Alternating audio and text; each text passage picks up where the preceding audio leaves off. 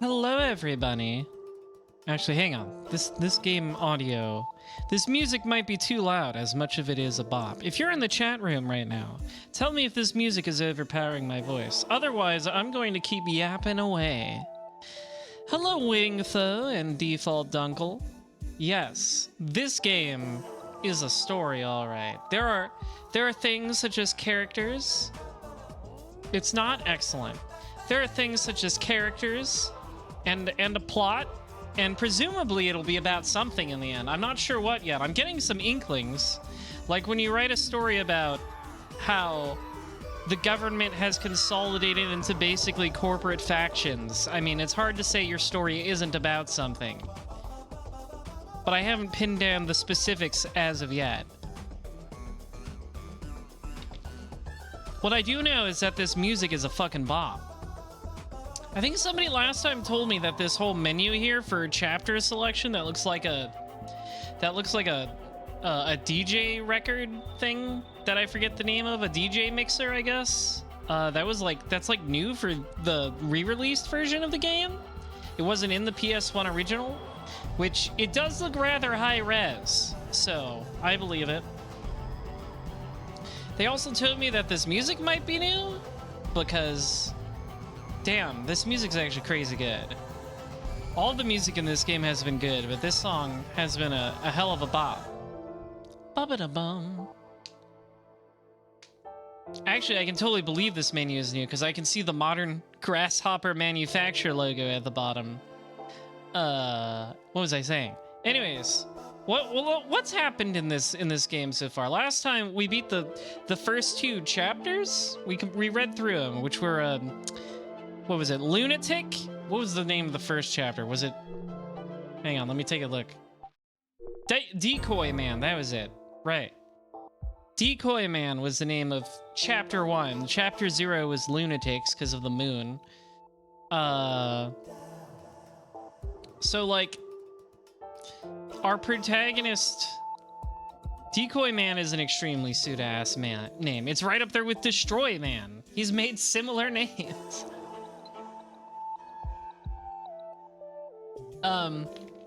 What happened in Lunatics? Lunatics, I guess we get a little introduction to the world, right? Where it's like, the government, not even the entire government of Japan, it's just this one ward of Japan. Like, Japan has been split into 24 wards, and this one ward had like several corporations that were basically at war with each other. But I think one of them kind of won and consolidated the others into it, I think, more or less. Or there's two remaining corporations, and I'm not 100% sure on this. I don't think I quite understood the details. But basically there's two police forces within this structure. One of them seems to be like more of a normal police force. You know, they investigate like normal crimes, but they butt heads a lot with like the special police force, which are more like big government crimes. And we get introduced to our protagonist, who's part of the latter. We named him ourselves, so he's just named after me. And he seems to be, I don't know, mind broken, because he doesn't say anything. They basically say he's fucked up in the head. That's why he doesn't talk. That's how they explain our protagonist not being a silent protagonist. And so we were investigating big crimes together, these two police forces, because one of the regular cops, like a guy was in the road and just shot at him and he chased him, and it turned out that guy was someone the special cops were also after. And through the act of hunting him down in this like industrial thing called the Cauliflower Building, we find out crime in this setting is a virus that can actually be transmitted to different people, which is why that guy we shot at the end was like both screaming he was going to kill us and also begging for his life at the same time and saying he didn't want to do it. He literally had the crime virus that makes him commit crime, is my understanding. I wasn't sure if they were being literal about it at first, but it seems to be the case that you can catch the crime virus and it makes you do crimes. but also people can still choose to do crimes if they want to, because in chapter 1 we're hunting down this escaped serial killer, but then it turned out that even though he escaped, he wasn't actually killing anyone. It was like this lady who he had betrayed earlier in his life that was killing people. But I don't think she had the crime virus. I think she was just a regular murderer. So, yeah, there's homegrown non-GMO crime, and then there's crime virus crime. So I think both still exist. Like, there's still regular crime. Yeah, there's people who do crimes for the love of the game, and people who do crimes because the virus makes their brain fucked up. Is my understanding of the plot of this game so far. I'm not really sure how it all connects together, or what it all means, or what was up with the serial killer guy who was so fucked up in the head he was incompetent. Like he basically had every brain disease, right? And they said he wasn't competent to stand trial, and he was basically like a mental vegetable.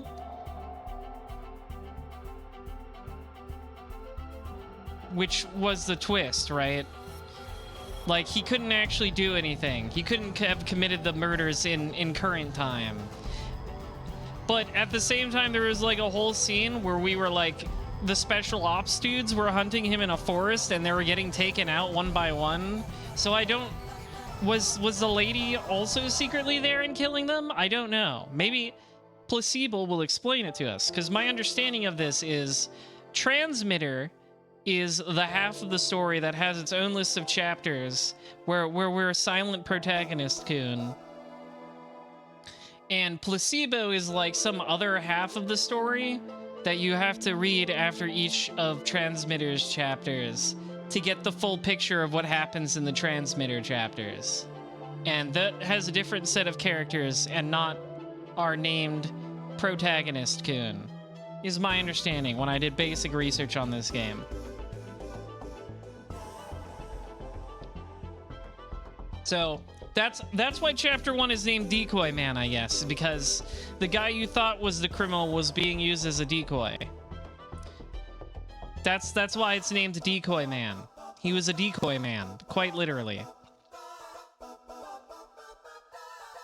But yeah, it's all been interesting. Like, I am enjoying reading it. I just don't know what the fuck's going on, really.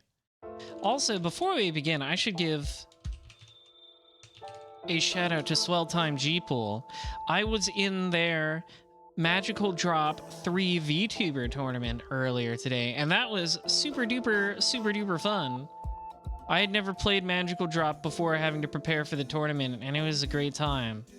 In fact, that tournament is still ongoing. It took a little... It's actually lasting longer than I thought, because people put up such a good fight, but I got kicked out. And I was able to start streaming at my normal time. I was going to say, you know, if I make it far in the tournament, I'll just push back the stream, but that didn't happen. But that was a lot of fun to participate in, so I'm giving them a quick shout out. But as for right now, I guess we'll get started on reading report number 1, Yume, of the Placebo chapter. Let's hit it. Oh, hang on. Wait, I pressed the wrong button. There we go. I forgot. We're on Japanese PlayStation controls. I gotta hit circle to enter. Number 1, Yume. You're just a reject. Okay, this started real fast. I thought there would be like more of an introduction. Have you ever felt like that before? I did. I used to work as a police reporter for a pretty good news agency. Some shit went down that's not worth explaining, okay? I love it when my stories don't explain things like backstory to me. And after a bunch of trouble, I quit. After quitting, I became a freelance writer. It probably doesn't sound so bad, but in reality, chasing after celebrity asses, sticking a tape recorder up against front door interphones? What's an interphone? Pretending to be a relative and getting someone's registry information? I was doing worthless stuff like that, yeah. The life of a freelancer is tough. No solid paycheck, Nothing like that. You gotta chase every story you can and then send it to somebody who will pay for it. Freelancing is tough. I know many artists who have the same woes. But then, one day, I received a work request by mail. Set a mark on Kamui Uehara and check out every single thing, down to the hairs on his ass. Gross. Kamui Uehara is the psycho murderer I was just talking about. That was the job. The guy who the media is now reporting on like crazy. The one they're calling the worst criminal of the century. That Kamui. What a mistake, right? Asking someone like me to do that job. Nice car, though. That's kind of a nice looking car. But with the payment, including in advance, being unbelievably good, and the fact that I was seeing triangles and circles due to being so shit-faced drunk at the time, I decided to take the job. You know what? Fair enough. I can't argue with that. This job seems like shit, but I was so drunk I said yes. I promised to investigate everything about Kamui's past and future, write up a report, and submit it. It was a really secretive, sketchy-ass deal. With the amount of money I was getting, I totally knew that it was a really dangerous job. That's how it started. This is my room. It's my workplace, and also where I sleep and get up in the morning. Interesting. Do I have any implements? I don't. Let me know if it's still too loud. I noticed it seemed louder, the game, when we got into the video game. So if that's still too loud and overpowering my voice, let me know. Nice, freaky painting. This guy's name is Tokyo? Okay. He's such a Suda51 guy. It really seems like it. I'm getting hints of Travis Touchdown in the way he talks. The client who requested the Kamui job only wants me to submit my reports and keep contact via mail. The reason being, well, I have my suspicions. I wonder if I have any new mails. Let me check. Oh, hell yeah. Look at this old-ass OS. From Shige to Tokyo Morishima. Subject, from a friend. Date, Tuesday, April 6, 1999. Sent at 12:02:42. I don't know if that means midnight or noon. Been a while. How you been? I heard you quit the news agency, and now you're a reporter? You're pretty busy, huh? So, how about it? 50,000 yen. How do I put it? It's like I can feel the flow of the times. Like, this year is the end of the millennium, right? So I thought, I can't just leave things as they are. You could say it's time to liquidate, you know? When I remember all the jobs I've done, I think there's a lot of stuff I've forgotten. I want to get rid of all of that and start the new millennium nice and fresh. You know, this guy types like one of those Twitter irony guys. No caps, no punctuation. He's one of those. Well, he has punctuation, but no apostrophes on contractions. So how about it? Paying me back that 50,000 yen you borrowed now. We've got lots to talk about, so let's go have a nice long drink. Why did this suddenly feels like a threat? Oh yeah, I'll give you my cell phone number. Call me if anything comes up. Number 10332-33234. Yeah, this guy does write like he's gonna start green texting, yeah? He's gonna start using the meme arrows. Here, you can not only read mails received, you can also send mail. Wow, check out this crazy new technology from the year of 1999. From Tokyo Morishima to Shige.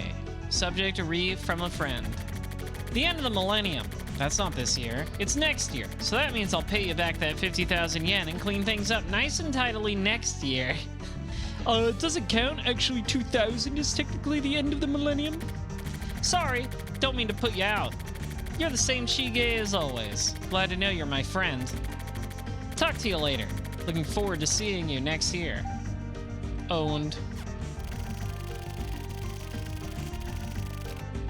Keep records of your own studies in the Morishima Memo diary. The Morishima Memo. That's a good name for a diary. Sorry, Shige. To be honest, be it this year or next year, or even next year, I don't plan on paying you back that money I borrowed. He's so real for this. More importantly, I've been thinking that I really need to start rethinking our relationship, actually. So anyways, that's what's up. Don't keep sending me emails like that from now on.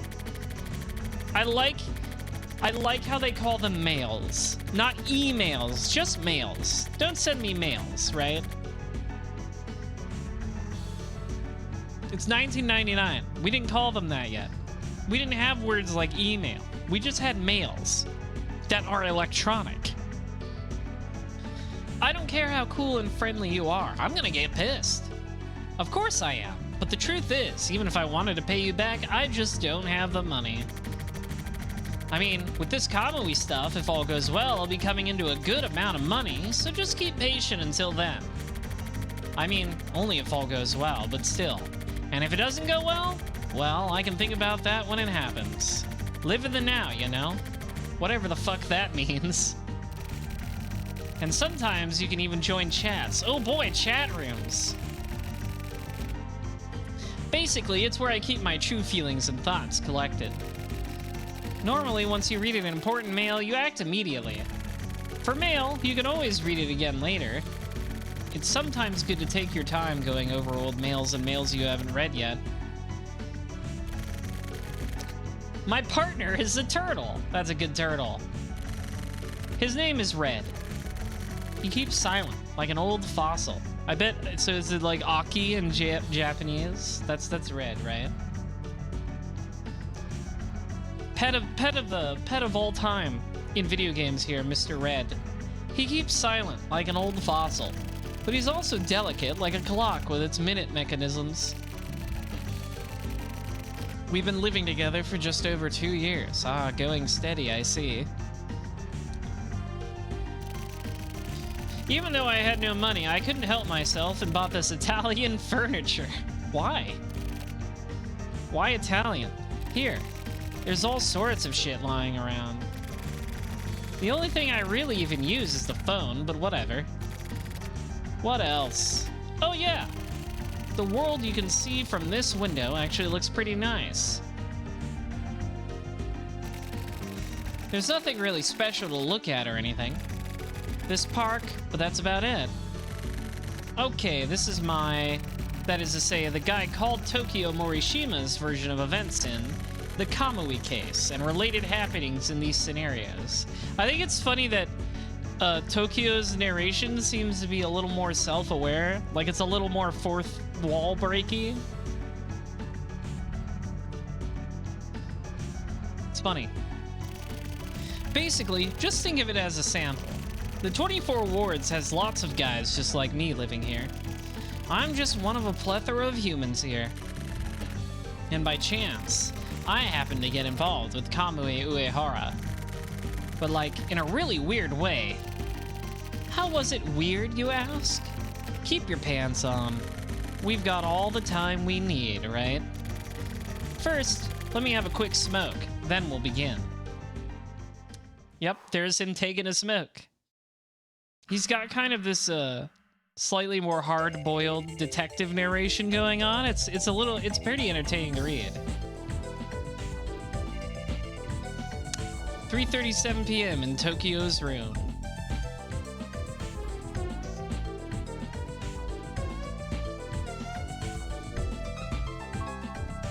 You know I'm always looking at my computer. Do I got anything in my inbox? Oh boy, I get my daily mail. Today's word. Today's word. A play is a world with its own inhabitants and its own laws and its values. Seroyon. Seroyan. I'm gonna say it in the most American way possible. Saroyan. Seroyan. Seroyan? I don't know. I don't know who that is. Is that like a philosopher guy? Oh boy, my new weekly mail. Weekly lovers. Make sure to talk to Red? Absolutely. Why would I not talk to the turtle? The amazing world of carnivorous plants. Weekly Lovers is a mail magazine that provides the latest news and unique information for fans of carnivorous plants throughout the world. They've got a newsletter for everything. For more detailed articles, photos, and videos, check out the constantly updated The Amazing World of Carnivorous Plants website. Hang on, I have to see if this is a real website. I gotta type this into my browser. Let me do this easier. Let's see. Syokut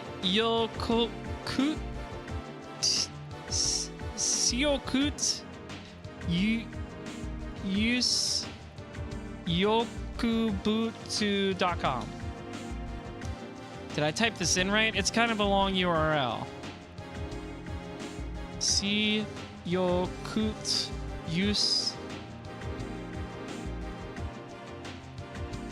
yokubutu.com. I typed it in. It says there's no website. We're having trouble finding that website. Sadly, henchbuns, this game is not an ARG. I'm curious if it means anything, though. That word, Syokubutu?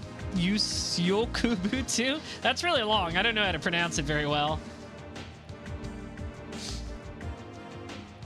Anyways, whoops. Hang on.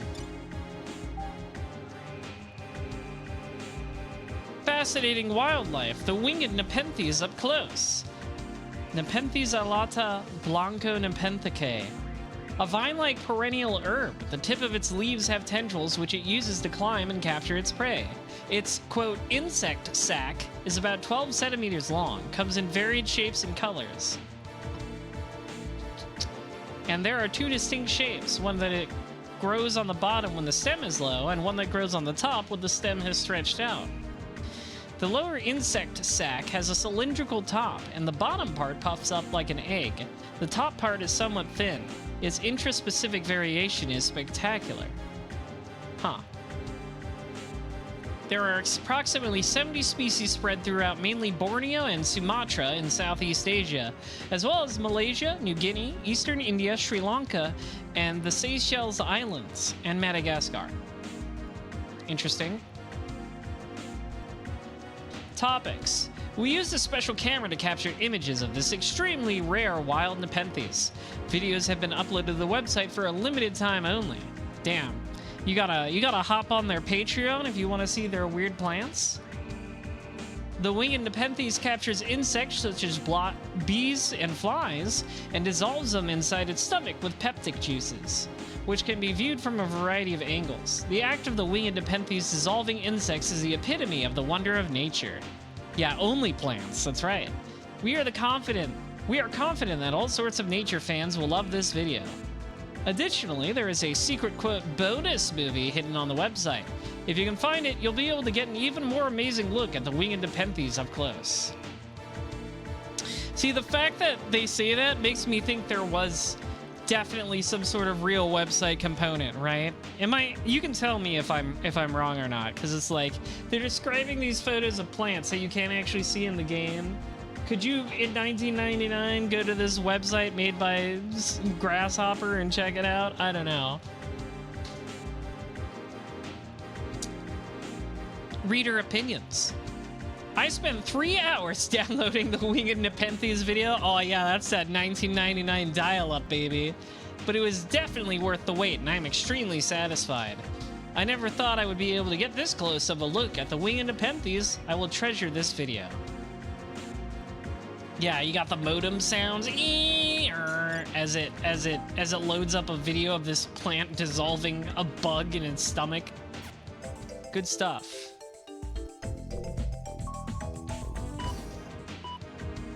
Oh, I only get to look at my inbox, huh? Okay. Window. I gotta clean this window more often. Well then, add to it, Red. Yeah, the turtle will clean it. Telephone. You used to call me on my telephone. That wasn't the phone, was it?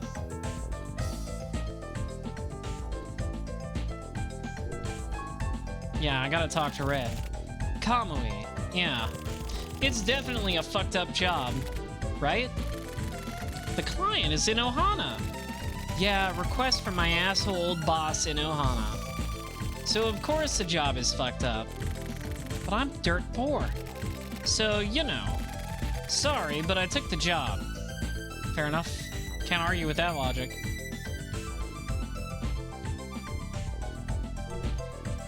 I guess the only thing I can actually do on the computer right now, at least, is,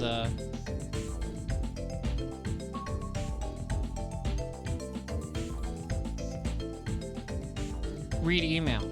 Oh, am I not allowed to leave? This music's good. Bum, bum, bum, ba-dum, no, no.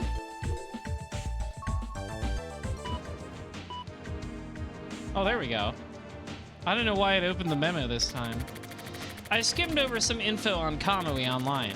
Recently, I've been forgetting to watch TV or read the newspaper, so I don't really know shit about Kamui. It's hard to call myself a free reporter like this. Kamui's very existence had basically been almost totally covered up till recently, but now he's apparently the most badass criminal ever, and he got arrested and escaped from the hospital and is now a serial killer. Yeah, great. Plus, he apparently killed 2 members of the security force and seriously injured 2 more. And that's why he's such a big deal now. Yeah, see, that's my big question about Chapter 1 right now. If Kamui was basically a vegetable, how did he do that? Like, I don't think the actual killer would have been able to take on security force members. Like, she was just a regular lady. And that's why he's such a big deal now. The case in question. Kamui reappeared on March 27th. Around midnight, the Special Forces unit began measures to capture him, but 2 people ended up getting killed. 2 people from Special Forces went after Kamui, but he put one of them in critical condition and disappeared into the darkness. That's about it. Even the sports papers had him in their headlines. After some time, the legendary criminal Kamui started up again in the HC unit's jurisdiction. How inflammatory and poetic. The identity of the female body found on March 28th still hasn't been publicized. This particular crime seemed to employ the same MO as Kamui's past crimes. Apart from this, he also killed his counselor when escaping from the mental hospital. 4 people in total. Wasn't his counselor, like, fucking him, right? That was really weird. Because, like, if he was mentally incompetent, that's seriously fucked up. Kamui was deemed mentally incompetent to stand trial for his previous crimes. So are his recent crimes also the product of his fucked up brains? I'm asking. Or does he simply like to kill? People are getting boisterous about it. The talk shows have all been featuring these quacks spouting random bullshit. How shitty the world has become.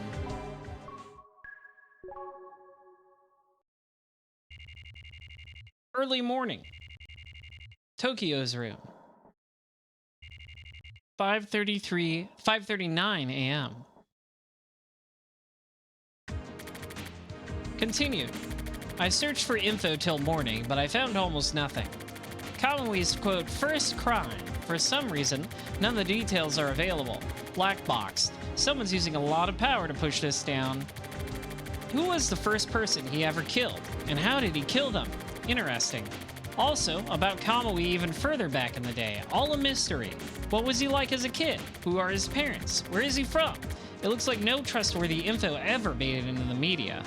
Yeah, that's right. We found out at the end of the chapter that Kamui was, like, raised in some sort of, like, weird underground bunker science experiment thing. Like, they were trying to make a super person.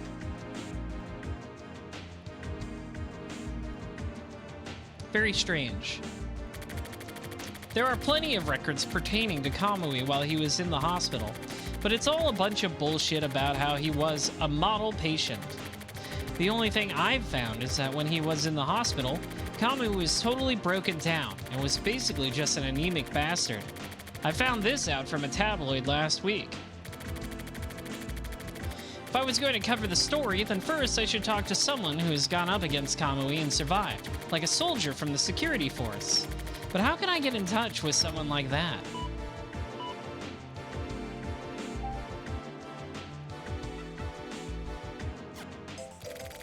Anyways, I'm pretty exhausted. What time is it? 5:40. A lot of time has gone by. Bro stayed up all night researching. What does Red have to say about this? What the hell? Asleep? He's asleep on the job. Might have to cut Red's pay.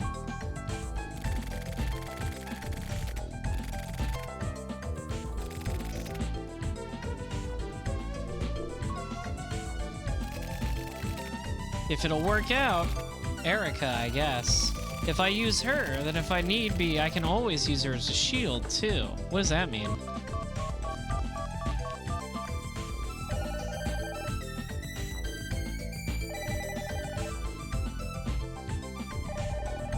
Ring, ring, ring, ring, ring, ring, ring. Yes. Hi, it's me. It's Morishima.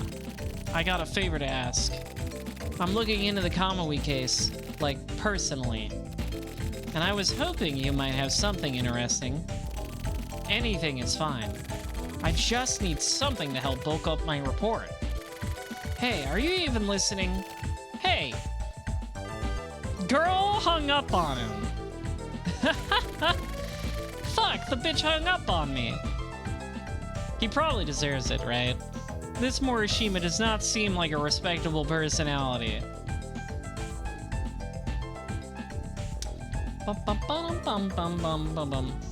Okay, let me look at my computer again.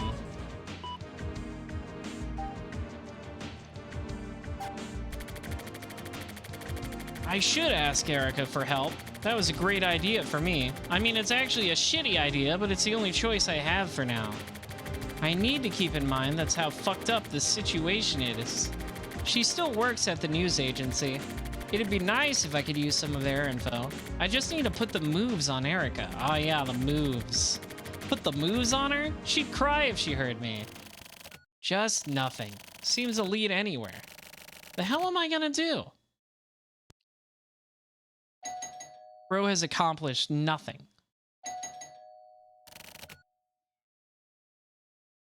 Shut up! Enough! They're gonna keep ringing that bell until you answer, bro. I know! Please! For reals! Just get the fuck out of here! What the fuck? Seriously! What the fuck? I should say it like AVGN, right? What the fuck? What were they thinking? April 8th, Thursday, Tokyo's room. 11:37 a.m. Damn, bro got like 6 hours of sleep. No wonder he's cranky.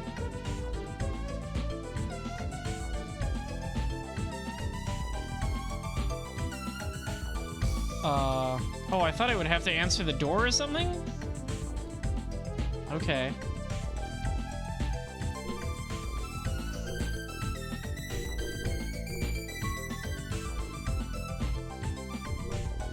Yeah, we're gonna go back to the past to kill the shitty past that sucks ass.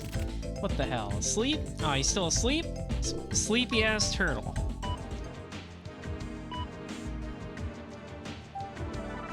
Oh boy, that's a lot of new mail. Erika Yukawa. Oh, this is from Erika. Subject, Mr. Genius Passionate Writer. Thanks for the nice morning coffee. Is that what you thought I'd say? You're the same as always, only ever thinking about yourself. Do you really understand what you're doing? Calling me up and talking to me like that? You must think I'm some cheap woman, right? I don't find that funny. Your phone calls are a nuisance. P.S. The 24 Wards Heinous Crimes Unit is in charge of the Kamui case. I love that she's like, I hate you, don't call me, by the way, here's what you asked for. The HC unit is a group of specialists in violent and disturbing crimes. It's different from the more central-related departments that always have mass media reporters hanging around, and that it wouldn't be impossible to take advantage of cracks in their armor. If you're going to talk to them, you should probably talk to the detective named Kusabi. He's old school, scary-looking, and self-made. I've met him before, and he's a rather talkative old man. But with regards to crucial and sensitive information, he definitely won't leak anything. 99% of the stuff about Kamui that's going around in the media is either just rumor or pure fantasy. But since big news agencies like mine, newspapers, and TV news departments are getting all frantic about it, a lot of facts should come to light soon.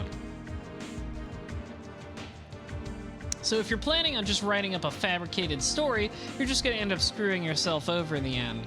Also, I have no idea why you're sticking your nose into this stuff, and I don't care. But I will tell you that I'm not helping you for your sake, but out of my own curiosity. Baka. I've decided to let you show me what you've got. Whatever sort of media you're writing for, it's been 3 years since you've gotten involved with anything journalistic as a police reporter. To be honest, I've been reading the articles you've been writing for a while now.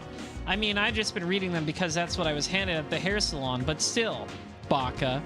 Some actor brought me some female college student to a hotel and tied her up and did whatever? Sure, that's a big thing too. By the way, is your official title still police reporter? She's so mean. From DNNet, subject news updates.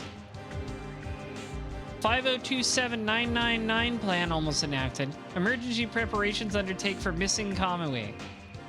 It was discovered that this past March 27th, the military forces of Country A and Country B. Oh yeah, I know those. Country A and Country B, they're always doing stuff.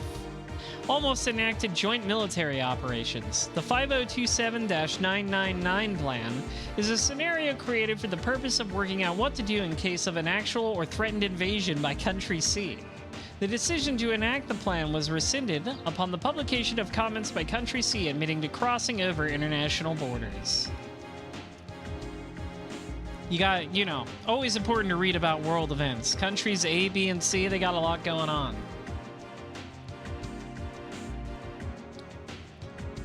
The suspect in the Kamui case, Kamui Uehara, is still at large. With regards to this, Chief Cabinet Secretary Kitajima made a strange announcement, commenting that we are undertaking the necessary emergency preparations. The population has nothing to fear or worry about. However, nothing has yet been revealed regarding Kamui's whereabouts or the current status of the investigation. About Dream1999.exe. The file named Dream1999.exe is a virus. Please delete the file without opening it. They're getting fished out here. This is a virus, but it will not infect your computer if you do not open the file. After infection, each time the user sends a new mail, Dream1999.exe will automatically attach and it will continue to spread. Details / how to delete at this URL. See, now I'm just checking every URL the game has because I wanna see. Let's see, dnnet.ne.jp/dream1999. No, nothing for that one too. What about just dnnet.jp.ne.jp? Nope, none of these websites are real. That's disappointing. I was hoping I could get a fun ARG type thing. I guess it's too early for that.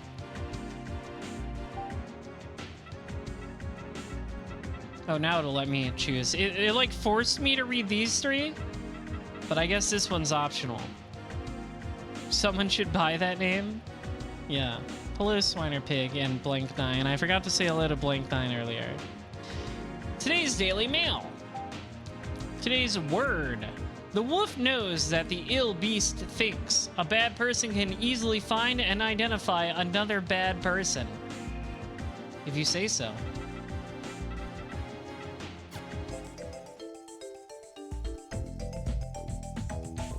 Is Red awake yet?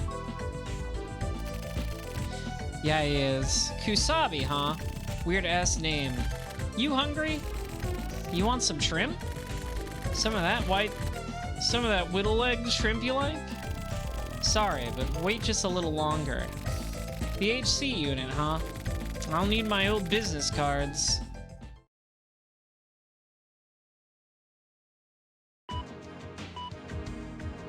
Back to the memo. Grabbed my old news agency business cards and headed to the HC unit. Met a detective named Kusabi. It's interesting that we're not, like, seeing any of this. We're just getting his notes about meeting these people. It's kind of an interesting way to format it. The old man reminds me of a truck driver. Oh, I guess we are going to get to see it. Never mind. I take back everything I just said. Ascend to 3:34 p.m. What does that mean? That detective, Kusabi. He still hasn't shown up. It's been 30 fucking minutes already. Am I getting stood up? Hey, are you the guy I'm supposed to meet? I could tell by his eye that from the get-go he had his doubts about me and was on the defensive. They say that it's a detective's job to doubt. The writer for these sections is Masahi Oka, who used to write strategy guides. He wrote one for Moonlight Syndrome, and Suda was so impressed he hired him. That's interesting. It's so interesting how Suda could go, man, you wrote a damn good strategy guide. Now come write this fiction. But I mean, it's good so far, so I mean, I guess that was a smart choice. And apparently they're right. I tried heading into the main topic directly, but this guy dodged it. Anything at all is fine, even just something small. I got no idea. Even if I did, I wouldn't tell you shit anyway. That's rough. Okay, I'm just gonna ask frankly, but what exactly is Kamui's deal? Well, if I knew, I wouldn't be in a place like this now. I see. Kusabi, you're a veteran detective. You probably got 1 or 2 reporters with whom you're familiar. But you know, how about switching things up once in a while? You trying to get into my pants or something? I was literally about to say, it sounds like he's like, you should cheat on those guys with me.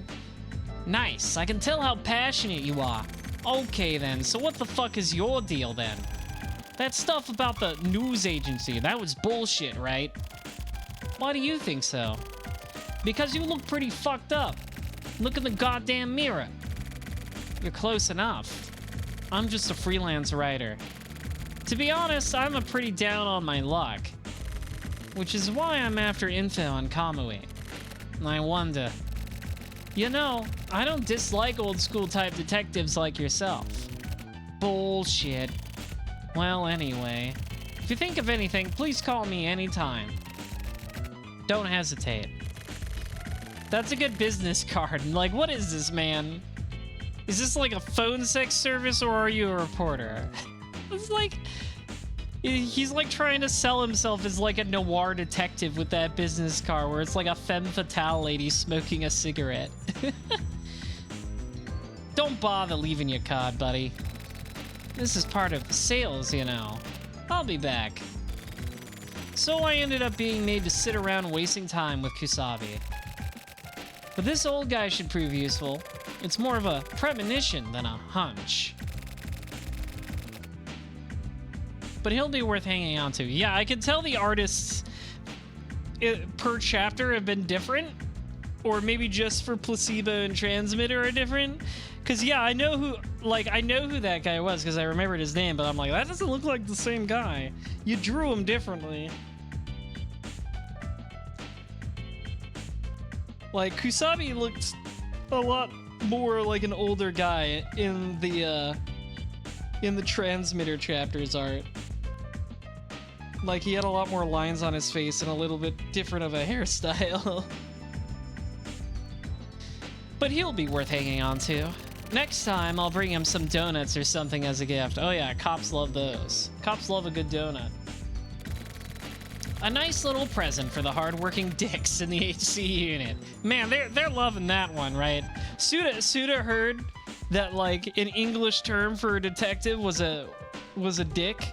And he's like, hell yes, I love this. I'm going to make this joke constantly.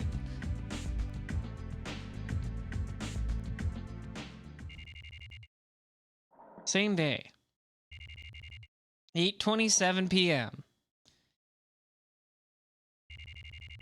Damn, Tokyo, you live in a shitty-ass apartment building. Like, it's just an all-concrete slab. From Tokyo Morishima to S. in Ohana. Subject, doing it to death. Went to the HC unit. Apparently nobody knows anything about Kamui. Of course that's bullshit though. But we did come to an understanding. I should be able to visit again. Anyway, that's how it's going. Got any directions?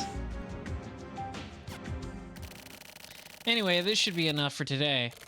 This job is more complicated than I'd thought. But the conditions aren't bad. Well, if they're gonna pay me that much money, I gotta try my best not to piss the guy off. Yeah, I could tell Placebo and Transmitter had different artists. It's cool, though. I do think the artist for Transmitter is, like, more quote-unquote anime, whereas these look more like sketch drawings. I mean, they're both good.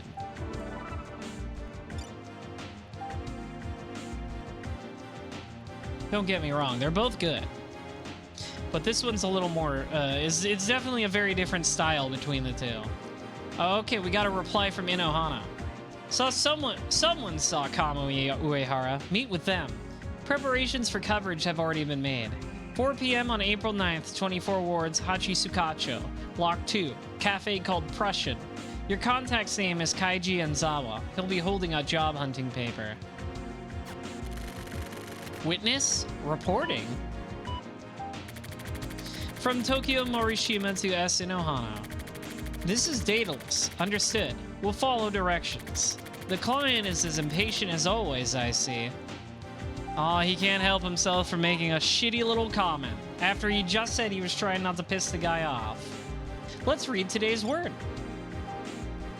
The best swimmers are often drowned. Even those most in their element can sometimes be swept away. Sure. Hachisukacho. Hachisukacho. Okay, got it. Vroom vroom. In the car. That's my location. In the car at 2:49 p.m. En route. Block 2. I got it.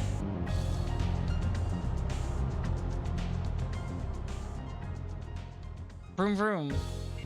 I like how it has to do this, like, time, place thing for, like, every little scene. The Tea Room Prussian, 4:11 p.m. I was a bit late, but the guy holding the job hunting paper still hadn't showed up.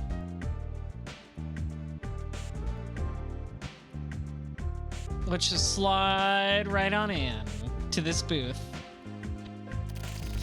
I ordered coffee and looked around. Prussian. The place wasn't clean like most coffee shops. Feels more like a bar. It is a very jazzy soundtrack. I like it a lot. It wasn't bad. I desperately tried to hold back the impulse to have a drink. As I was chain smoking, the guy finally showed up. He was holding the job hunting paper. He was out of breath, and looking at his eyes as he looked around the shop, he somehow didn't really look Japanese. That's a weird way of expressing that. No, that's not it. For an instant, he seemed to look down on everyone in the place with a really peculiar expression. He definitely didn't look like a trustworthy dude. That's the impression I got. Enzawa sat in the seat in front of me. His earlier expression had disappeared, and with an attitude that made it seem as though he was born with it, he ordered a coffee in a really respectful and almost self-deprecating way. He looked like your normal, run-of-the-mill businessman in his 50s. He seemed so regular that I was sort of taken aback.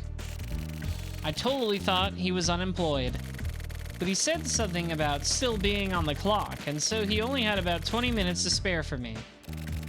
That was totally fine for me, though. Geezer wiped away his sweat with a hand towel, and we started talking. You know, I saw Kamui. Where? This very neighborhood. You know the Babylon Shopping Center, right? Right next to there. About 5 days ago, maybe. He was walking. That's a real scoop. That's right, it's a scoop. I spoke to the police as well. How did Kamui look? He was by himself. He was just walking along normally. It was the middle of the night. I was working late that day, and I tried to get a taxi. What kind of guy was Kamui? That's what I want to know. Like how he looked? It was like a new moon. He looked like the moon. What does that even fucking mean to say somebody looks like the moon? Get real. It's a weird simile, but that's how he looked to me. I don't get it. You don't get it? What is Kamui to you? Kamui possesses a terrible creative power. Don't you think so? With that creative power, he's able to distort everyday things. Okay, I'm starting to think you weren't just a guy who randomly saw him on the street. Did you know that? Most people known as geniuses are the same. The creative power of a genius holds the power to encroach upon a reality. And so, to me, the crimes he commits are a type of creative work, even his murders. What? Are you saying Kamui's an artist? He's just a criminal. What are you, one of his believers or something? Well, actually, I really don't like that way of putting it. You know, you're pretty rude. You're pretty rude. I'm turning him into Christopher Walken a little bit. Why the fuck would you believe in Kamui? I just wanted to tell you what Kamui's like, as is. In the end, I sort of doubt whether Enzawa actually saw Kamui. So that asshole is just walking around freely, the world we live in. All these people who are somehow fucked up, men, women, girls, boys, all over the place. Fuck Kamui's believers. Anyway, I might as well go check out Babylon. Red is almost out of food anyway. Gotta go shop till we drop, and hopefully not get dropped.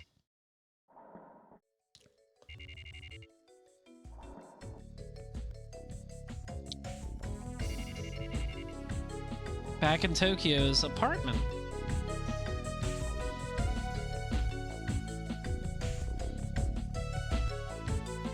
I guess there's a bed or like a futon he's laying on right there.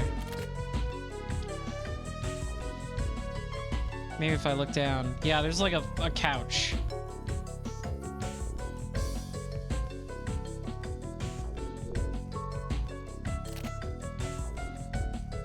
This is a good song. I like that it's like the nighttime version. Okay, he still has the same comment about the window.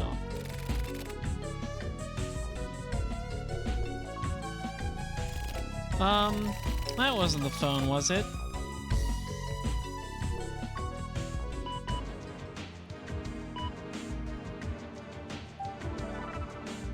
Today's word.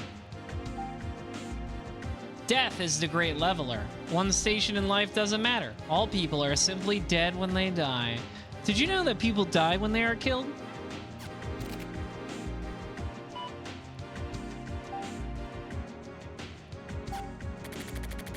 The woman at Babylon. A world yellow like pus. This headache just won't go away. I can still hear that voice. It won't go away. Something was wrong. Something was wrong with me. That woman died and it, wait, we didn't actually see him at Babylon? It already happened? And now he's back home from Babylon? Wait, was Tokyo the guy we met at Babylon who was like freaking out? What happened? Remember when we went to the shopping center in chapter 1 and there was like a guy we found who was like losing his mind? He was that guy? What happened?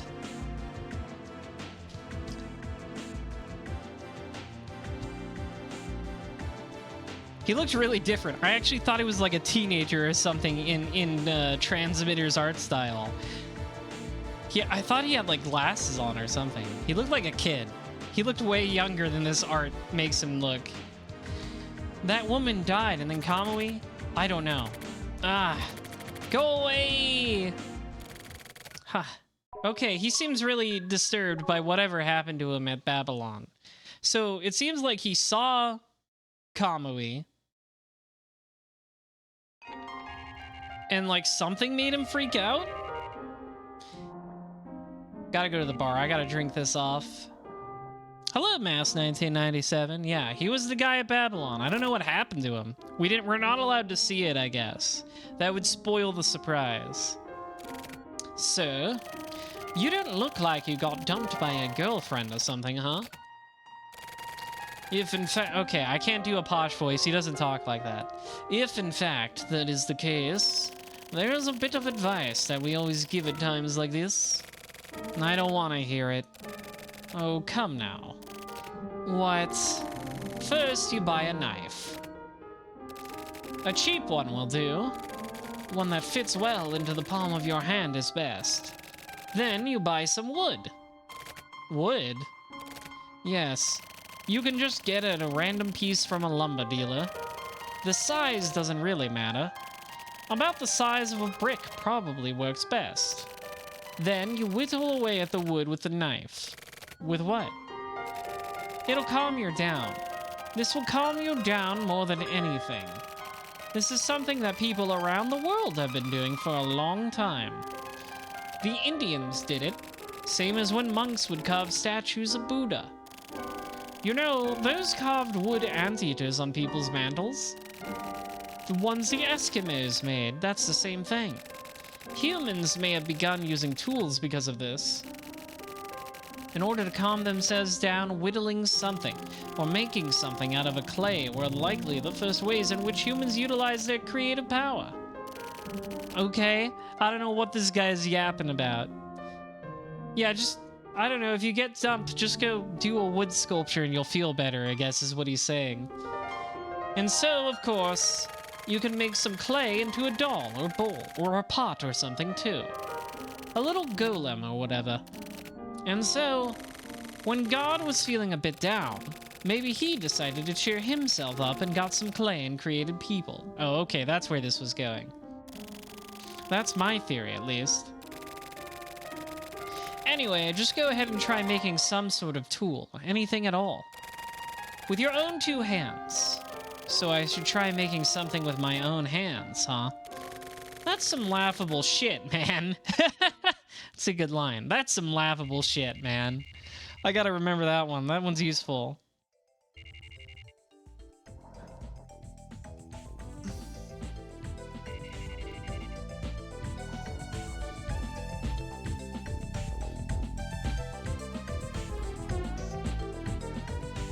Oh, you know, bro.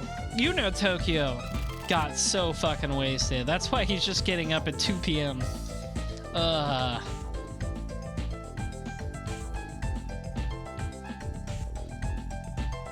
What's up, Red? Are you good? What the hell? Asleep? Yeah, it's pretty good. Okay, I guess.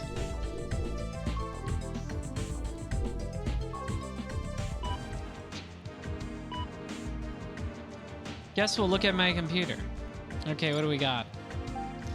DNNet news update. Kamui is back. Murder at Babylon Shopping Center. At approximately 7 p.m. on April 10th, a young woman was discovered dead at the Babylon Shopping Center. The victim's chest had been hollowed out with a sharp blade, and the MO suggests that the killer was Kamui Uehara, who was in hiding after killing 4 people, including 2 members of the security force. 1 dead, Kamui back in hiding. The victim of the murder at the Babylon Shopping Center was 24 Wards resident Kei Nanami, 23 years old. Police rushed to the scene, but suspect Kamui Uehara had already disappeared. Although the Babylon Shopping Center was full of shoppers at the time of the murder, police have yet to find any witnesses who actually saw Kamui. I don't remember it being full of shoppers, but I'll take your word for it. Kamui. What's going on? Erika Yukawa. Are you alive? So apparently you were there at Babylon. I rushed to the scene too. I was way later though. Then I heard that someone had been rescued by the HC unit and I tried going there as well. I got hold of Kusabi while trying to find out who it was, and that's when I found out it was you. You were in a coma, huh? I was really surprised. Having an ex-coworker die isn't exactly the greatest feeling, you know. In the end, it looks like you didn't die after all though. Did you see something at Babylon? I've heard that Kamui is hiding out somewhere in the 24 wards, and that's it. There are several suspicious stories flying around. Please respond when you see this.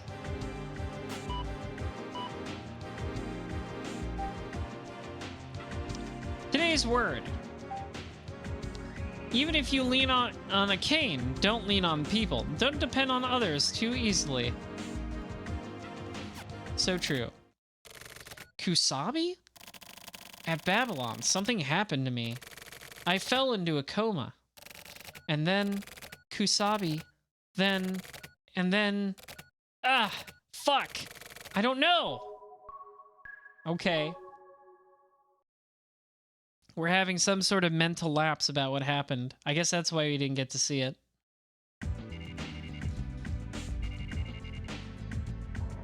We're going insane. Ah.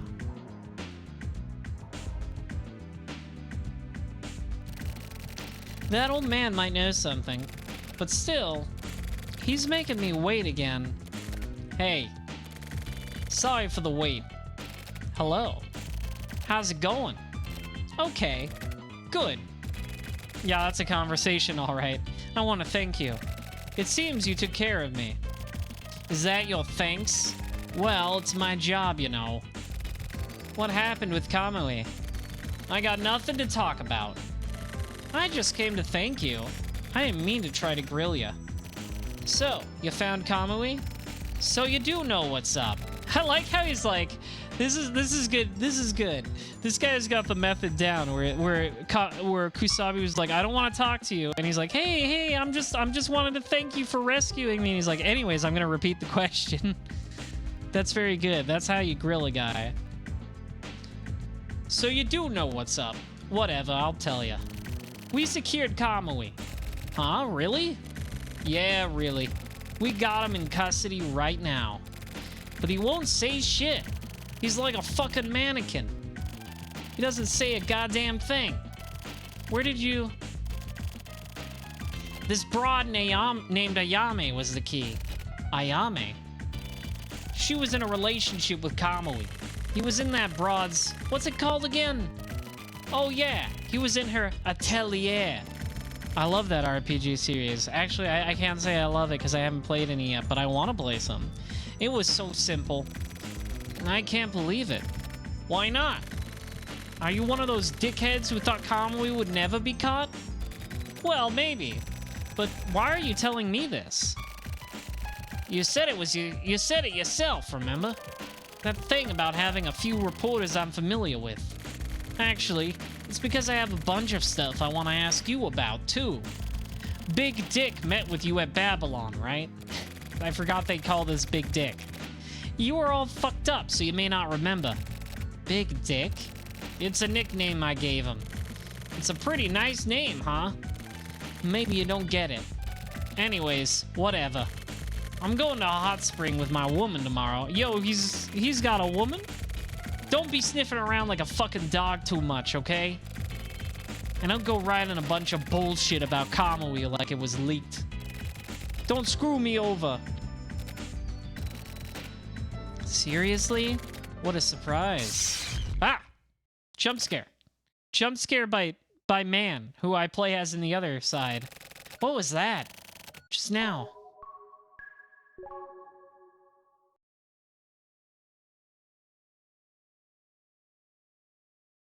Typhoon. I guess that's my apartment. I guess that's the name of Tokyo's apartment.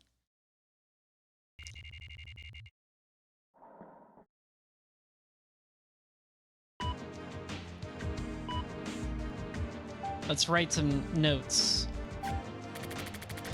Kamui was captured. If it's true, then it would have been about 20 hours after Babylon. I'll use this story. Maybe sell it to the news via Erica? No, that's impossible. Totally impossible. Either way, someone's gonna write about it. First, it's a hassle. More importantly, Babylon. What I saw that time. No, what I experienced. I can't get my head around it. Anyways, something happened at Babylon. That's probably also what Kusabi has a hunch about. Whoa, creepy. We're seeing weird visions now. That's not a good sign. Who is this Ayami broad? Did I meet her at Babylon? That's not it. But some sort of memory. There's something about her inside my brain. Get your shit together, man. That night, I was in the car and decided to go by Babylon to buy food for Red. Babylon is just a shopping center. It's no haunted mansion. Nothing was any different than usual inside. Anyway, Babylon. There might be something for me there. Okay, let's go back to Babylon. See if we can put our memories together. En route. Oh yeah, I was driving just like this at one time. Then I met with Enzawa. We did, yep, I was there like 20 minutes ago when we did that. I remember. Same day, Babylon Shopping Center.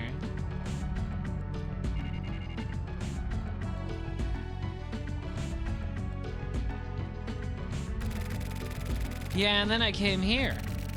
After Enzawa and I split up, I realized that I was out of food for Red. And then I decided to stop by. And, according to Kusabi, I met with some guy named Daihime. And then I met that guy. Only him? No. Someone was right there with me. Who was it? Was that Daihime? Who the hell is Daihime? Fuck, I can't remember shit. I need some of my sketchbook smokes. Huh? I lost my lighter. What the fuck, man? Need a light? Need a light? It's my favorite. I love Twin Peaks. It's just like that. How Lynchian. Who was that? That voice. I've heard it before. You may be just like me. No, that's not it. Someone, like, came inside my head. Hey. And then, hey, listen. Just fucking remember. Oh god, who is this lady? And then, fire. It lit up? Okay, I've learned nothing. I don't think we learned a single thing from that scene, Hench Funds. I don't think that was Ayame. I met with a woman. Then with that guy named Daihime. Kamui. Did I not meet with Kamui? Kamui committed a crime at Babylon and was held down by the HC unit. No, Kamui was at the something atelier, and he was arrested there. And then, the girl named Ayami is the key? Fuck, something is about to connect, but I can't think. Maybe I'll take a little rest. Go Eepy. Hey. I said hey. Hey, did you remember? I don't know why you were there, but I lit your cigarette for you then, just like I did now, right? You're kinda slow, so maybe you didn't notice, but did you hear that? Help. My scream. Help! Hey. Help! I wasn't like the other women. Help! I felt something similar in you. Help! So it wasn't a coincidence. Help! So, help! Even so, help! Even so... What the hell is this? Fuck! Who does he think he is? Obviously he's the same. Fuck. Fuck, fuck, fuck, fuck. There's a lot of F words in this. This guy says fuck like crazy. You saw, didn't you? It's already begun. I'm inside you. That's creepy. There's no going back now. The past is alive. Oh no, I thought we killed it. I thought we killed the past, but it's alive. We failed to kill the past, henchbuns. The game is over. Is this a dream? Or remember, first, I bought pet food, and then fire. Yeah, I wanted to smoke a cigarette.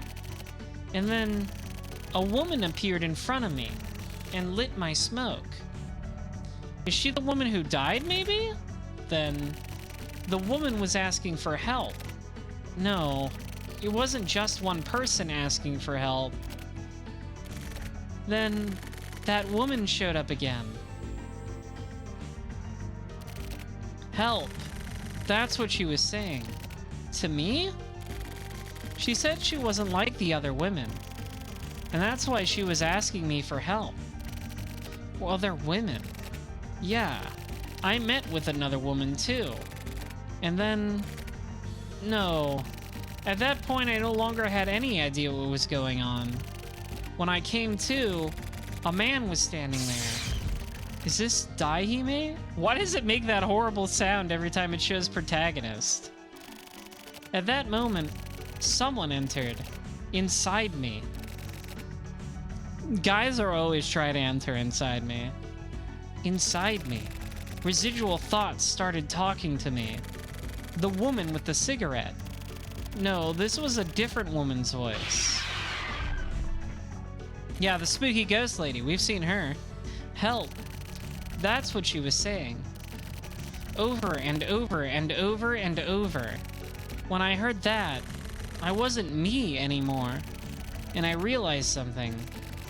That the person she was asking for help wasn't me. And then Kusabi rescued me. So, I didn't see Kamui with those eyes. Actually, he wasn't even at Babylon. But why? I met Kamui. Why? Good questions all around. I'm also asking why about this game constantly.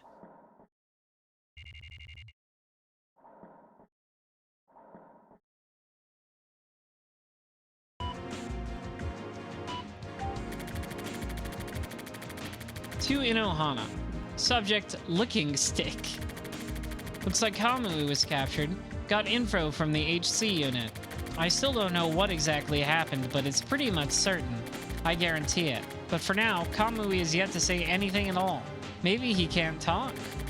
That's all for now.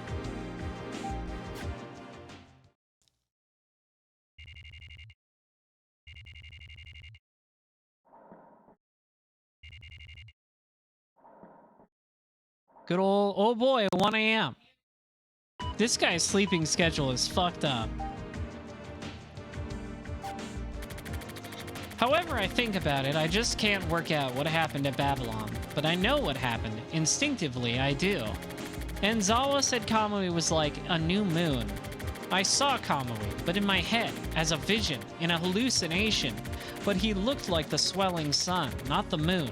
A huge, swollen sun, like a demon, or like a god. Why? The woman, it must be. The consciousness of the almost dead, or possibly already dead, woman flowed into me, like a ghost. Then Kamui is... what? He was there. He was. Was he? Really? That's what's scary. I'm scared of Kamui right now. To Erika. Subject Ayame. I want you to look into the woman named Ayame. The woman who had a relationship with Kamui. You've got info, right? I especially want to know where Ayame's atelier is. If possible, her origins as well. Get a hold of me by mail or whatever when you got something. Ayame.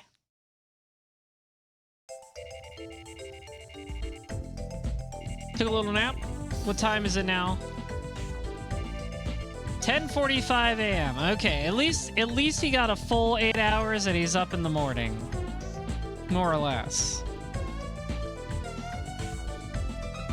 You got anything to tell me, Red? Oh, he's asleep. Okay.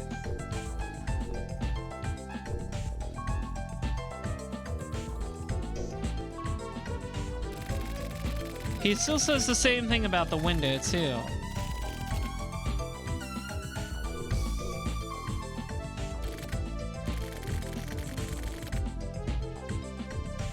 Tokyo has a sleeping schedule of big streamers. Yeah, I know a few streamers who are like, I'm gonna stream for 20 hours and then sleep for 2 days straight. From Tokyo Morishima. Oh wait, no, this is from Inohana. I'm Tokyo Morishima. Subject contact request. Report immediately on what happened at the Babylon Shopping Center. From Erika. So no reply to my mails? Anyway, at least I know that you're still alive. I faxed you a map for the request you had. The atelier is called Gladiolus. This woman Ayame is a relatively well-known artist among the underground culture. She made a lot of strange digital content. Her partner for that digital work was Kamui. It's been said that Kamui was the real artist and Ayami was just a simple programmer. The fact that these two formed a digital unit is not yet that well known to the public. So yeah, nice work on finding that out. But if you go to any random techno-type club and listen to the wannabe artists and their rumors, everyone is talking about it, but still. By the way, you could at least tell me what exactly it is you're looking into. Or did you forget to at least thank me? If possible, I'd like to talk to you directly, but whatever. For now, I'll just leave you alone.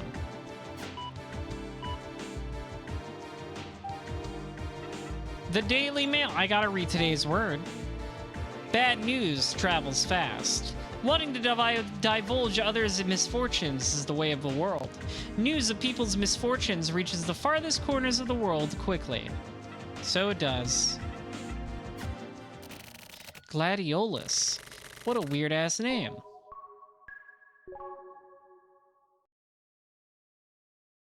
Off we go to Gladiolus.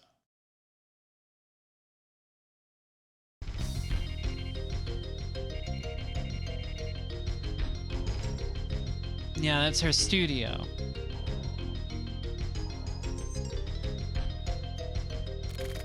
So Kamui had a partner. What kind of woman is Ayame? What does she think of Kamui? After being in contact with him for so long, can she even still be normal? She's close enough with him to be his partner. Was she scared? Or was she angry? Or maybe something must have happened. She felt something. Oh, okay, and then we left without looking at things. Back to the apartment.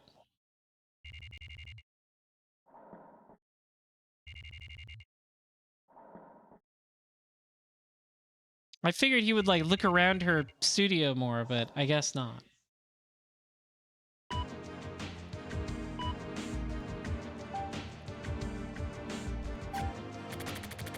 Ayami wasn't at Gladiolus. There were only detectives there. Oh, okay, I guess he couldn't because there were cops around. Ayame has been taken into custody. I had some tabloid writer get a hold of her registration documents and copy them for me, but even that gives me no hints about her history. Her place of origin had been written over numerous times and was finalized as unknown. Oh, interesting. Yeah, we didn't get to find out much about Ayame personally, did we? It was basically just a waste of a piece of paper. More mysteries. This woman with no past is scary. What is Ayame? If I knew that, then I might figure out Kamui's deal. I also got some of the works they did together as digital partners. Just looked like a bunch of crazy bullshit to me, though. Shit, another dead end.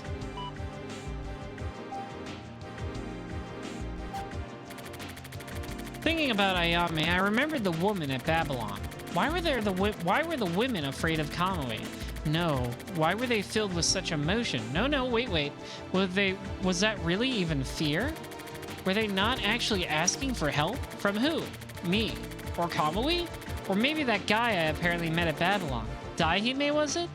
Or the guy from the HC unit? Those women are somehow involved with Ayame. There's something going on here. I got my hands on a photo, and Ayame is pretty beautiful. Damn, not sure yet, but I feel like something is about to connect. Little Red. Oh, I guess I should have inflected that differently. I feel like something is about to connect, Little Red. Oh, this is to Inohana, subject to out of sight. So you heard about the Babylon incident. You hear I was there too? If so, this will go faster. I just happened to see a woman getting killed there. Just that. There's something from after Kamui's capture, too. He was arrested at a woman's atelier. Her name is Ayame. She used to be Kamui's digital partner. Also, I'm interested in Ayame now. So that's it for now. Don't keep sending me annoying-ass mails every 5 minutes. You fucking weird-ass pervert. It's a great way to keep your job. Idiot, I'm not telling you shit yet. Ayame. I'll try checking her out a bit more.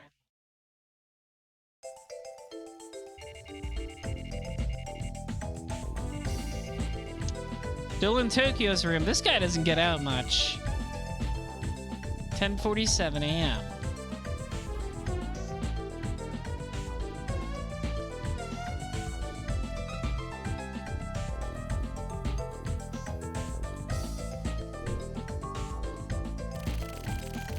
Red's asleep? Alright. I want to talk to Red.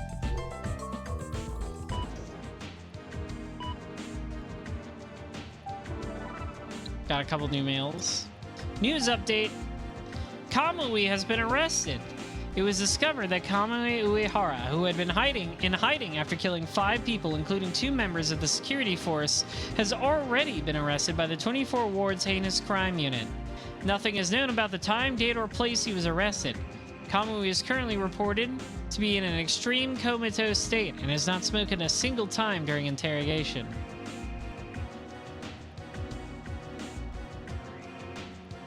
Do not open love1999.exe. It's a virus. These guys sure have a lot of shit to deal with.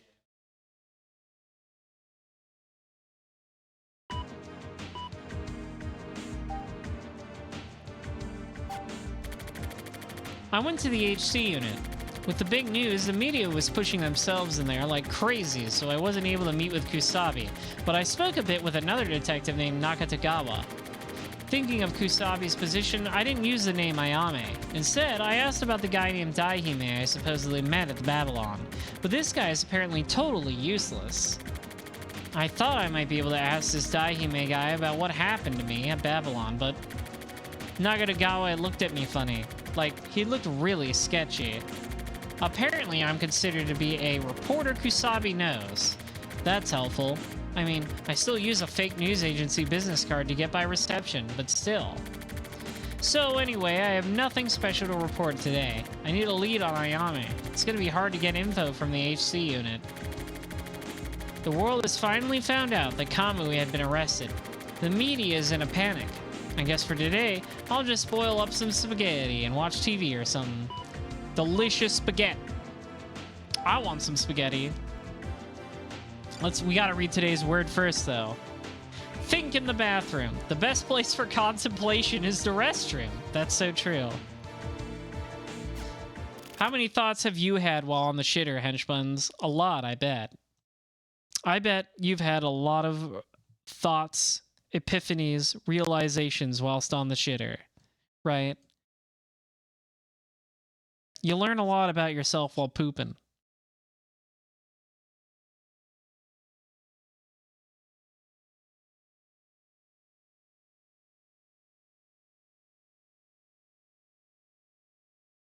So true. Yeah. All right. Ah. Yeah. It's him. And Zawa might be worth talking to. Tomorrow, I'll try to get him to talk. I wonder what he thinks that Zawa knows.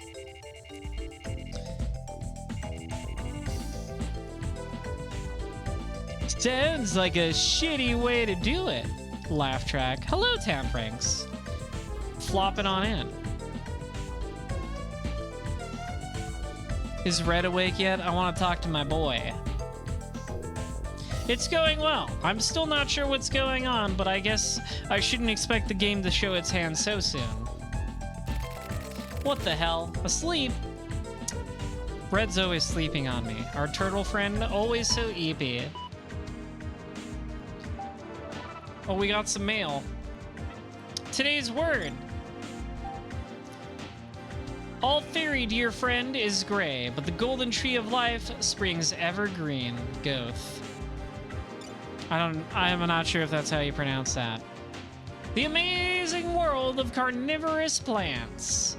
I love that Tokyo, like, you have to, like, to get this, you have to subscribe to it. So that just means Tokyo is into weird carnivorous plants. Weekly Lovers, The Amazing World of Carnivorous Plants is a mail magazine that provides the latest news and unique information about for fans of carnivorous plants throughout the world. For more detailed articles, photos, and videos, check out the constantly updated The Amazing World of Carnivorous Plants website. For those who don't know, I did try typing in this URL earlier, and there's no such website, sadly. The Beautiful Hunter, the Venus flytrap up close. Dionea muscipula Ellis Droseraceae family, I think. A carnivorous perennial herb. The leaves grow in a rosette state to a length of 3 to 12 centimeters. The leaves have wings, which look like flaps. Almost circular, the main vein is split into 2 hinged parts. The leaves contain a large number of long, sharp protrusions, with 3 antennae each on the surface. When these antennae are touched by small animals 2 or more times in a short period of time, the leaves close up, trapping insects. A chemical reaction caused by elements of animals' urine helps melt down and digest the insects. The Venus flytrap is also called the Pt.2 or the Pt.2. Grows naturally in the eastern parts of the North Carolina and the humid coastal plains of South Carolina. I feel like Venus flytraps grow other places than the Carolinas, but what do I know? Venus flytrap versus honeybee, a shocking battle, will be released on video. The battle of prong and stinger between the Venus flytrap and honeybee that was released on the internet last year has been selected for a no-cut video release. Ooh, X-rated. Full of scenes that you will have to see to believe. On sale from May 17th. Wait, it's 2 hours? How does a honeybee fight a Venus flytrap for 2.5 hours? 23,000 yen. Are you paying 230-ish bucks for a 2.5 hour video of bees and flytraps? For a limited time, a campaign commemorating the video release is in progress. Answer the Venus flytrap quiz to win. All sorts of amazing prizes, including a trip to North Carolina. Please check the website for details. Goethe was an influential writer. This is probably Suda nerding out since his favorite writer Kafka also wrote in German. Yeah, I know of Goethe. He was a contemporary of Kafka's, I believe. Reader opinions. Last week's special was really interesting. I also have a Nepenthes alata named Pen Pen at home. Pen Pen, that's good. But since I peeked in on the secret of her insect sack, it's gotten a bit awkward, but I'm also very happy, which is kind of confusing. I'm looking forward to more interesting articles. Good stuff.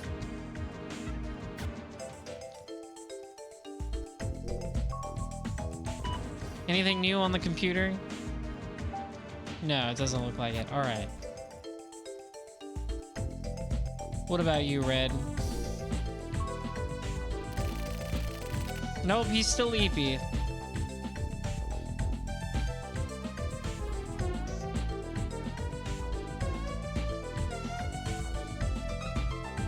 Maybe I gotta get on the phone. Enzawa. What's his number? Remember this sort of phone? Remember wired phones? Remember these hench buns? Yeah, it's me. Enzawa? Ugh. I'm rather busy right now. Come on. I want to ask you about some stuff. Like what? Put simply, you know that Ayame woman, right? Yes, I know her. Then I was hoping you'd tell me what you know. I'll compensate you, of course. Ayame, huh? Ayame. Now that you mention it, I just remembered that I had wanted to meet with you. I'll be free around 5. Yeah, you say compensation and like, oh yeah, that's right, I'm totally up for it. I don't think you should be compensating people as a journalist, though, for interviews. Isn't that unethical? Doesn't that go against, like, the ethics of a journalist? I guess he's just a freelancer, so whatever. Okay, got it. I'll meet you at Prussian again. That son of a bitch knew about Ayame. Is that fucked up old man okay? And he had something he needed me for? Well then.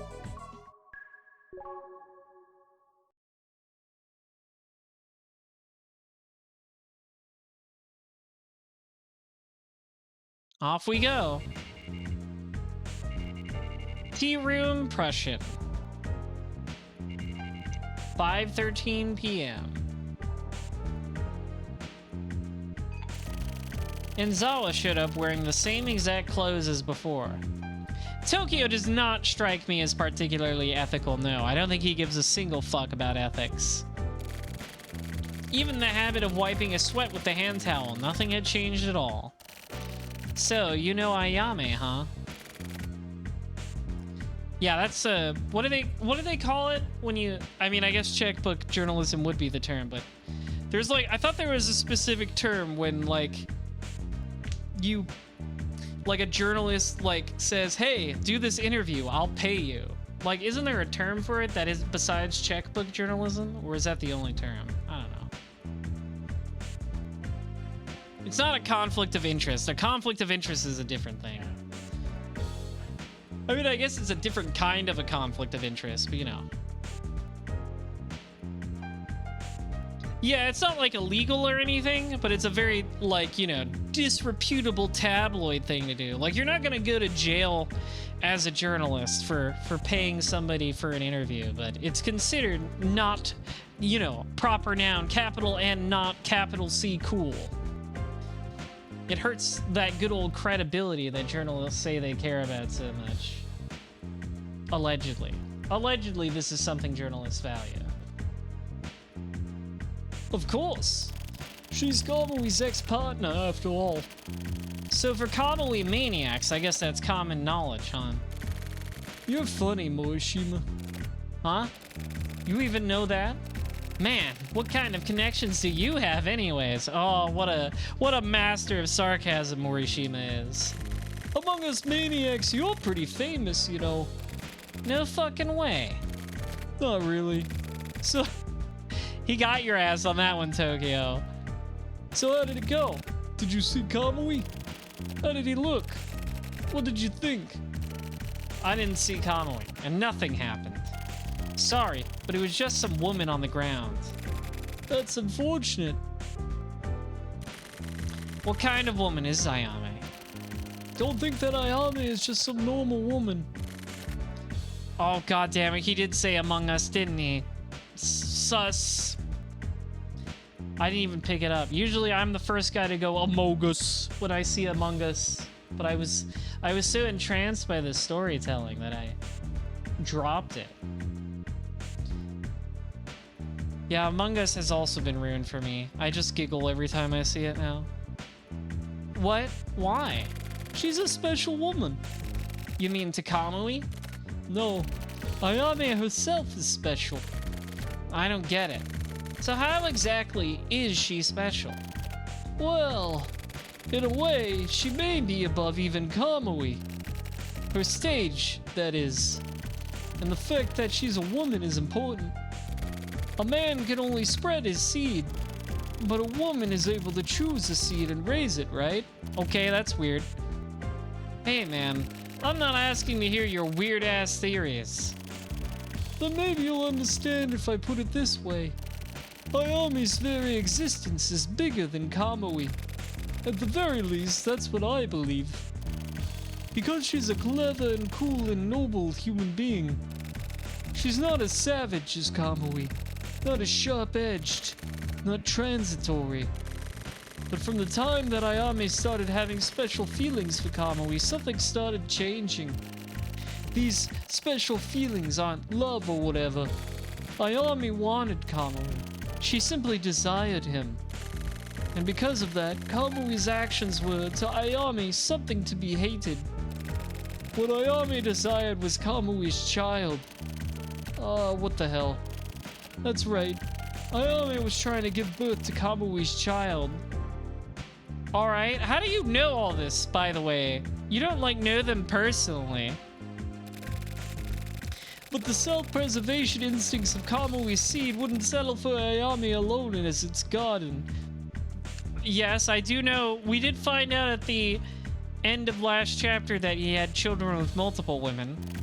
Kamui needed many more women. It's likely because he wanted to create the next generation. That was the beginning of all this tragedy. Ayame tried to prevent that. The self-preservation instincts of Ayame's seed tried to leave behind only a single definite line, like a sort of royal family. Only the unit of Kamui and Ayame, and those born from them, would be chosen for the next generation. They didn't agree on that. I don't quite get what this guy is saying. Like, were they trying to make some sort of super babies or what? Which was correct, I don't know. But personally, Ayame's subtle yet strong spirit appeals to me.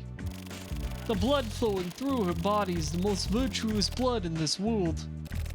Ayame is perfect. Is that just your imagination? It's the story of the truth inside me. The truth? The fuck are you talking about? It's simple. Who is the real perpetrator? Morishima, you should know. The perpetrator? Huh? Hey! What the fuck are you... Of course, this is all nonsense. My little joke. I love that he's like, yeah, I just, everything I just told you is just shit I made up. Maybe. What the fuck is up with you anyway? I'm the neighbor. Neighbor? Listen, Morishima. Ayame has been arrested. Don't you have to go, Tokyo Morishima? The perpetrator. Fuck, is it really? At Babylon. From that time. Okay, so maybe he did see Ayame killing that woman at Babylon, and I don't know, something fucked up happened to his brain. Weird. Back at his apartment. He barely leaves this place. He's like a hikikomori almost.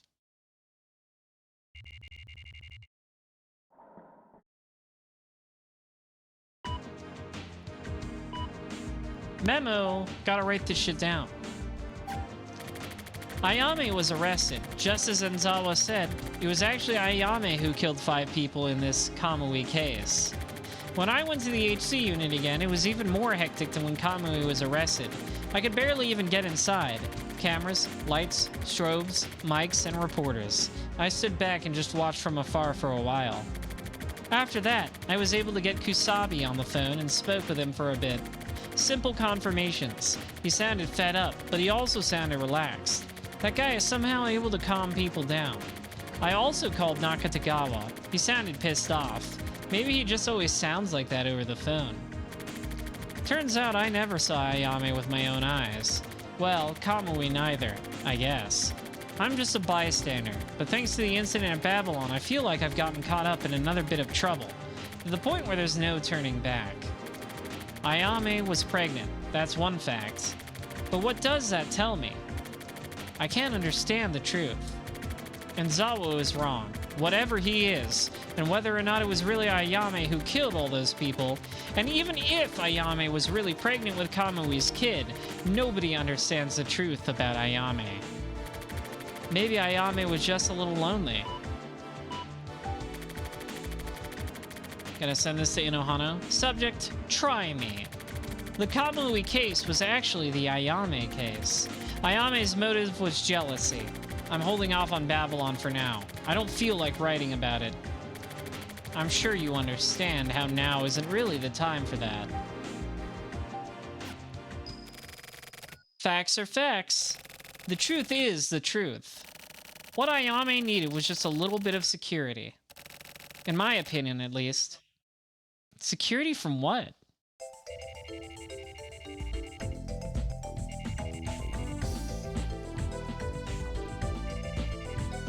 "1:54 p.m. This guy has an insane sleeping schedule. He wakes up at 10, he wakes up at 1, he wakes up at any time he feels.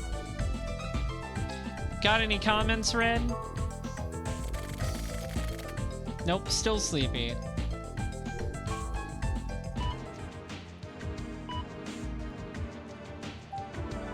Oh boy, a bunch of new emails. News update. The real Kamui case killer was a woman.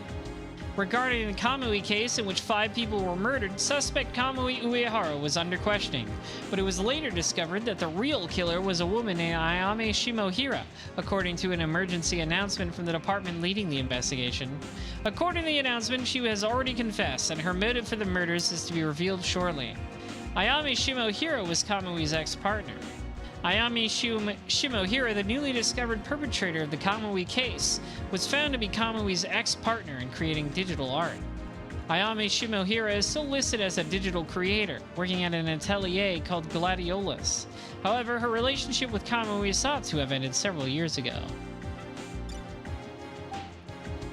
New email from Erica, subject, can we talk? How about it? Can we talk a bit?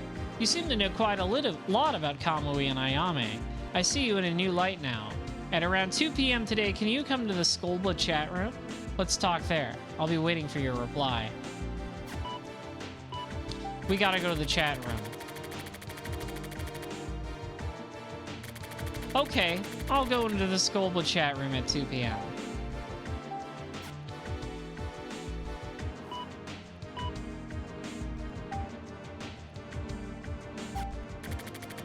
Now I have several deadlines. The client and Erica both want to talk to me, but what am I supposed to report?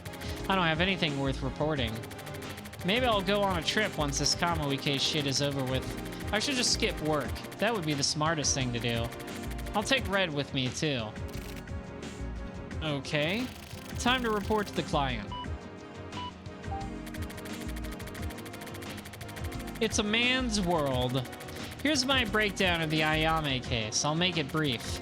With Ayame's arrest, most of the details of the Kamui case have come to light. Ayame helped Kamui escape from the hospital and then killed the 2 security force members. How? She was a normal lady. For Ayame, copying Kamui's MO in order to camouflage that fact that it was her was enough. The HC unit, the security force, everyone was fooled. So Ayame hid Kamui at Gladiolus. I guess she wanted to be near him. That, or she wanted to make sure that the world totally thought that it was him so that she could commit her murders. Her goal was to kill 3 women who had physical relationships with Kamui. Why would she kill them? I can speculate on her motive. Ayame was a calm, calculating woman, but the emotions she kept bottled up were really violent and severe. Because of this, she was really sensitive about her beloved Kamui's relationships with other women. So, out of jealousy towards Kamui, she decided to kill the 3 women he'd slept with. Ayame thought of herself as Kamui's digital partner. Her feelings for Kamui and her desire to have a baby were the cause. Those feelings, along with knowledge of Kamui's relationships with other women, pushed her over the edge. Ayame was pregnant with Kamui's child. That solidified her desire to murder those women. From here on, I'm going to offer up my own possible theories. I don't have proof for this. In order to carry out the murders, Ayame became a Kamui copycat. She basically became the same as Kamui. It was Ayame's feelings for Kamui that made this possible. Pretending to be Kamui and killing those women, what was Ayame feeling? Sadness, pleasure, repulsion, intoxication, hatred, joy? One thing that's certain is that Kamui himself was not responsible for any of the stuff that happened, from start to finish. So basically, this entire case was caused by Ayame's will and actions and is now finished. Okay. Let's read our today's word. That's important. I always gotta read the word. What first seems like a virgin later becomes an escaping rabbit. At first, be quiet and calm like a virgin, but later, attack with full force like a rabbit running for its life. You know, henchbuns, this is an adage I live my life by. I am the escaping rabbit, definitely not the virgin.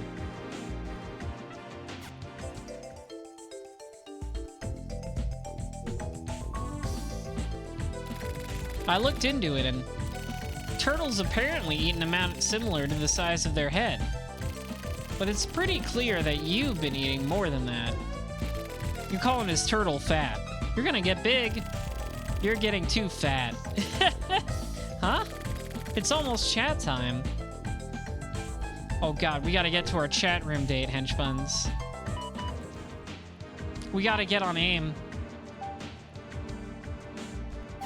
We gotta get in our IRC client. Erica's here. You entered the chat room. The chat room has been locked. I'm locked in here. I'm locked in here alone.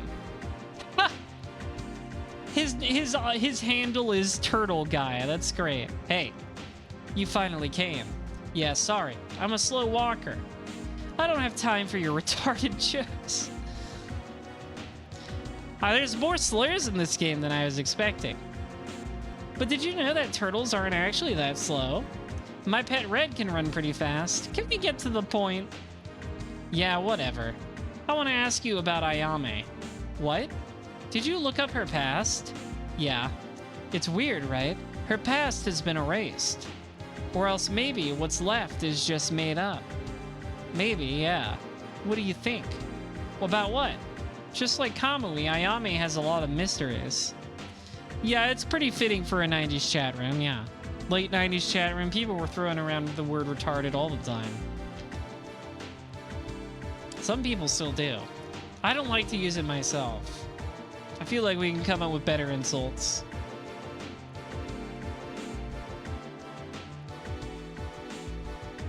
Like what? Like the fact that Ayame was almost as capable as Kamui of killing. Why? She's capable, yeah. That kind of murder isn't something done easily. Maybe her jealousy made her able to do it. Dumbass. With jealousy, there's no difference between men and women. A woman's jealousy being worse than a man's is just bullshit made up by men. I wonder. To be honest, I'm not sure how much I believe the story about Ayame killing out of jealousy. I think she had some other deeper reason for doing it. That's what I'm interested in. So if you have any info, then I'd like to hear it. I don't really know much about Ayame. You were checking out Gladiolus from the beginning, right? Yeah, but it was a coincidence. Why did you decide to look into the Kamui case? Because I was hired to. By what publisher? Just some client. I'm not allowed to tell you their name.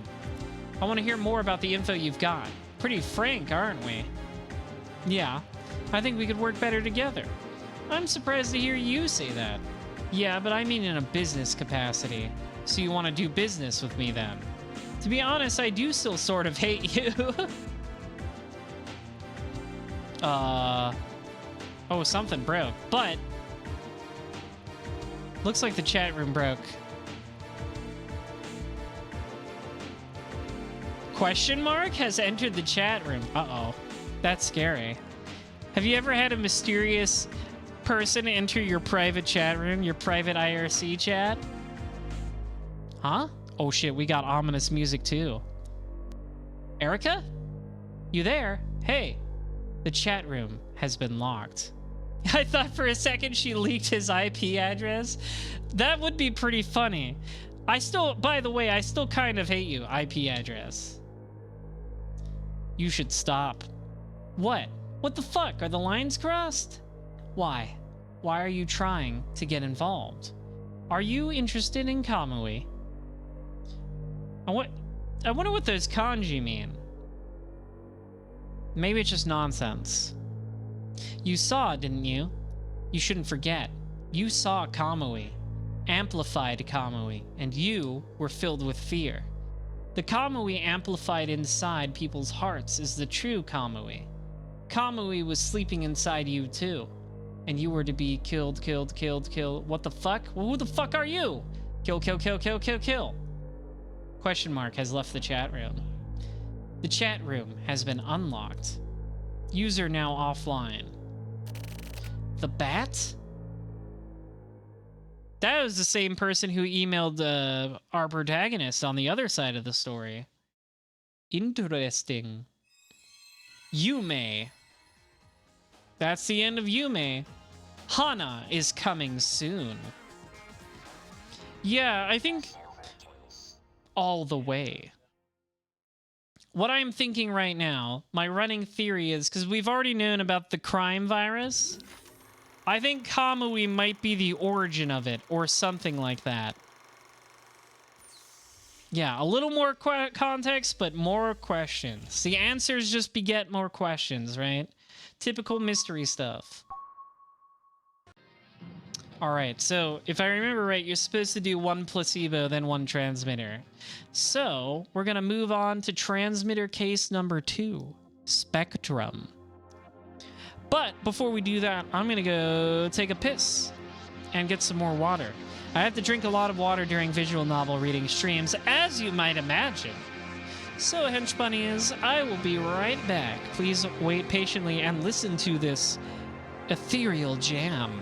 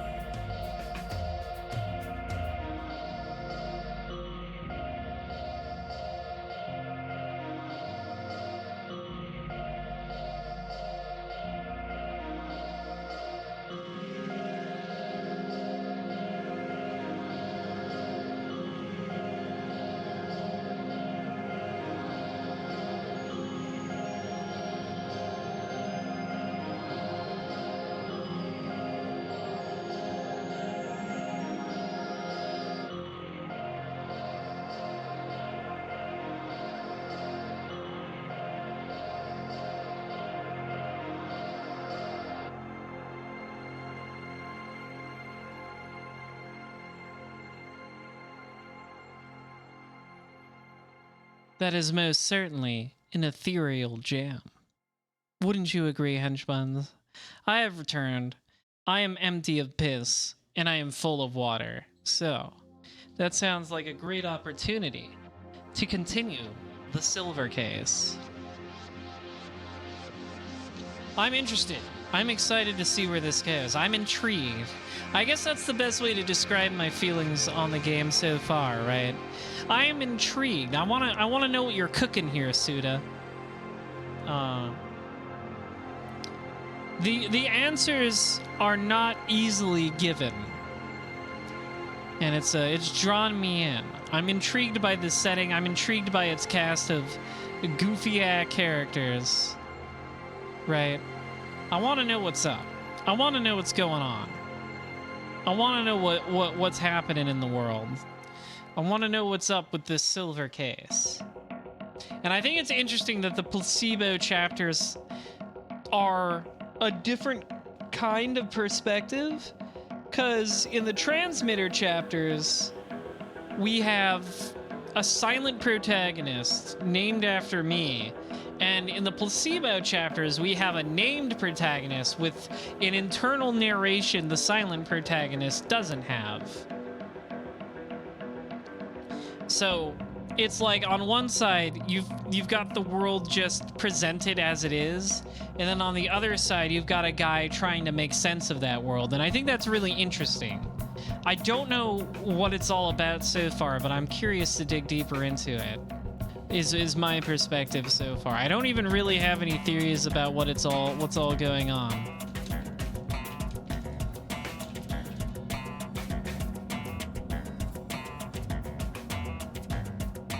I'm very interested.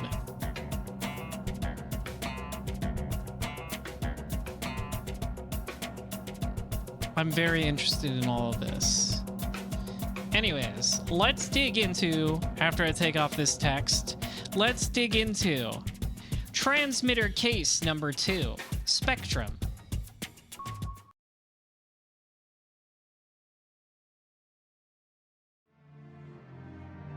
Ooh, aesthetic. Where'd you go? It's lonely all alone. Where'd you go? There's nobody here. Where'd you go? Do you hate me? Where'd you go? I can't do it alone. Where'd you go? I'll protect you. Where'd you go? Where are you? Where'd you go? Is it that good? Where'd you go? Aren't you lonely? Where'd you go? Goodbye. Hikaru disappeared. Hikaru is so kind, but he's too kind. He has no sense of presence, but I really like Hikaru, and I really have a sense of presence. But just disappearing like that, Hikaru really did it this time.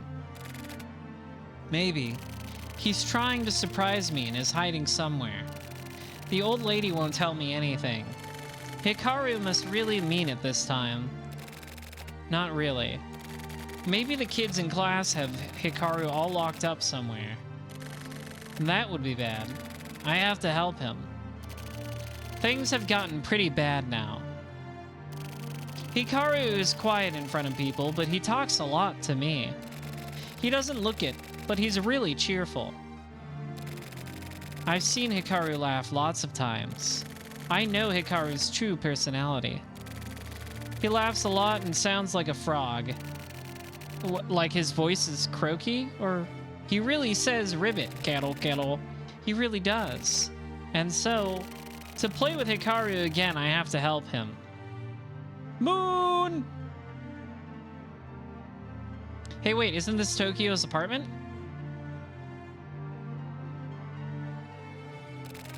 First, this apartment building. I went ahead and set up the Save Hikaru special headquarters at that base. The base is somewhere in these apartments, but it's a secret. The base is only for Hikaru and me, as we promised each other. Lots of people live here, and there are lots of grown-ups I don't know. But we can't tell the difference between grown-ups. We don't really care about those grown-ups. but we like some of them. The baker man is always smiling and gives us extra bread sometimes. The guy on the second floor is nice too. He looks scary, but he says that's dangerous and worries about us. Quit playing games and go play outside. He says that a lot. Then there's... I don't know anyone else. They all look the same. One more time. I'll try remembering Hikaru. Where did he play? Where could he be? Where is he hiding? Hikaru. Spoiler! Last summer, Hikaru came to this town. We got some mixed media going on. I remember his scared-looking eyes when he stood small next to the teacher. How scared he must have been when he came to town. I also had to move around a lot, so I know. People you meet for the first time all look scary. Mr. Muneo says to think of them as pumpkins, but to me, they all look like really scary monsters. When you move to a new town with all the strange monsters, it's sort of exciting. But everyone is mean to outsiders, so it's really scary. Hikaru looked like that too. I really understand. I showed Hikaru around this town so that he wouldn't get lost. Watch out, he's running in this GIF. Our territory. I told him that the 5th grade kids hang out on 4th Street, so he shouldn't go there alone. I showed him the shortcut home too. After school, we play together at the shrine in the park, and sometimes we find empty lots. Usually, they soon turn into apartment buildings, but they're open for about a month. We play board games at Shigenori's house, and we play video games at Minoru's house. I don't really like him, but he has video games, so I put up with him. Many such cases. Everybody has that childhood friend you don't really like, but they got all the good video games. I don't go to Kojima or Nakao's houses. Well, don't go to Kojima's house. He'll put you in the scanner. Because they're mean. Karasawa is a good guy, and he's rich, and we can eat lots of yummy snacks at his house. Kunihiko's house is fun, too. Kunihiko is good at drawing, and he draws really cool giant robots. Hell yeah, that kid's going places. Right, Hikaru? Oh, I think his ass is dead, henchmans. That looks like that picture, that picture frame they put pictures in when somebody is dead.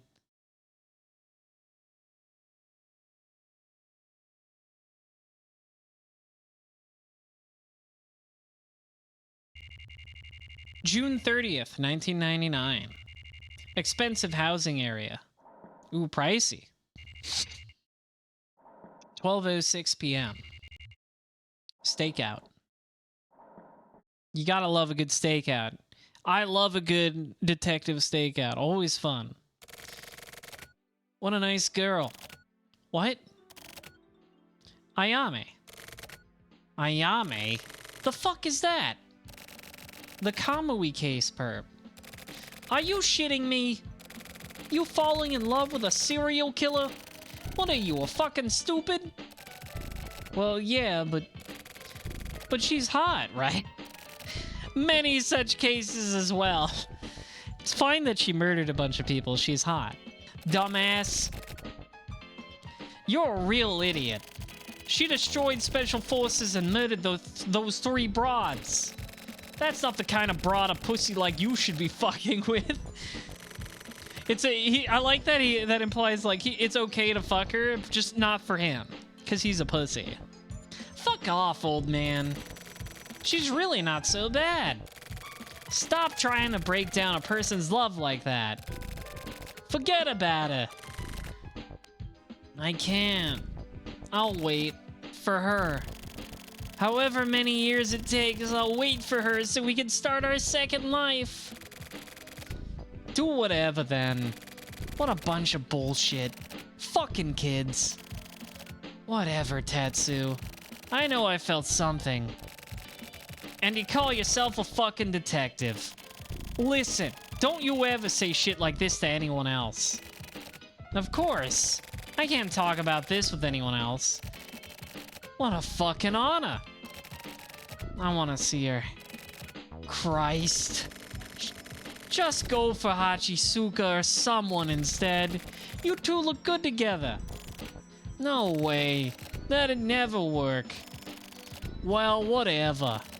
Come on. It's not that simple. Well, yeah. Of course it isn't simple. That's a cool police radio. Hachisuka? What's up?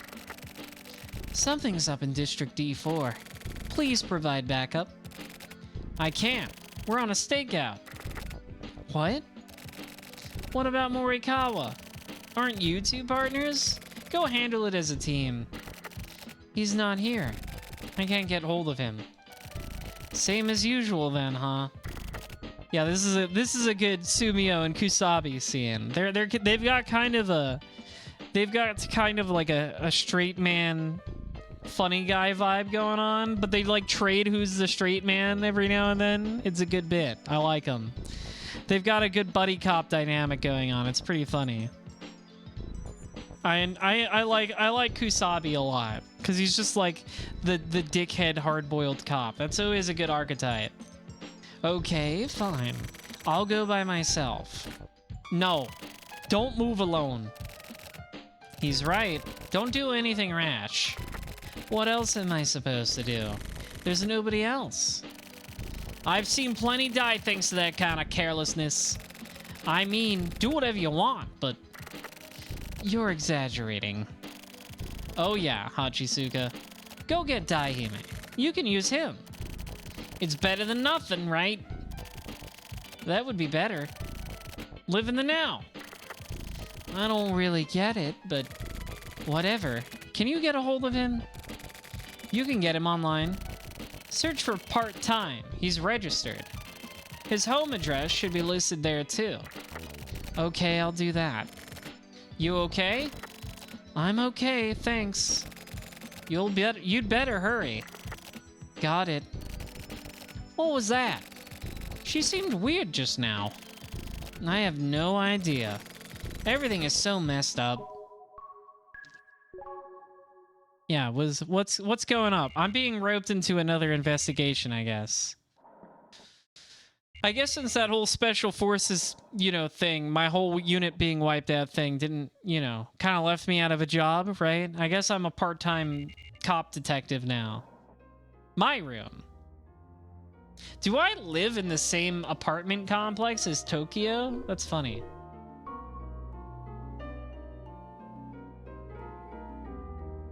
What do we got?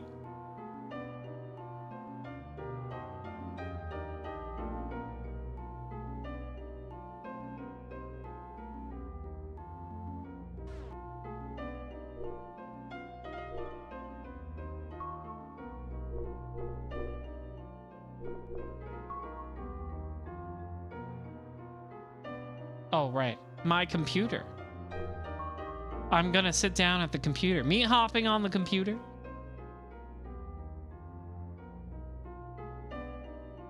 From junk at kipple.ne.jp to main character. I like that I am addressed as main character. Subject bookmarker. Bookmark. So, how have you been? I have been watching you. I'm basically your neighbor. You could say that professionally I'm known as the Bat. Please call me the freaking Bat! I rather like the name. Isn't it lovely? Anyway, I've been watching over you from the shadows. I just wanted to say hi. Pleased to make your acquaintance. P.S. Do you know Tokyo Morimoto? He's a very dangerous man. You do best to stay away from him.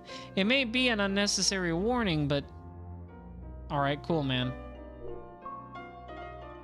Do I got anything else on my computer? Nope. Okay.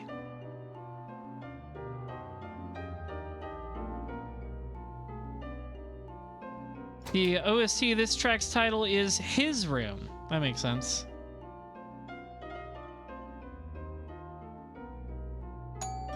Ding dong.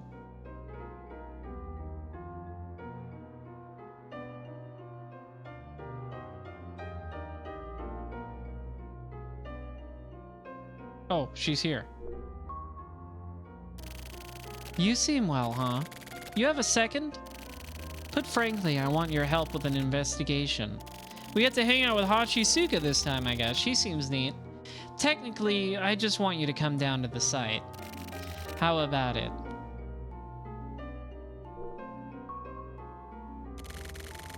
It's in District D4. A body was found in an apartment complex. Sumio and Tetsu are on a stakeout and can't come out. Do I just keep talking to her? Is there anything else to discuss? No, I guess not. I guess we just leave. Okay.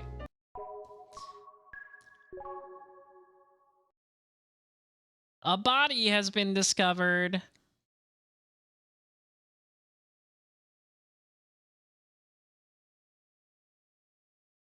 Wait, Typhoon is the name of Tokyo's apartment.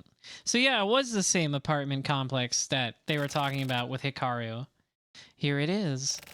It just looks like a regular apartment building, but these apartment complexes look nice, but something about them is creepy. Is it the fact that they're giant concrete squares? Let's start the investigation. I love investigating. Go to the inner garden. Go straight ahead and you'll get there. Don't waste any time. Let's hurry. Okay, but what if I didn't do that? Never listen to where a video game tells you to go.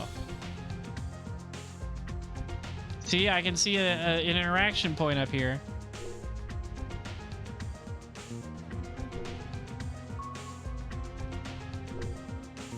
"101. Ding dong. Nothing. The inner garden. Let's hurry. Never go places the video game tells me to go. Yeah, the moon also being out in the middle of the day is also weird. I get the feeling the moon is a big theme here on account of the first chapter being named Lunatic. To the way this UI looks, I can see why they initially considered porting this game to the DS. Yeah. It's interesting that sometimes it's like vertical and other times it's horizontal. I wonder why they did that, because it's like they could make it take up more space. Like this screen is, a lot of the screen space isn't exactly being used. Maybe it's just for, they just thought it would look neat, which it does look neat, so can't blame them. 202. Nobody home. 203. Nobody home.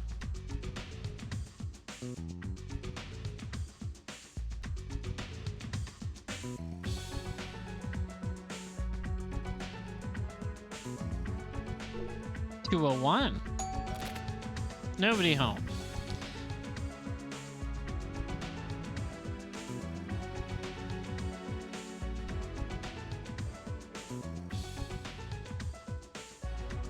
This is a good song. I like this. I like this music. Typhoon, 3rd floor.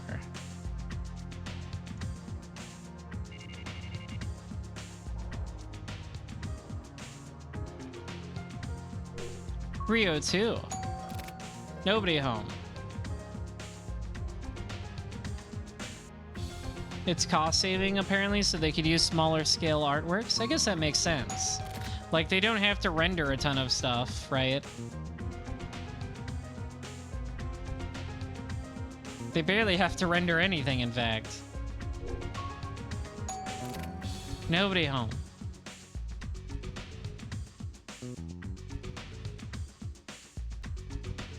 Fourth floor.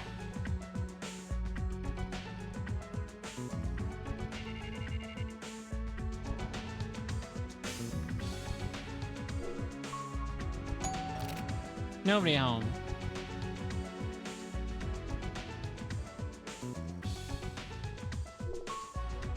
"402. Nobody home. 403. I wonder if we'll find Tokyo. Because he lives here. This is his pad. I can't go to the upper floor. All right. Well, I guess we'll do what Hachikusa said and go to the garden.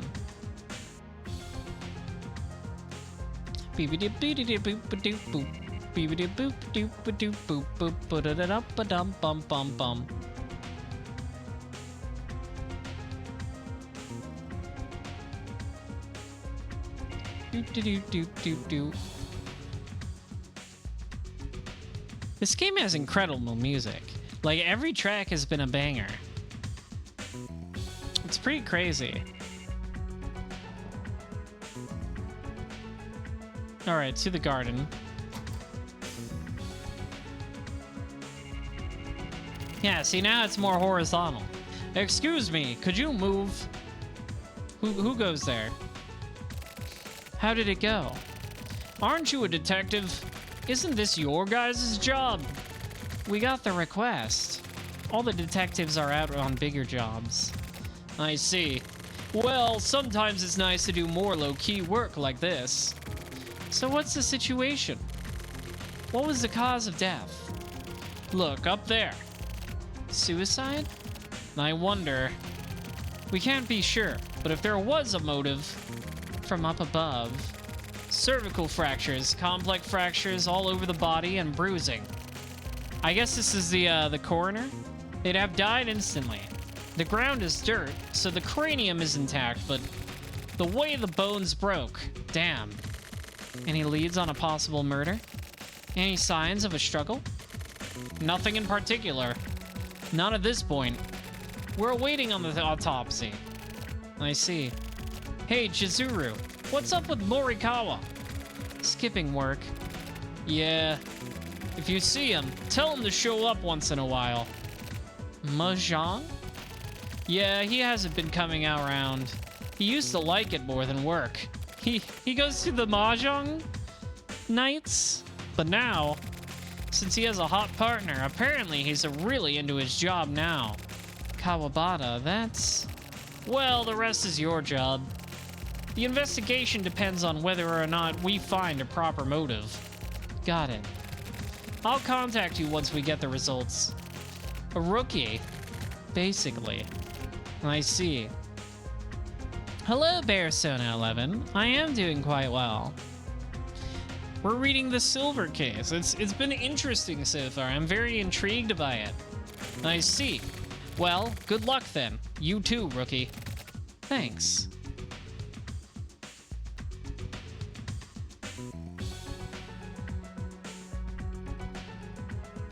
Can I go in here?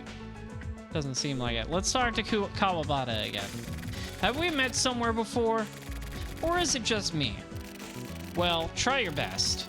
The HC unit is full of weirdos, I noticed. That one chick looks cute, but she does some messed up shit. Thank you for congratulating me. The Magical Drop 3 tournament was a ton of fun. I was happy to participate. I, myself, have dealt with some really fucked up autopsies. Because those guys don't know when to stop. If you ever have any problems, come talk to me. Okay. I guess, can I go this way? Oh wait, hang on, there's somebody over here. Let's talk to Nameless Cop. You say you called it in just after finding it at 4 a.m.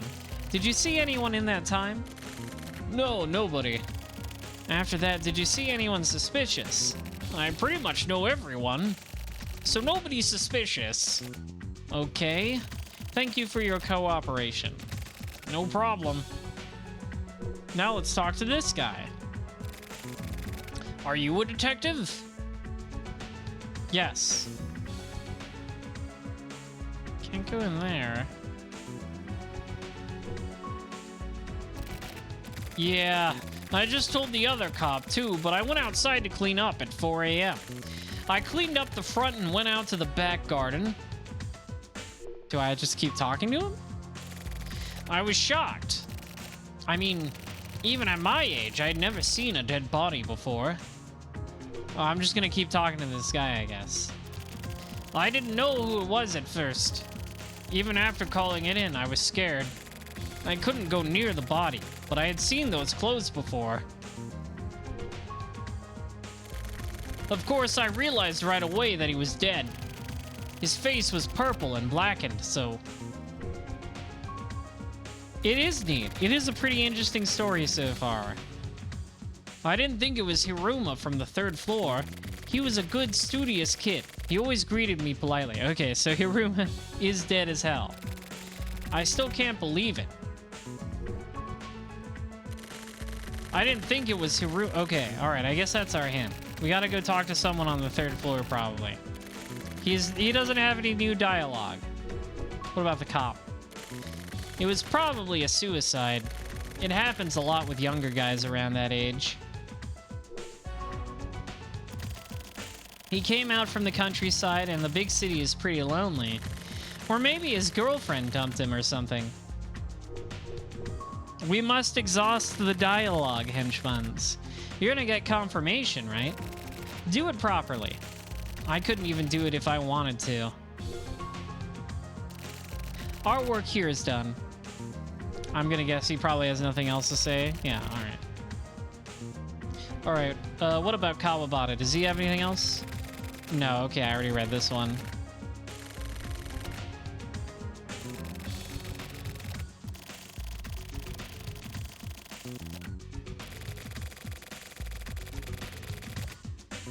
I like how he's like, all of our coworkers are crazy, including me.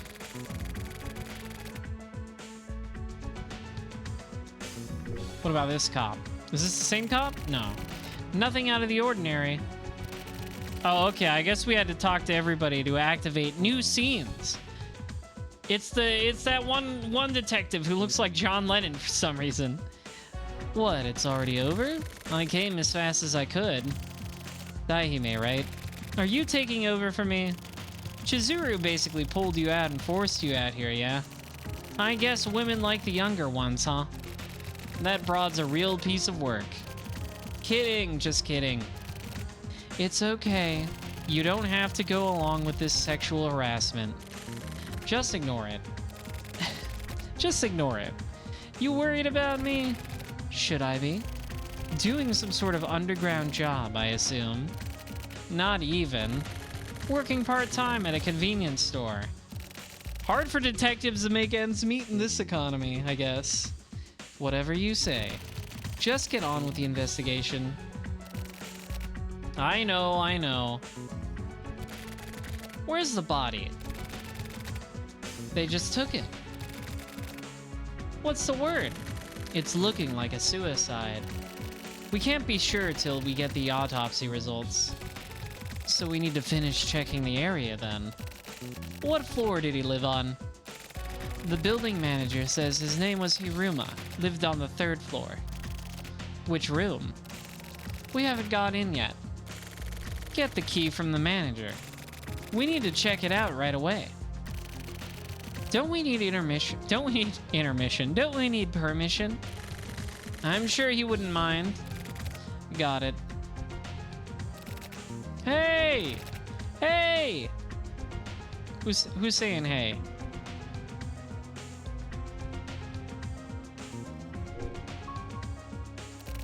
Huh? You're still here? Thanks. You can go now. I'm here, so I'll take over. Nice work.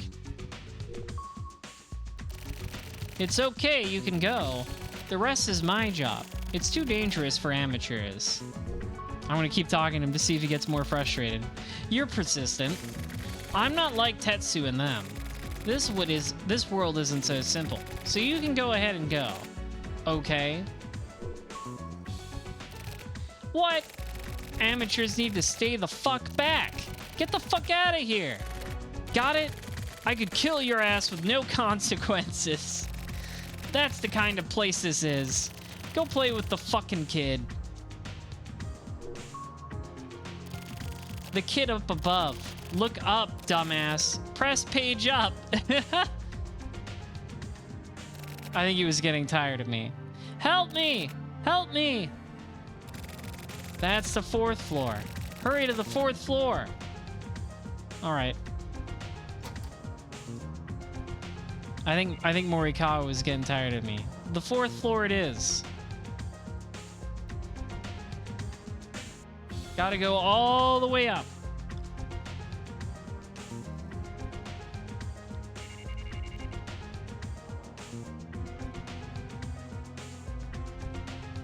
It's a side quest? Really? Huh. Well, might as well do it.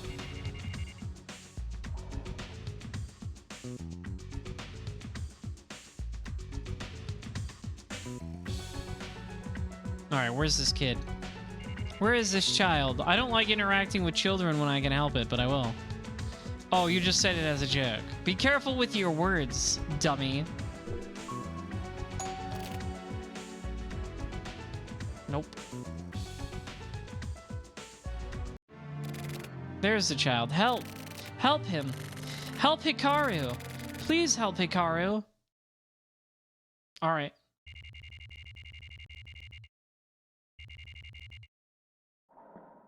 Meanwhile, back at the office, I guess that was the end of that scene.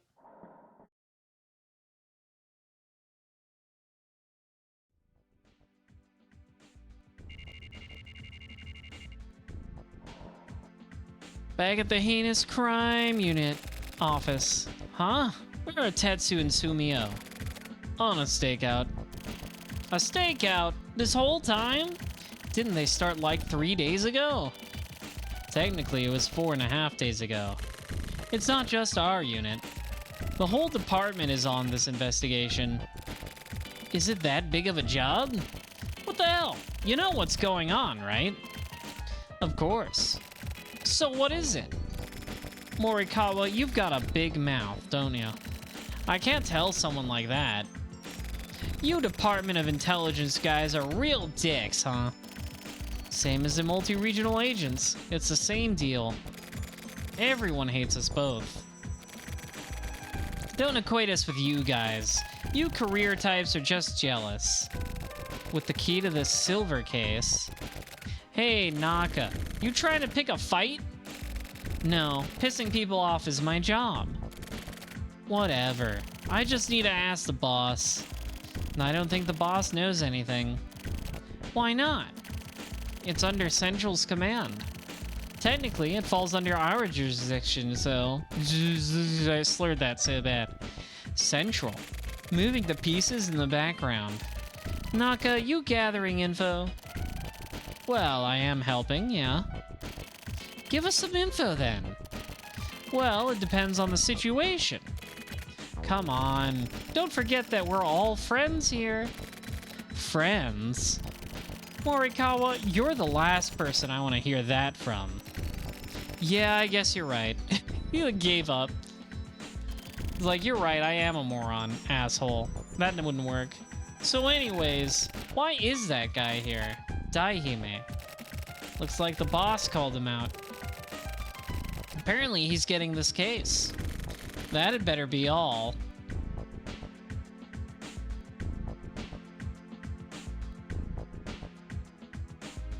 What's in this room?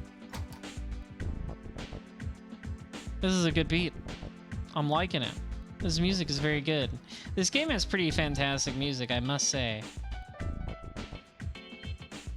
Bum bum dum bum bum bum bum bum bum bum bum dum. Nope, doesn't want me to go that way. Bum bum bum bum bum bum bum bum bum bum bum bum. All right, let's talk to this fellow. Let's talk to Kotobuki. I can't do it. Can't do what? Trust him. I can't trust my partner. Is that the reason why? The reason? Do I even need any more reasons? Partners who can't trust each other hurt the investigation. I'm requesting reassignment. For who? Boss, do you understand me? Of course I mean for Morikawa.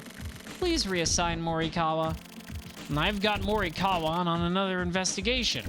You still want reassignment? I haven't heard anything about that. There are some things I can't tell you. I don't think so. I'm his partner. I guess so. Okay, reassignment it is then. Thank you. Leave them here. Leave what? Your gun and badge. Question mark? Leave them here and get the fuck out. Me? Yeah. Why? I only need agents who can get the job done. Can you tell me you're better at your job than Morikawa? Damn, get her ass. He's carving her a new one. I have no need for people who can't trust their friends.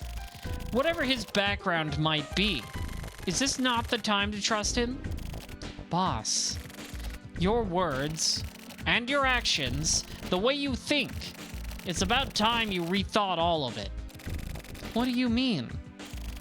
You've been here a year. I let you in on recommendation from the mayor. But maybe he's gone senile. You can't see reality with just pride. We don't need forensic investigation here. You need to understand that the times are changing. What do you mean you don't need forensic investigation? I feel like forensic investigation is pretty important. I understand. I'll think about it and give you my reply. Think long and hard. Don't worry about the time. If you see your father, tell him I said hi. Excuse me. Hachisuka, there's no need to rush it. Okay. Morikawa, you're all flushed. What's up? I'm sick of this. How come you're allowed to work the way you do? Did the boss say something? He says you're better at your job than me, and that the way I think is the problem. Isn't that the truth? Are you serious? How can you say that when you shirk your responsibilities in the field? Why? Yeah, they operate entirely on vibes. Evidence, investigation, whatever. That guy looks like he did it. I have my own way of investigating. A career type like you can't do it. This is my investigation. Don't come in and start bitching. We're no longer partners, got it? Well, what a shame. Breaking up with the starlet of the HC unit. I'll be so lonely. I don't know if I can take the solitude. What is your problem? Are you that dissatisfied? Do you want to work with me? Then don't treat me like a sidekick. I don't waste time investigating like you do. Really? What can you do with that wannabe profiling shit? It's a real thing. Don't underestimate the deeper side of crime. Data is the most crucial evidence of all. She's actually kind of spitting. You're saying that because of your pride as a career type? Or as a woman? I'm saying it as a professional. A professional career woman? Damn. What a fucking joke. The way you geezers investigate is old. Profiling has been reduced to a media relations thing. That's the truth. Nowadays, with criminal cases getting worse and worse, it just isn't useful now. Hachisuka, you understand that, right? You'd better get out of here before that pride of yours gets destroyed. These days, profiling is archaic. It's obvious which is old, isn't it? Fine. I'll investigate my way. I'll find out what really happened in that apartment. I'll find the answers you can't. It was a suicide. What fucking answers? Loopy broad. Do whatever. I love how much they use the word broad in this game. Just something. I wonder what they're translating as broad. I really do. I want to know what they've translated into broad. Because, like, obviously he's saying something like woman parentheses disparaging. Right? What's the Japanese equivalent of calling a woman a broad? Morikawa. I don't care what you do in private, but please keep romance out of the workplace. Me? It looked like a lover's quarrel to me. It isn't very pretty. Me and Chizuru? Yeah, this is a safe environment for the working woman. No sexism here. Are you misunderstanding something? If that's the case, then fine. But it feels like the remnants of sex are in the air. Morikawa, you're a grown man, so... What the hell? You're imagining this bullshit. Naka, you're kinda fucked up. Really? My instincts are generally pretty spot on with this kind of thing. What makes you think so?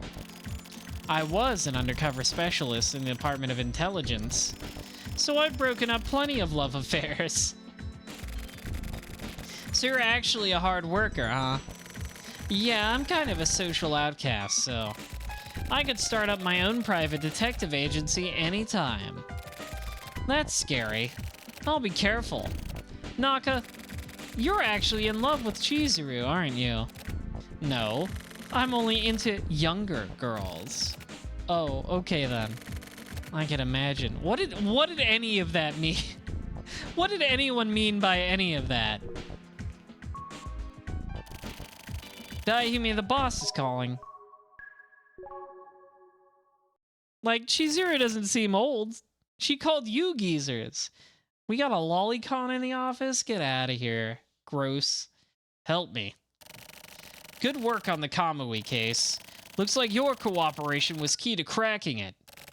I want to thank you on behalf of all of us. Boss, let's get down to business. Okay, I'll be frank. I'm designating you Heinous Crimes Unit Special Agent. Ooh, I'm a full-timer now, no longer a part-timer.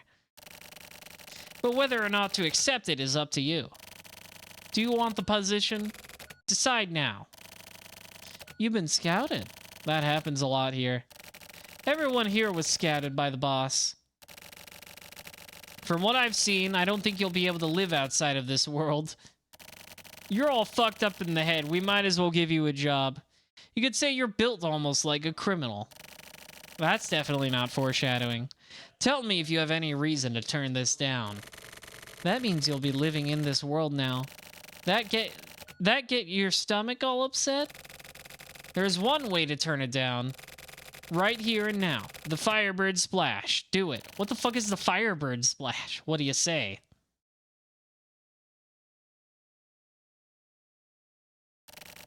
Okay then, welcome aboard. What's the Henchbuns, what the fuck is the Firebird Splash?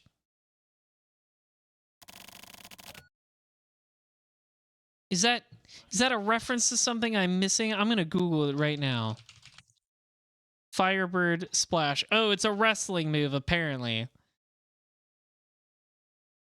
Let's look at it. I have a video here. We can look at the Firebird Splash together. It is apparently a popular move in the world of Japanese wrestling. Let's look at it. I'm gonna look at it right now. Let's look at it together. Let me get my window capture up.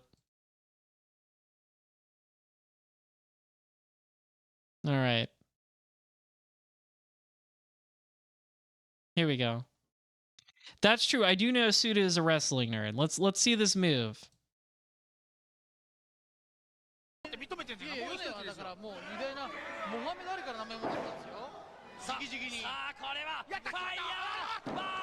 Okay, that's pretty cool. He did like a double flip. That's pretty cool. The flips into the splash is pretty cool. I got to admit. That is pretty sick. All right. Enough of that. We've learned what the Firebird Splash is. I guess that was the joke then, right? You can quit right now if you can do this incredibly complex wrestling move right in this room. So there's just an awkward pause and he's like, "Okay, welcome aboard." I do know that Suda's a wrestling nerd. I am not a wrestling nerd. I don't give a single fuck about pro wrestling, to be honest with you, henchbuns. I know a lot of people who do like pro wrestling. I'm friends with many of them. I'm just like, this does absolutely nothing for me. I've tried to look at wrestling stuff, and I'm like, yeah, I guess these moves are cool, but like, I cannot sit through like a whole wrestling show. It's just so dull to me. So, we're buddies now. I may have pissed you off before, but let's forget about all that now. Looking forward to working with you. Yoroshikimasu. You've been started, but the case of that apartment complex. Take over the case with Morikawa. Morikawa is already investigating. Daihime, you give him support. What's the situation? I've checked out all the background info. The victim, Kenichi Hiruma, didn't have any clear motivation to kill himself. I'm treating it as a homicide. Wait, I thought you said it was a suicide like a minute ago.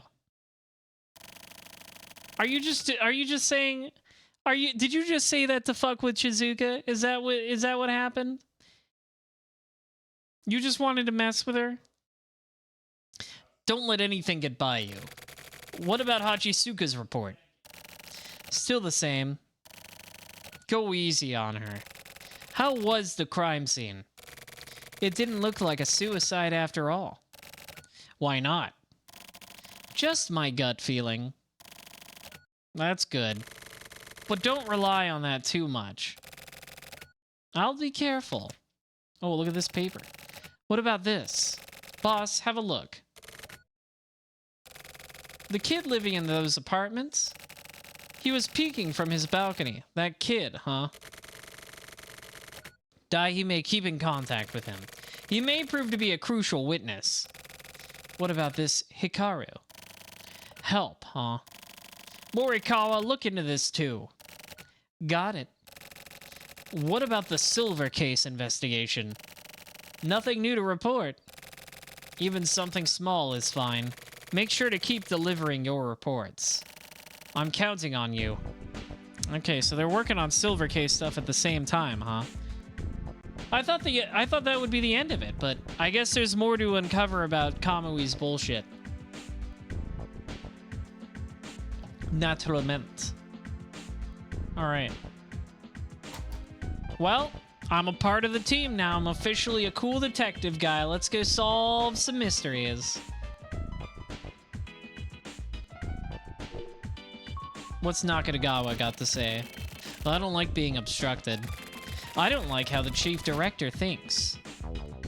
Anything else? What? That's right, we're the failed detective squad. Stay out of my way. Daihime, let's go. It's officially your first job. Alright. Let's get out of here. Let's go investigate some crimes that may not actually be suicides.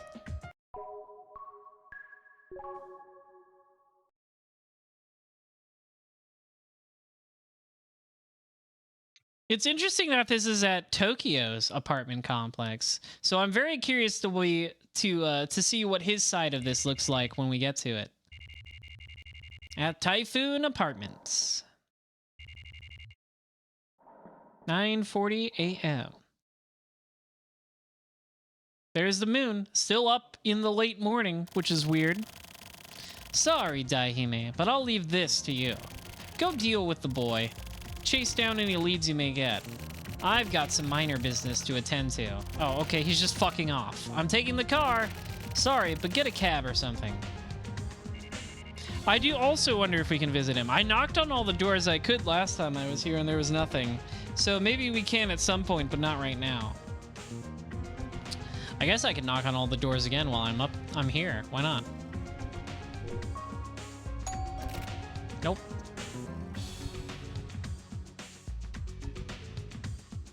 I guess we can go look at the garden again, just in case.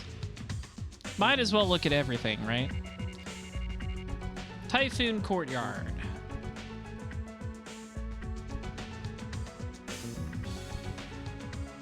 I guess this is like where they park. Can't go that way. Doesn't seem like anything is here. There's nothing to interact with.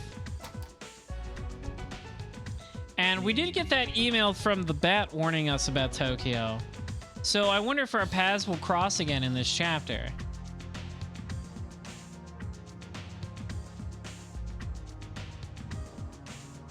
That kid was on the 4th floor, so I mean we might as well knock on every door on the way up, right?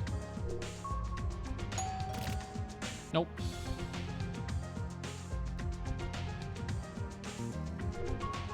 Bing bong.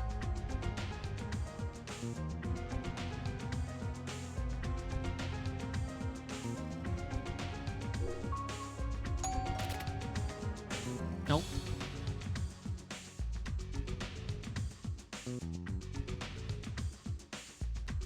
3rd floor.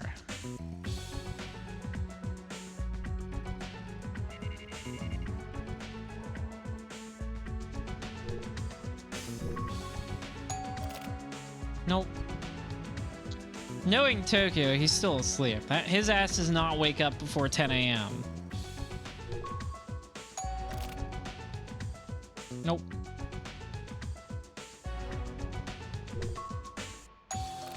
Nope.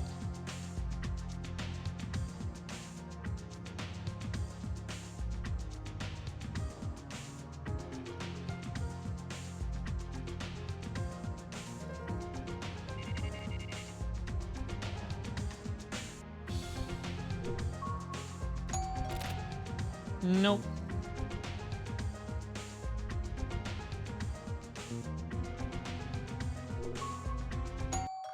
Okay, we've got something here. You came! Please, come on in. It's a bit messy, but come on in. This was the kid who was talking about Hikaru.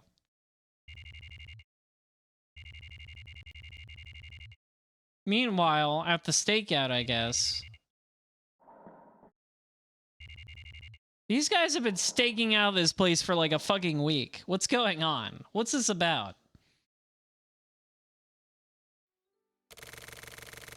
And I ended up hitting the jackpot. Man, it was awesome. It felt like getting an electric shock all the way through my body. Like some sort of sixth sense, you know? It must be some kind of superpower. So I guess that means that I'm a superhero then, huh? Right, Sumio? So that means that you got a superhero for a partner. Must be sweet.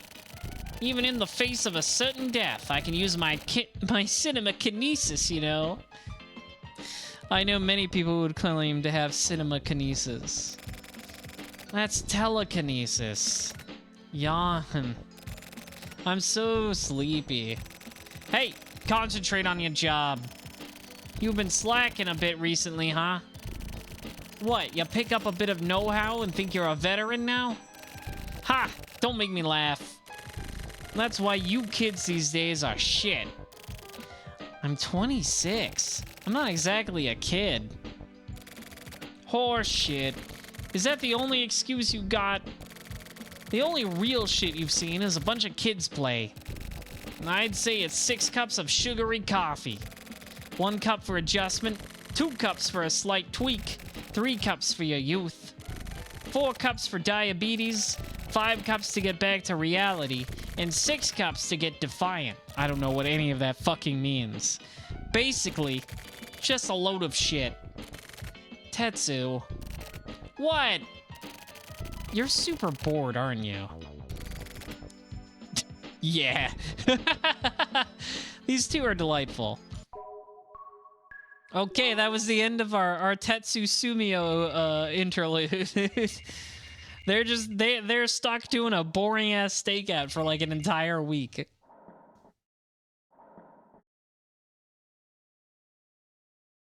Not my fucking problem.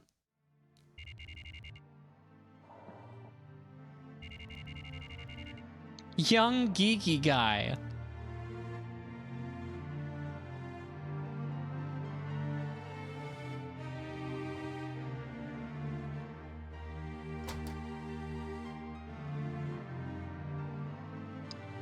I guess it would look the same as my apartment, right? Or, Koichi. Okay, have a seat, please.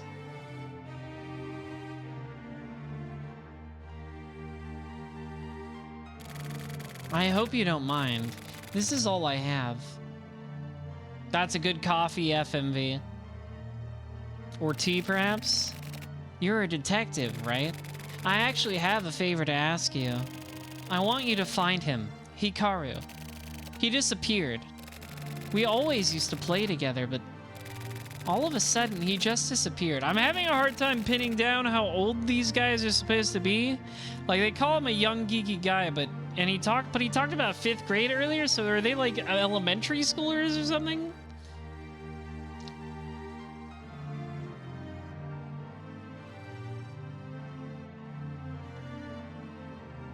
Nobody else has noticed. Everyone in my class just totally forgot about Hikaru. Isn't that mean? Yeah, they're two different guys, but they're in the same class, so they're like around the same age. So I thought about it, and something's definitely fishy. Everyone's plotting something. They took Hikaru and hid him somewhere. That has to be it. Everyone hates Hikaru for being an outsider. Hikaru was getting bullied a lot. Everyone always does that to transfer students. When I was in 2nd grade, I transferred here too. For my first year, nobody would even talk to me. The same thing happened to Hikaru too. So I'm protecting him. So everyone doesn't bully him. Kojima and Nakao are really mean guys. So I'm sure they planned something. They wanted to bully Hikaru even more. I won't let them get away with it. My mom? She's at work. She does a grown-up job, so I'm always by myself at night. It's not lonely. I cried a lot when I was small, but now I like being alone. Oh, this kid has mental problems. But I have Hikaru right next door, so it's really fun. Okay, let's go investigate next door immediately. He always plays the songs I like. Hikaru's room is on the other side of this wall, so if he turns it up, I can hear. We played a lot. I was always with Hikaru. We found fun places. It's complicated. Hikaru's house is, too. Hikaru moved here about a year ago. He parked in the parking lot in a foreign car. Hikaru's mom's boyfriend is... Please. That sort of phrase has been ruined for me. My wife's boyfriend was driving the car. And the three of them moved in. So I guess she's divorced. Or something. Even then, Hikaru seemed really lonely. I think it was because he didn't like his mom's boyfriend. I know how he feels. Mom's boyfriend can be good guys. But some of them are really mean and violent. But since they're stronger, you can't fight back. I think Hikaru must have felt the same way. Yeah, that was it. Both my house and Hikaru's house only have a mom and a kid. But I've been telling Hikaru, it's nothing to be ashamed of at all. Even if people say mean things, just ignore them and keep going. You agree, don't you? People don't need to feel sorry for us. The first time I met Hikaru was when he came to my house to say hi after he moved here. He looked really embarrassed and was hiding behind his mom. I thought he looked so cute somehow. I'm giving them the dog look. It turned out he was the same age as me and lives in the same district. So I told him we'd go to the same school.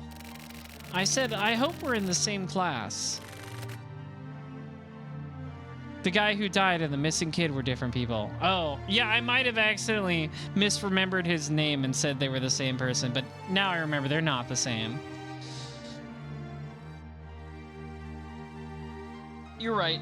That's what I was confused about. That's where my point of confusion came from. Hikaru, as far as we know, is not currently dead. He is simply missing. The guy who died was different. But I'm sure it'll be connected somehow. Then Hikaru smiled. He laughed like a frog.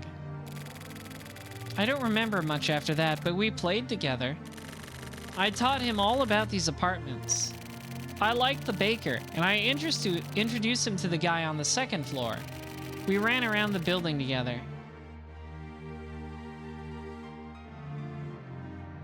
It's interesting how they use, like, IRL footage. Oh, yeah. I'll tell you our secret. You know the parking lot down there? There's a secret base there. We tried lots of times and failed a lot, but we finally finished our first secret base. Hey, Hikaru, look at this. What? This here. Wow, cool. It's a secret robot base. Wow, this is so cool. It's the special edition of TV Dream. Did you buy it, Koichi? Yeah, I'll lend it to you. Really? For reals? Also, I have a plan. What is it? We're gonna build a secret base, just like the robot one. A secret base? Yeah, our own secret base. Wow, that's so cool. Let's do it. You really in charge of the blueprints. I'll be in charge of construction. Yeah, let's do it. I'll check out TV Dream for ideas. Yeah, okay, then I'll gather materials for the base. Okay, I'll start designing it. Hey, when do we start? Right away. Okay, let's get started. Isn't it cool? But it always gets broken. So, we made a second secret base. But I can't tell you about that one. Are you gonna come again tomorrow? I'm gonna make sure to find the guy who did it. So help me with my investigation, okay? I need a really good assistant. Otherwise, I won't be able to help Hikaru. Promise, okay? I'll be waiting here. My mom is gonna come home, so you should hurry up and go. Alright, let's not talk to the mom about anything going on here at all. Let's just not do that.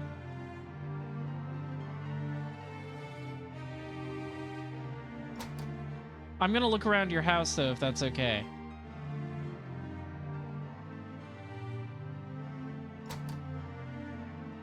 This must be his room.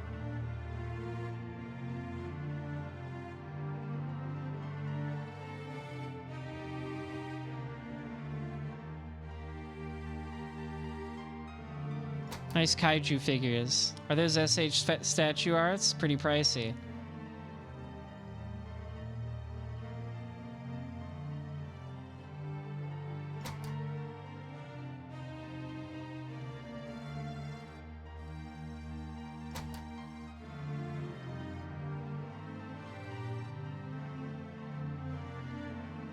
I guess I can't go through these doors.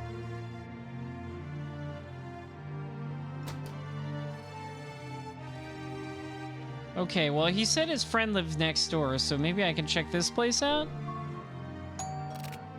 No, nothing. Maybe I can go find the secret base they were talking about? Ah! Help, Koichi! Okay, well, I got a ghost jump scare. That's the end of the scene, I guess. Meanwhile, back at the stakeout.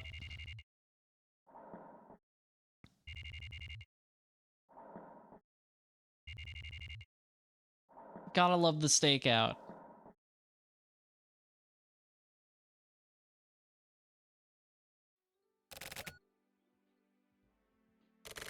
Tetsu, you know something, right? 50,000. Tetsu, you listening?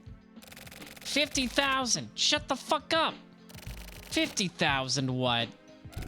This sprite over. A horse? The fuck am I supposed to do for this month? Huh? What the hell am I supposed to tell Akemi? Did he bet his entire savings on a horse race? Come on, man. Goldship isn't gonna love you back, dude. She's not real. Sumio, what day is today? It's July 3rd. The 3rd? We just got paid. 22 more days. The fuck am I supposed to do? What am I gonna do? That's, not really my... I had a bad feeling about it. The name's Sprite Over. You know Sonobe in accounting, right? That fucking idiot told me. Said he had a lead. Said that Tsubaki Syndicate had fixed it. I mean, it makes sense if you think about it, right? How else is that fucking idiot supposed to win? A digital check on the best 9. That's what I thought. I fucking knew it. Well, you believed him, yeah? So what are you gonna do for the rest of the month? Sumio, don't say shit. Just lend me some cash. Nope.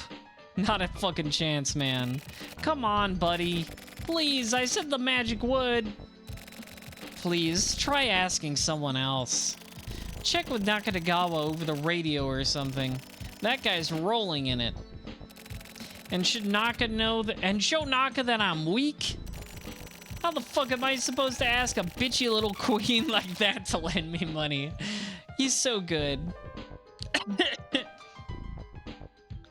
I gotta start calling people I'm mad at queens more. A bitchy little queen. That's real good. I love this guy. He's real funny. Just calling everybody he doesn't like semi-gay slurs. Oh, hey, Naka. Tetsu says he wants to talk to you about something. Here, I'll turn it over to him. He is kind of goated. The fuck are you doing, man? Come on. Naka, sorry. I know you're busy. I'm gonna ask you so straight up. Can you lend me some cash? Yeah, 50,000. He's like, can you lend me $500-ish? It's 1999, bud. We're out of the economic bubble. Times are hard everywhere.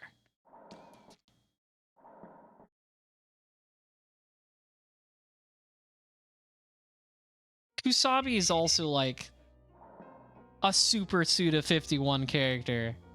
Okay, we're back in my apartment. What's up on my computer? Let me check at my computer. I'm gonna sit down at my computer. I'm hopping on. I'm going online. I'm about to post. From modern to all. Subject warning. That room is bugged. Be careful. Who's all? Okay.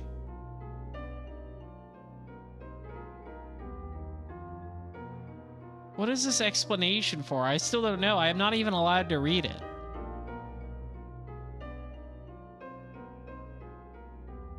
Well, it's not like I'm saying anything in my room. I'm a silent protagonist, after all.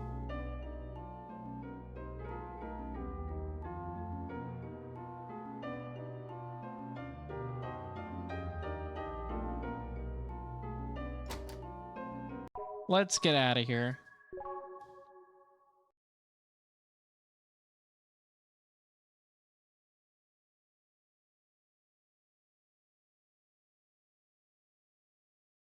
Back at the apartments. Guess we're gonna go talk to that kid again.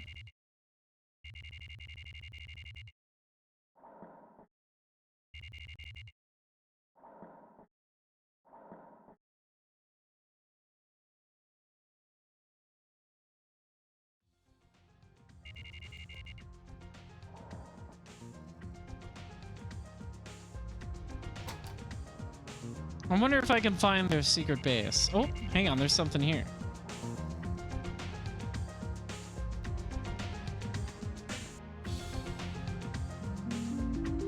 It's locked. Damn. Okay, I guess I'll need to find a way in there if I want to find the secret base they were talking about.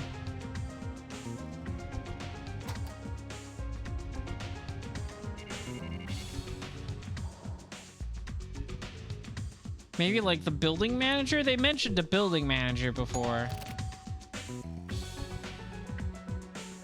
Maybe he has the key?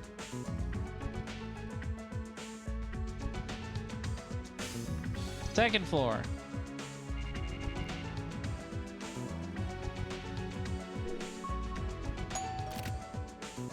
The kid also mentioned a guy on the second floor. I wonder if that's Tokyo. No one ever answers, though.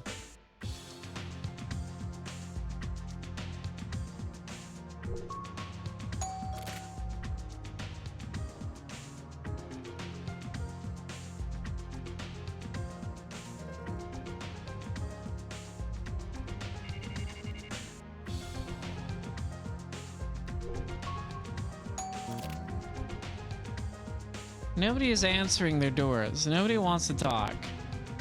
Not very neighborly.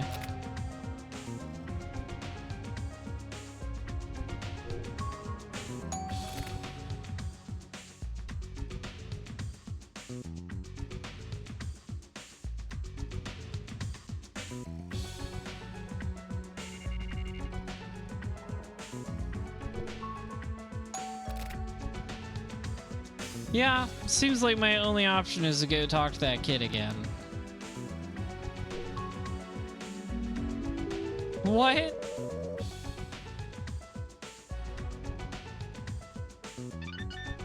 You got a code. Is that what that is? Can I take another look at this?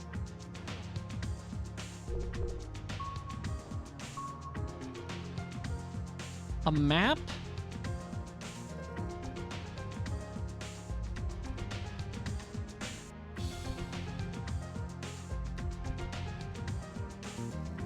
So interesting. Okay, I'm not quite sure how to interpret this at this time.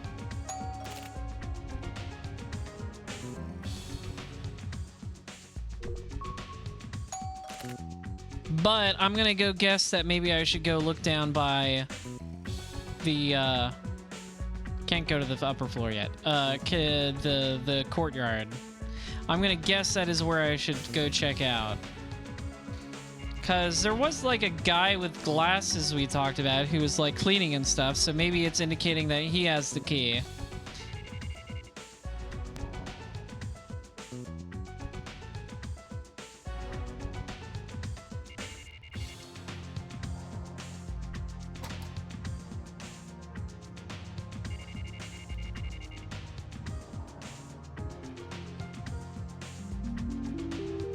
Locked.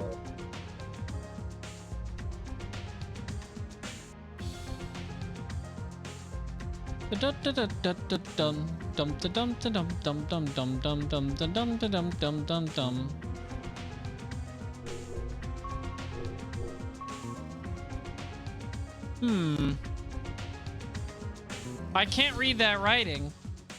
Get those Japanese words off me.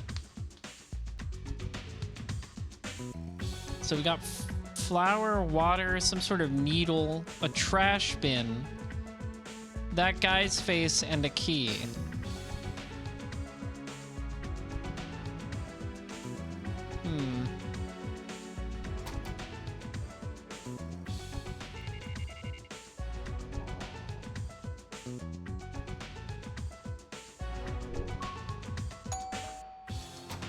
Oh, there we go. Yep, that was the guy I thought it was. Okay, okay. So you're a detective, huh? The parking lot. You can't get there? Why not? Ah, it's still locked, isn't it? Hold on a second. Okay, can you open it with this? Yeah, just stick the key right in. I'll go get the key from you later. Okay, I got a key. All right. I've solved the mystery. Let's go unlock that place and see what's up.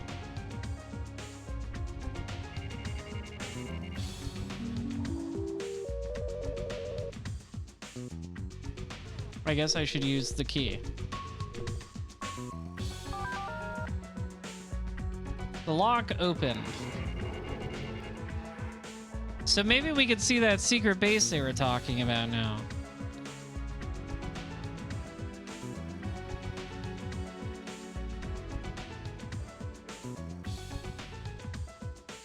Hey, that's Tokyo's car.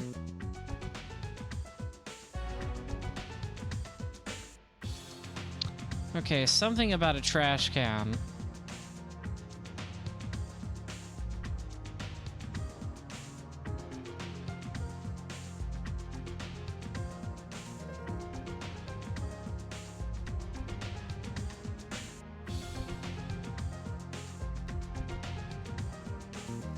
There's Tokyo's car. Okay, here's the trash cans. Whoops, wrong button. Let's look in the trash. Oh wow, this is a secret base. I didn't expect it to be like an actual hole in the ground. I thought it was just like something they built out of like boxes or whatever. Wow, detectives really are awesome. Isn't this place cool? I worked really hard. Together with Hikaru. We'd start when it started getting dark and dig holes a little at a time. Digging holes is fun. Kids love digging holes. It builds character. Guys like holes.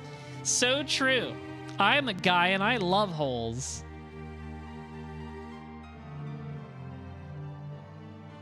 That's so true, Oomphy. Both Hikaru and me. I feel like digging these holes helped us grow. I got this from a computer company that went out of business. I don't know how to use it, but it's our secret base's control panel. One day I'll switch it on and use it for investigations.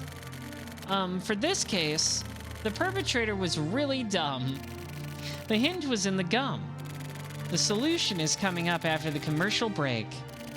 This has been Columbone. You gotta love him.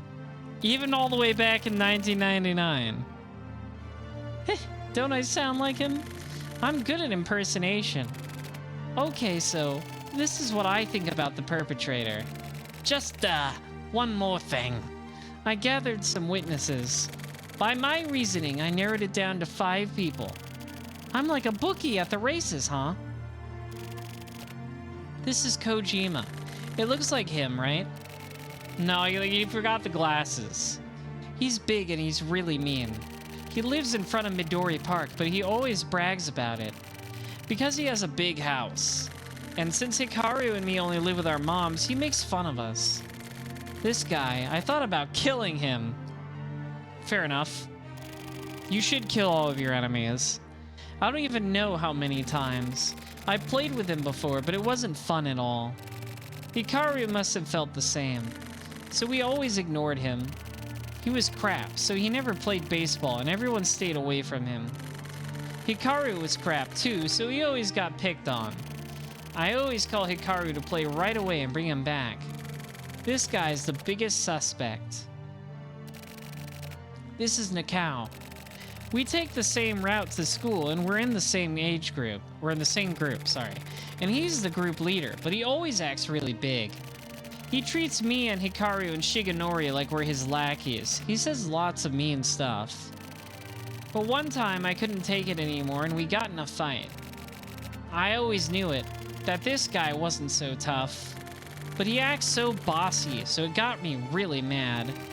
I couldn't beat him, but it was a tie. He got a bit better after that. And Hikaru supported me, so he's holding a grudge. He's another big suspect. This guy, Shimizu, is really popular in my class. He's good looking, he's best at baseball, and he has a sense of justice. And everyone likes him. But during baseball, his personality changes. Hikaru is bad at baseball, so Shimizu always gets mad at him. When we played against the 6th graders, Hikaru joined the game. And at a really important point, when he was pinch hitting, he couldn't get a hit.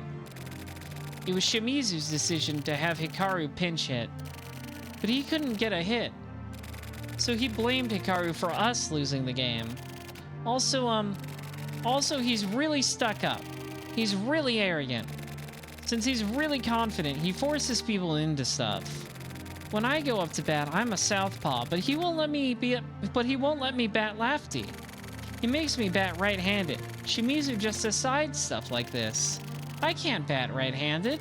So, I'm actually better at baseball than Shimizu. I'm actually the best in our class. But everyone discriminates against me.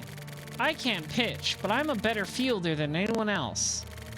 I'm always in the outfield, and if I bat lefty, then where is this conversation going? Then I can get lots of hits, but...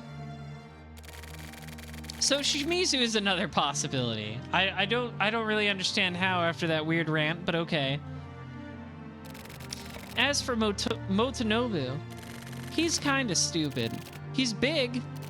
He's so much bigger than everyone else. He really hulks out sometimes.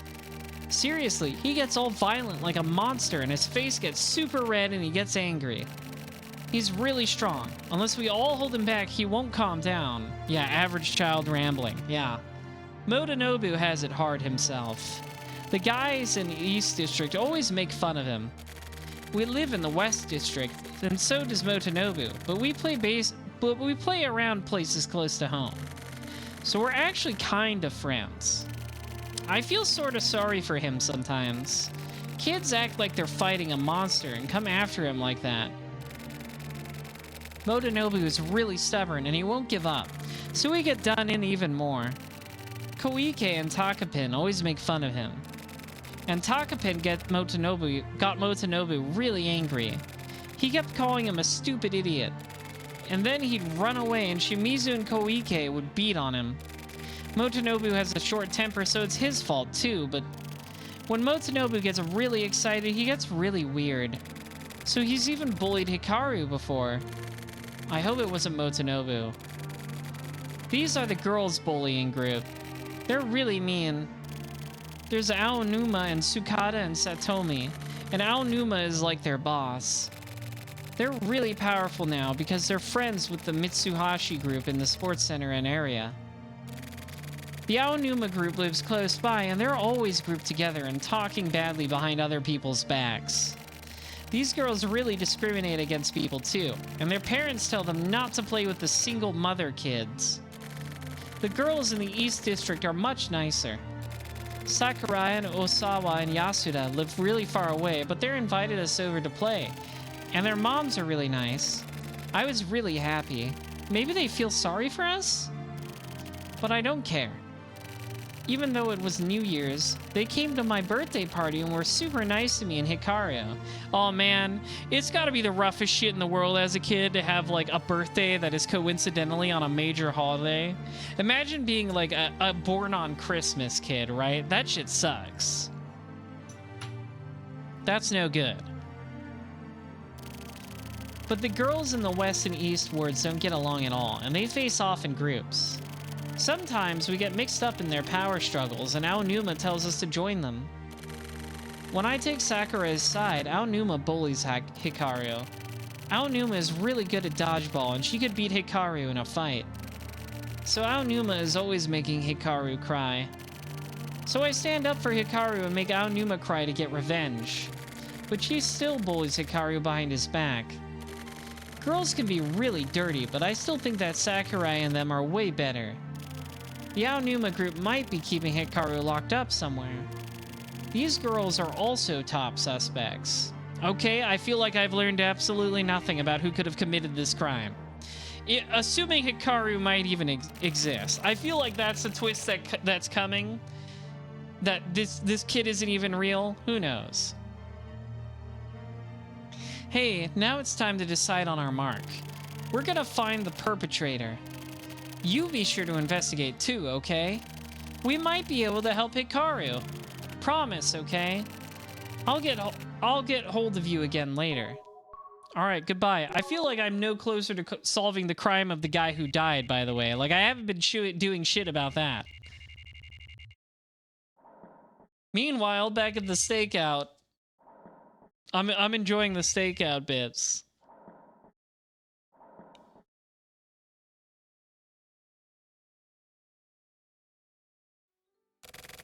I'm fucked. I might as well just die. Seriously, man. And how did it somehow get up to 100,000? What? Whatever. He says he'll spot me, so you're gonna pay for it later. I'll deal with that when it happens. Live in the now, man. In this moment, right now. I envy you. You've got guts. Don't flatter me. Just live how you feel. I was being sarcastic. But anyways, how long is this stakeout gonna go on? It can't really be helped. Can't be helped, huh? Shikata good night. Can't be helped. That's right. Can't be helped. Back when I was in regional, the old man told me, detectives don't use the words can't be helped. Don't ever say that in front of me again. He looked like he was gonna stab me. So, Sumio, don't ever use that phrase. If we give up, we lose. That's a detective's job. Put that into your brain. Okay, then, if I decide I want to die, then I'll use those words. Oh yeah, don't worry. I'll kill your ass. Alright, that's the end of our stakeout interlude. The same day, at the apartment.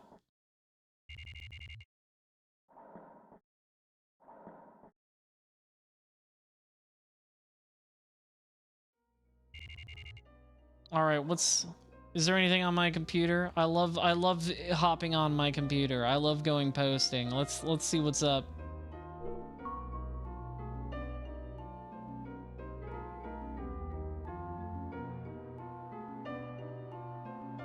To Takeshi Kinjo, from Takeshi Kinjo to Superstar. Subject, my dear friend. I'm really looking forward to meeting you. Bells are sure to ring in fanfare at that glorious moment. Please give the girl my regards if you see her. She's bound to be late. She's always been that way. But she isn't a bad girl. I'm sure she'll like you, but please don't stop her. She's trying to enter into a brand new world, so I want to save her. Please give me your support. I sure get the most mysterious emails in the world. Who the hell is Takeshi Kinjo?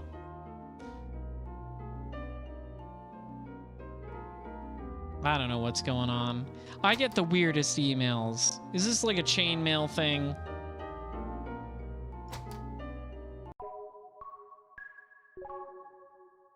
All right, we're off. Back to the apartments, probably.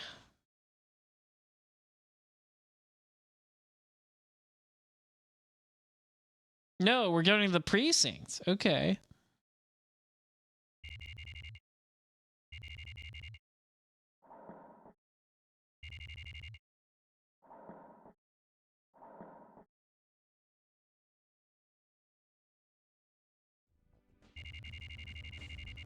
Back to the heinous crimes unit. What's up, Morikawa? Where you been? I've been investigating this entirely on my own, and I don't think I've made any progress. How about it? No, I've done okay with the gathering. That boy have anything to go on? You don't need to rush it. Take your time.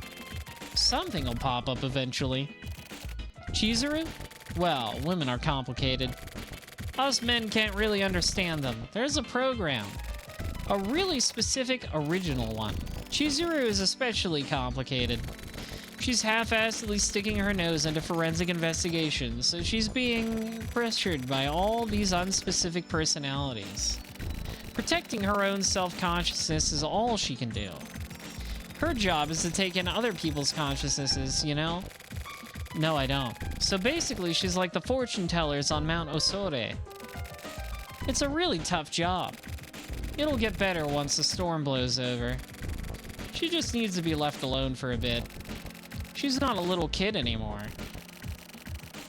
Once she remembers that she's a professional cop, she'll be back. Anyway, Daihime, you'd best solidify your position here while Chizuru's out. Let's go. Daihime, we're gonna check out the area around the complex. See if we can get any info from the locals. It isn't glamorous work, but this is important too. Really? The results of our questioning have already disappeared from backup. That's in the past. Leave your stupid comments in your pocket. I've got my way of doing things. Let's go.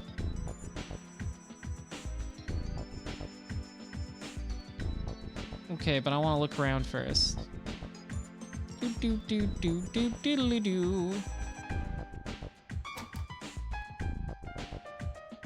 The interrogation room. I remember this.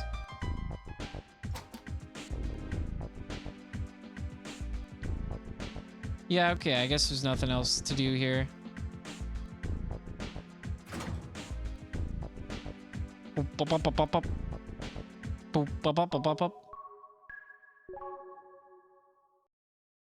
Okay, we're off to the apartments.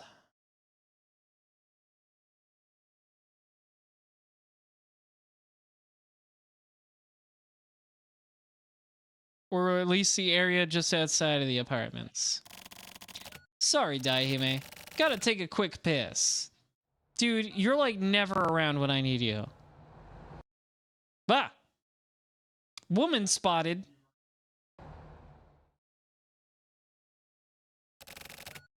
What? Daihime, move out! That's Chizuru!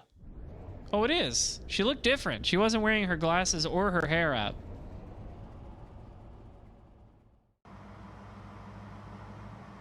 So I did not recognize her. Vroom! Vroom!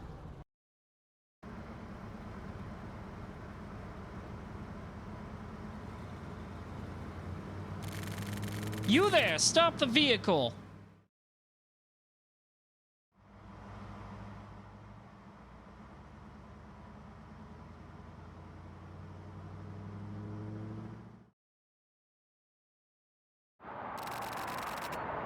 Daihime's driving? Heh, he's pretty good.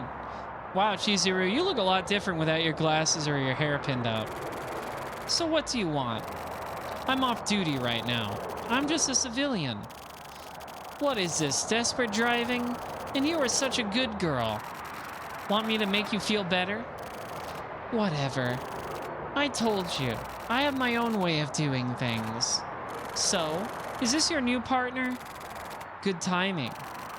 By the way, is it some kind of structural problem that the steel is cheap and there are old marks everywhere? Can I talk to you in private for a second?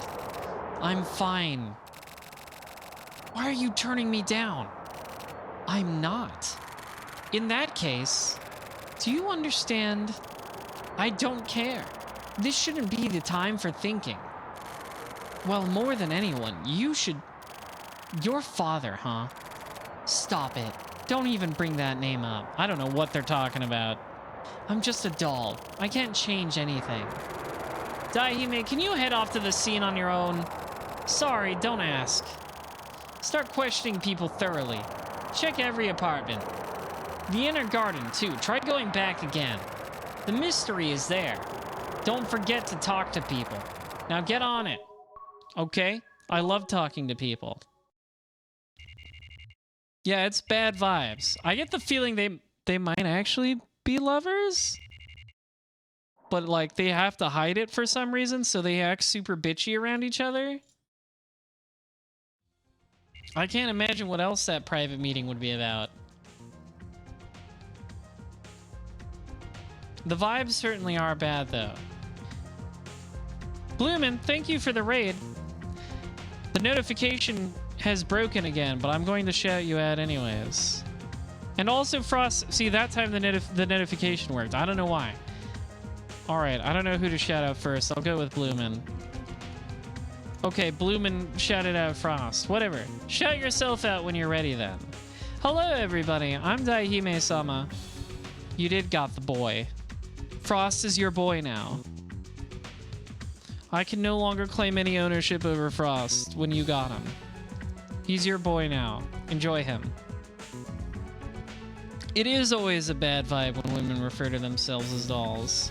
Well, anyways, welcome, Raiders. I'm Daihime-sama, Princess of the Rose Rabbit Army, here to conquer your world by being sexy and smart at video games, because this is not a video game of skill, it's about smarts. We're solving mysteries. Herein, Suda51's The Silver Case. I don't even really know what this mystery is about yet, honestly. Hi there. What's the matter, detective? You want to ask me some questions? Well, okay then, come on in. But we gotta talk to people at this apartment complex about somebody who died. It may or may not be a suicide. We're not really sure. Go ahead and take your time. Honestly, I've been troubled myself. The landlord and management company are always bitching. I mean, this sort of thing happens no matter who works as building manager, but still. As for me, all I know about the people living here is whatever is written in their documentation. And it's not like I had any sort of personal relationship with Hiruma, so... That night, yeah, I was awake. I remember hearing a sort of bang, but I never thought, you know. Recently, more residents have been taking their trash out at night, and it's a hassle to warn them about it every time. So I thought that's what the sound was. At first, at least. Then, when I went out to clean up in the morning, I saw what had happened. Koichi? Oh, the kid on the 4th floor, right? Poor kid. Kid next door died suddenly. Oh, well, there you go. Okay, that's how he's coping. He's like, my friend's been kidnapped. Actually, he's dead. That's what I figured this whole time. Either he is already dead, or he wasn't real. Now we know. Hikaru, I think it was. Apparently, he had a weak heart. Sounds like they were playing together, and he suddenly had a heart attack. Whatever it was, at that age, the shock must have been really bad. Well, we learned something important today, which was that kid's dead.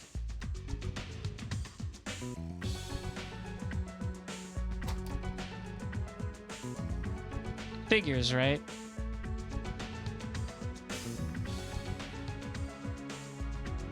I guess we'll go check out the garden over here. Actually, you know what? I feel like the garden might push me past the point of no return, so let's go talk to the other apartment owners, renters, livers, makers with unnecessary sex scenes.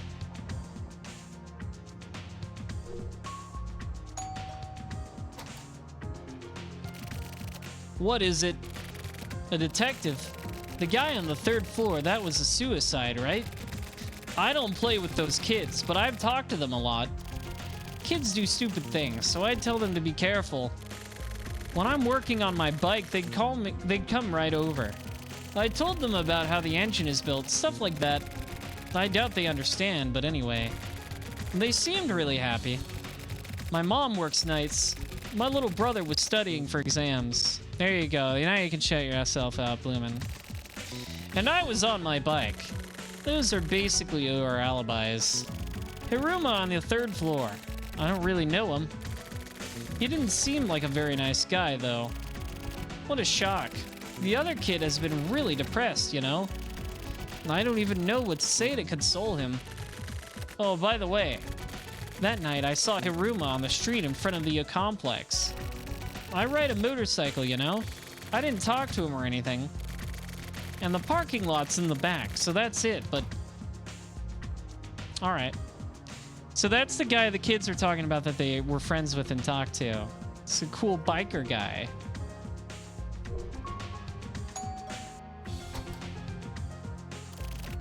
Hiruma? I used to go past the building newsletter to him a lot. His apartment was kind of dark and smelled like cigarettes. He lived in this building by himself, right? You know, there was definitely something creepy about him, but to think that he killed himself. The kid on the 4th floor, right? At the Kobayashi place. How unsettling. My kid is still small, so he wasn't really the age to be playing with the older kids. But to think what could have happened. Really, how sad. The child's mother has been really upset. The building manager, Mizoguchi, probably knows better than anyone about the residents here. We don't really interact much with the neighbors, so you should probably talk to him. Yeah, I already did. He told me all about how the kid died.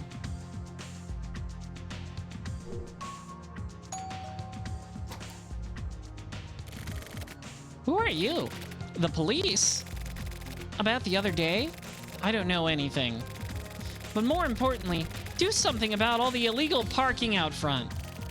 What? Anything else? Leave me alone. I have a bad headache. About the dead guy? How should I know anything about him? I don't care, okay? Can we stop now?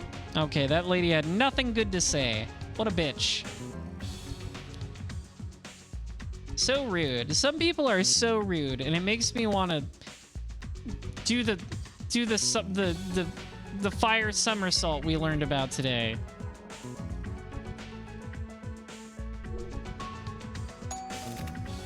Oh, nobody answered.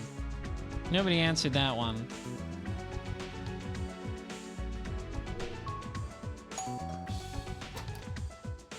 I wonder if we'll meet Tokyo. Still investigating? I have nothing to talk about. Hiruma always came home late. Probably had some kind of flashy job. I never really ran into him much. I think he was at home during the day a lot. I could hear noises sometimes. But I've never really seen him going out anywhere.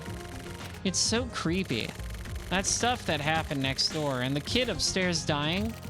I'm considering moving out of here soon. I mean, wouldn't you?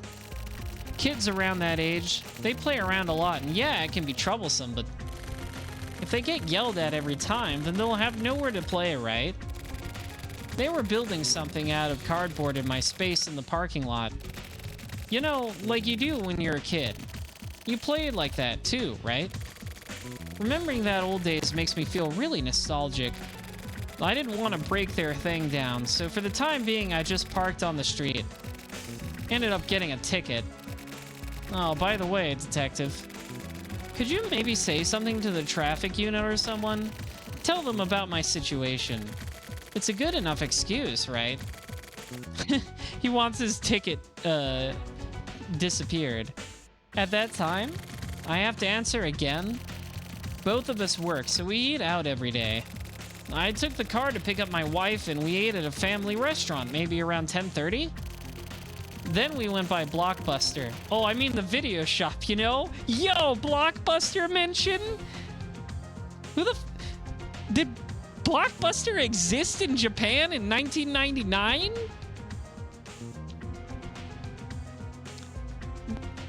In Japan? Blockbuster? Was that a thing? I gotta Google this. I gotta see, were there any Blockbusters in Japan? How would Suda have known? Were there Blockbusters in Japan? I'm gonna Google this.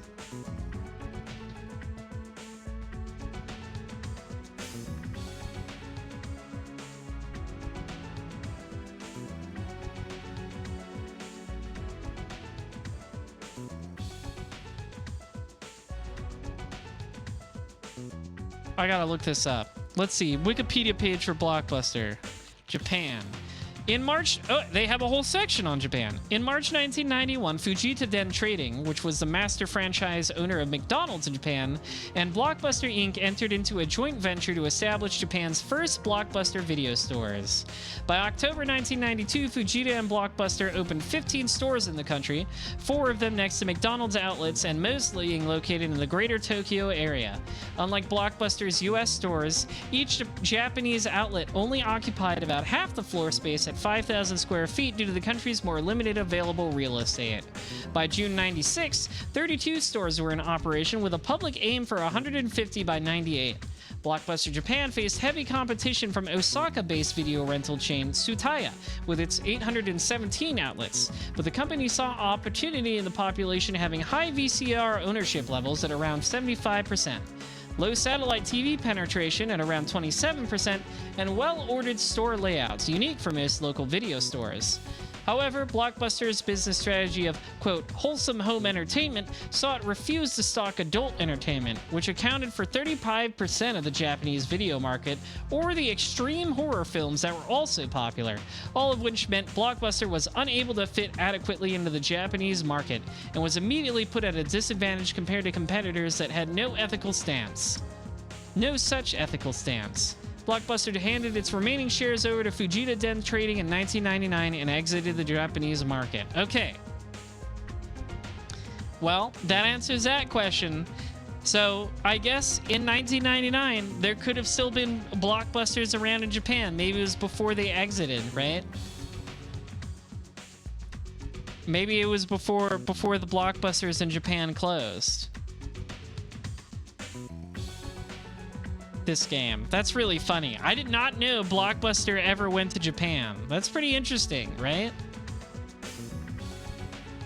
When did the last Blockbuster in the US close?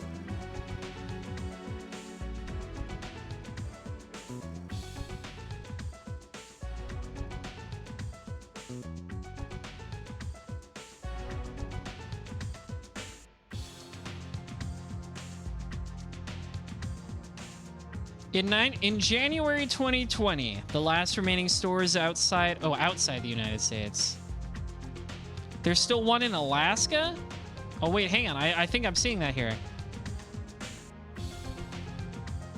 The Bend location became the last remaining Blockbuster in the world. It serves as a tourist donation housing Blockbuster memorabilia and Russell Crowe film props, which John Oliver had donated to the Alaska store. That's interesting. In August 2020, the location was listed as an Airbnb rental for a 1990s themed sleepover on 3 separate nights in September. That's funny. Well, yeah, okay, so that's the Alaska one. So I guess the last remaining Blockbuster in the Alaskan tundra remains open as a tourist thing. That's funny. We learned some things here today, right? Who says Suda games can't be educational? Okay, so the conclusion is there could possibly have still been Blockbusters open at this point in 1999 in Japan. Anyways, and they had the third season of Millennium. What the goddamn? What the fuck? Millennium? The X-Files spinoff? What? Suda, what are you cooking here? I didn't expect an even funnier thing to pop up. Can you just say this? You didn't have to pay anyone for using that name? Chat room, do you know Millennium is an X-Files spinoff? I believe. Suda really is the best to ever do it. Okay, alright. Alright. I need to take a breath. I need like I did not expect a fucking Millennium mention in a 1999 PlayStation 1 visual novel. Okay, alright. Ahem. I need a sip of water after that. And to think I might have accidentally skipped this dialogue if I hadn't done this first. And they had the third season of Millennium in the new releases section, so we rented that. Oh yeah, I have the receipt. Here, it says the time was 11:40, and I rented 2 videos, see? At this place, if you rent 2 or more new releases, you can keep them for 3 days, so it's a bargain. So we came back home just past midnight. So how about it? That's a good enough of an alibi, right? You see this kind of thing on TV and stuff. Oh, and here, we went by the convenience store too. This was 11:52. After that, the 2 of us just watched videos. Oh yeah, I heard this from my wife, but when the detectives tried to go into the apartment next door the other day, they made a big fuss about the key not fitting into the lock. And when they checked it out, someone had put a sticker over the keyhole. Oh, that sounds like Tokyo. It makes us feel a bit closer, doesn't it? What, that wasn't funny? Well, this is about all I have to talk about. That's gotta be Tokyo, right?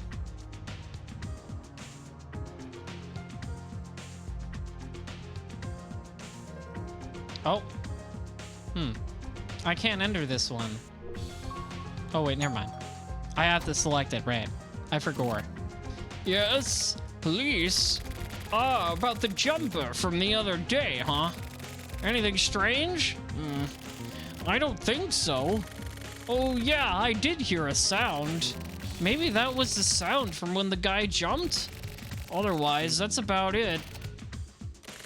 Oh yeah, also just before then, it looked like Hiruma had just gotten back. Yeah, I could hear his footsteps.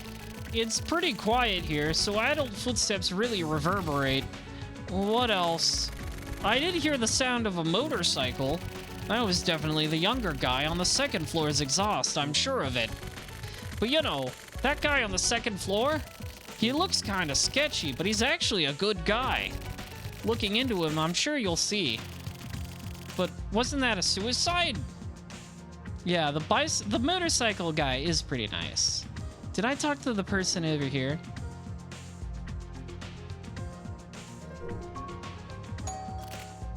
Oh, that's right. There was no one there. I guess this must be the home of the dead person, of Hiruma.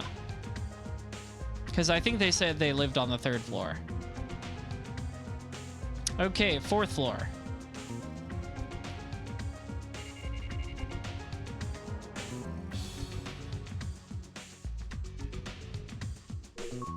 .401. Huh? The cops? What do you want? Oh, the suicide from earlier, yeah? What a bunch of trouble. When stuff like that happens, the value drops. Huh? The value of this place, obviously. That night, I was at home. I ate dinner, watched the sports news, did some work I brought home. The economy's bad all over. Yeah, it is the 90s. I envy you guys. It's not like you have to worry about going bankrupt or anything. Now's the time to spend. Use up all the company's budget. Do whatever you want, you know? Cause trouble for everyone else, and then let another department wipe your ass for you. That's what I'm saying. Cause problems on purpose. Anything I noticed? Nope, nothing really. Oh yeah. I think it's the guy on the 5th floor, maybe. Yeah, I heard footsteps. Footsteps going up to the 5th floor. No, it's probably not even related, but just in case. I've never actually met the guy on the 5th floor. I mean, it was the first time I ever got the sense that he actually lives there, you know? Oh yeah, also, this is just my own personal idea, but I think that Hiroma on the 3rd floor got killed by Hikaru's ghost. Oh, okay. I see Hikaru's ghost pretty often. You don't believe me, do you? No, I saw the ghost. We did see a ghost. I wonder if I can go check out where Hikaru lived. I'm saving the other kid's house for last. No, okay. Oh, nothing in the other kid's place either. Interesting. Can I go up to the 5th floor now? I can. Maybe Tokyo is on the 5th floor.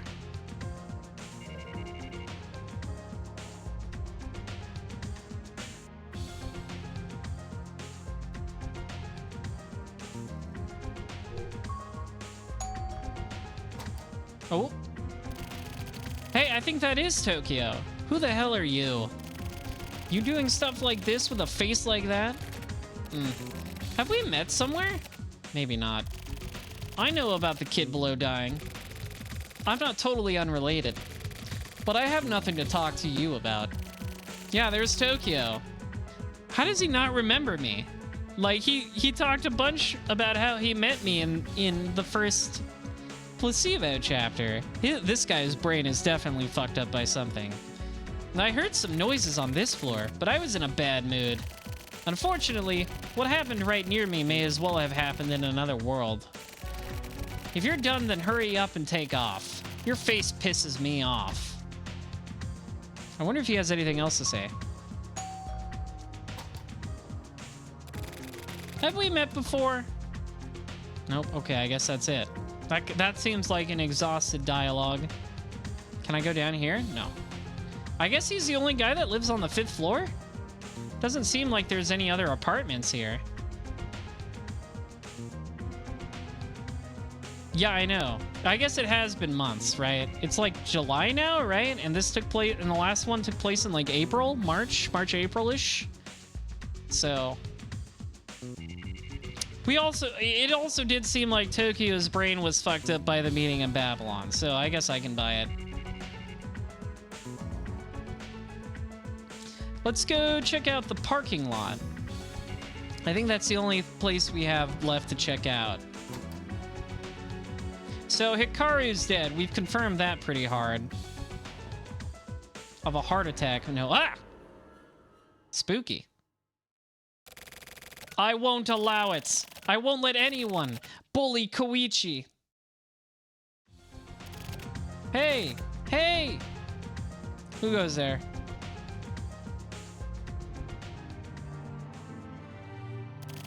Hey, over here! What are you doing? What are you doing over there? Hurry up and come here! Koichi. Koichi! Forgive me, Koichi! I'm sorry, Koichi. Okay. I can't go this way. I guess we gotta go talk to Koichi. Back up to the 4th floor. The sad music is playing. We're meeting a lot of ghosts in this game, I noticed. There's a lot of ghosts for some reason. I didn't expect ghosts. I can't say that ghosts were something I expected to appear in this game.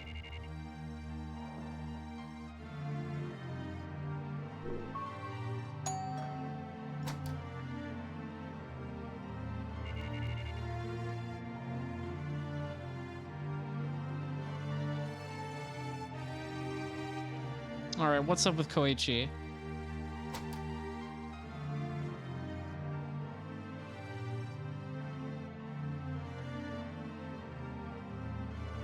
Koichi?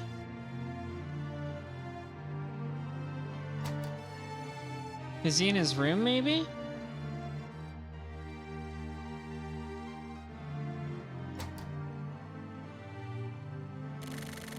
I remembered something. Hikaru was really terrified. He was really scared of something. Especially that day. It was scary.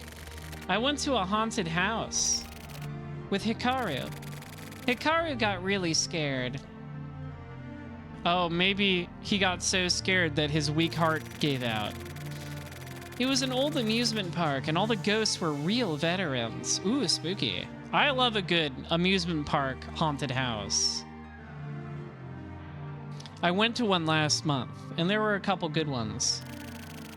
It was really cold inside, and it was super scary. It was almost like the real thing. Nobu is so cool. You don't know what that means, do you? Huh? What? What's that? I wonder who that is. Who was it? Something doesn't feel right. The sun was bright and was reflecting on the apartment building. I know from the 3rd floor of the apartment building. He was watching Hikaru. All right, man.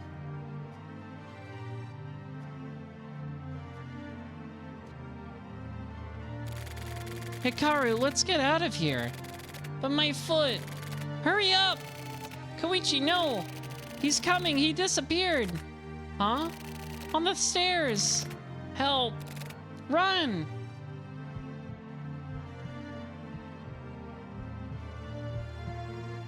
What? What's going on?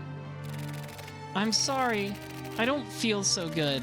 Please leave me alone for a while. Please. I want to be alone. Okay, so the man on the 3rd floor was scary? Back at the office.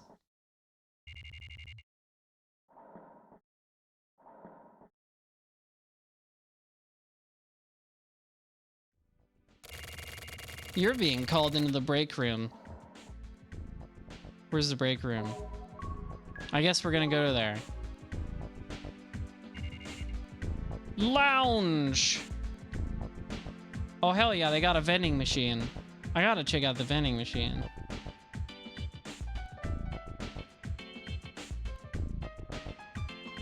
I cannot look at it directly. It's very low res anyways. Hey, what's up, Morikawa? Okay then.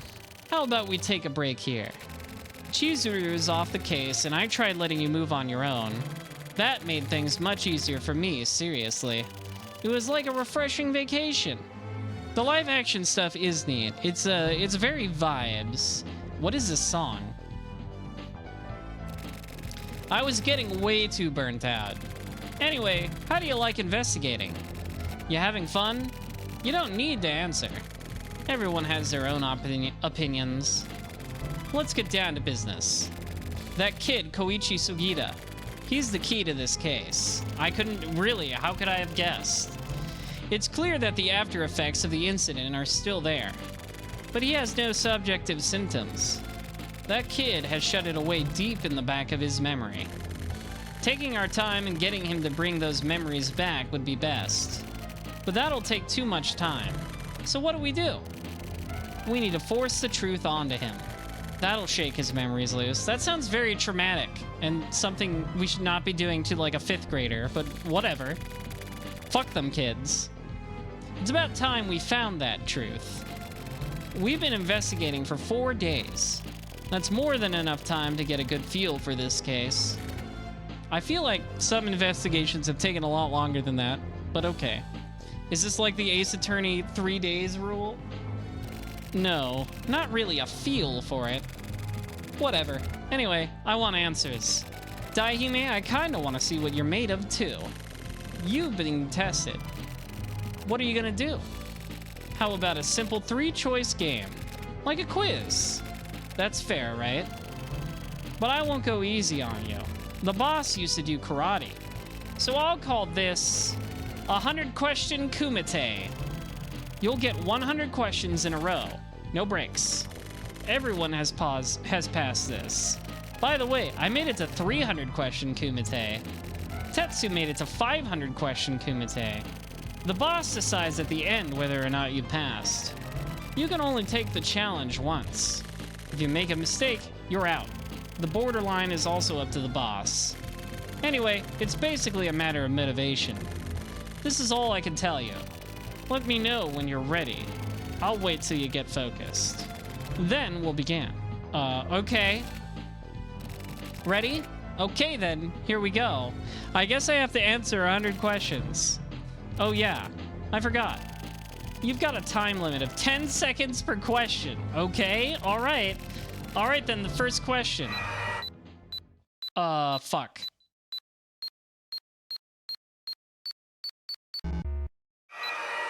What is the fruit Crash Bandicoot collects? What?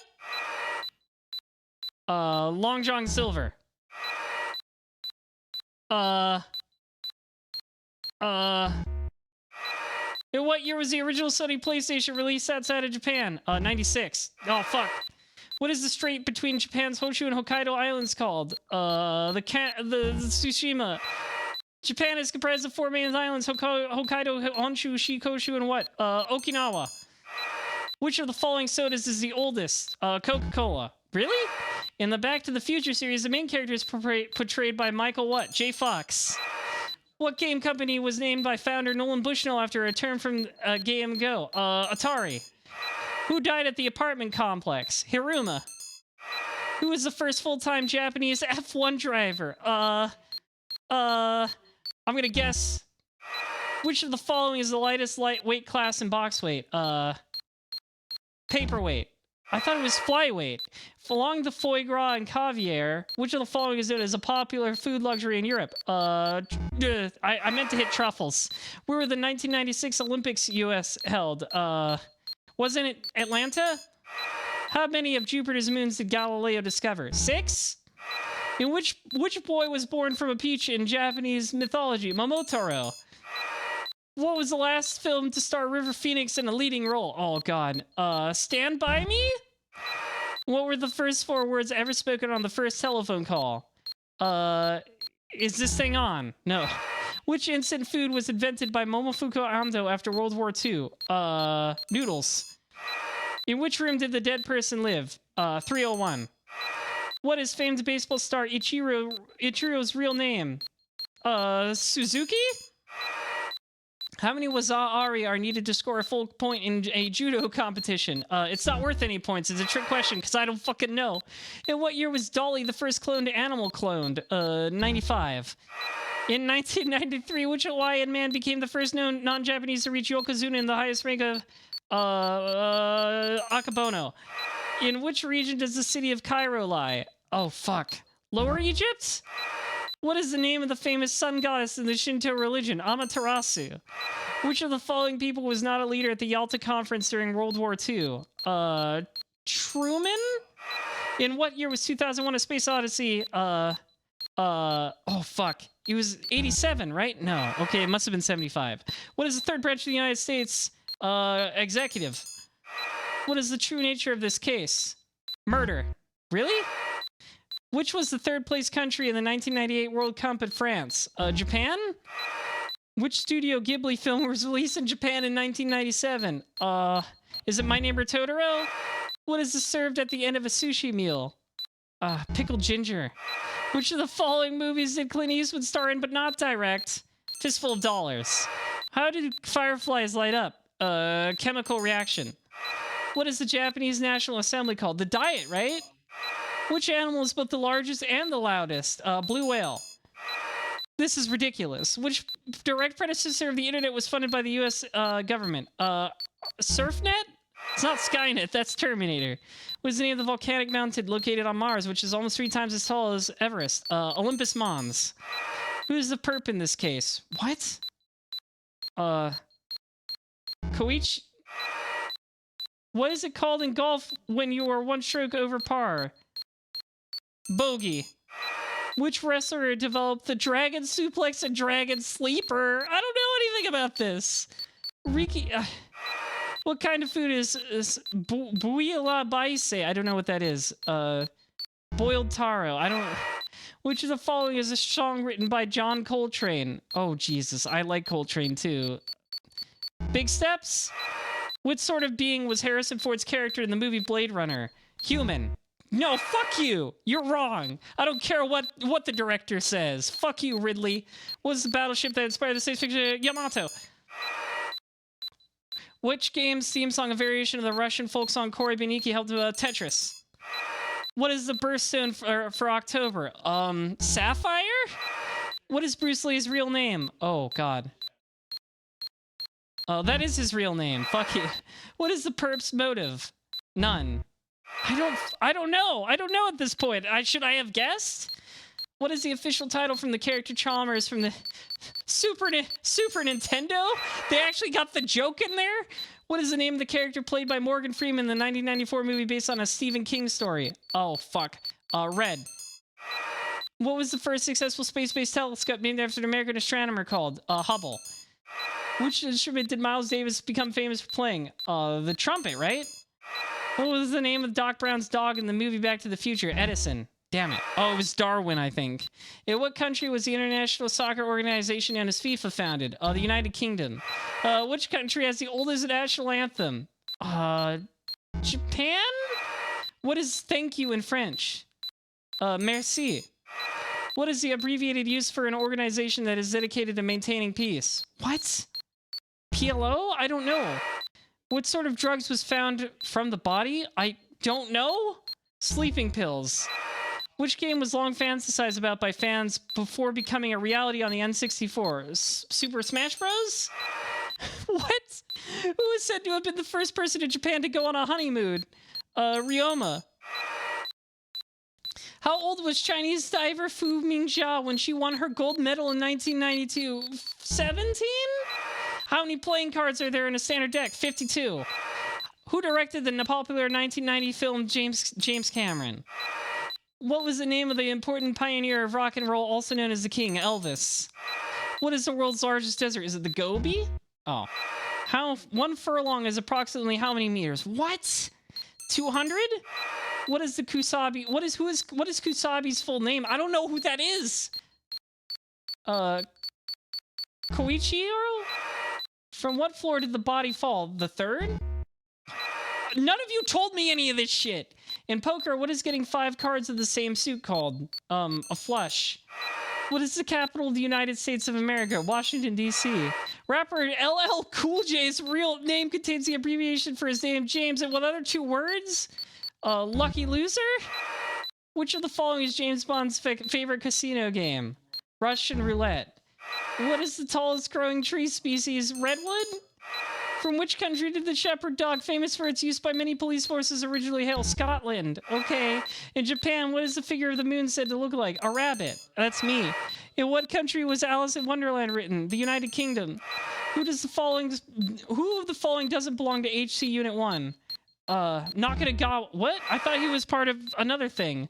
What was the cause of Hikaru's death? Spinal fracture? What? What was the name of the CD-based game console produced by Sony after their partnership with Nintendo ended? The PlayStation. What's the second tallest mountain on Earth? Mont Blanc. On the X-Files, which boss is one of the few to actively support? It's Skinner. Which of the following is not only a region in Canada, but also a popular type of solitaire? Klondike? In the film Princess Mononoke, who cursed Ashitaka? Oh, God. Forrest? I honestly forget. It's been so long since I saw Mononoke. Which of the following composers is famous for both his music and his dirty sense of humor? Liszt? Brahms? What was the name of the first human to walk on the moon? Neil Armstrong. In which country was the desert known as Blanc Mange created? Dessert. France? It's in French. Who is Kung Fu to assault a fan? Jet Li? I don't know. I don't know that one.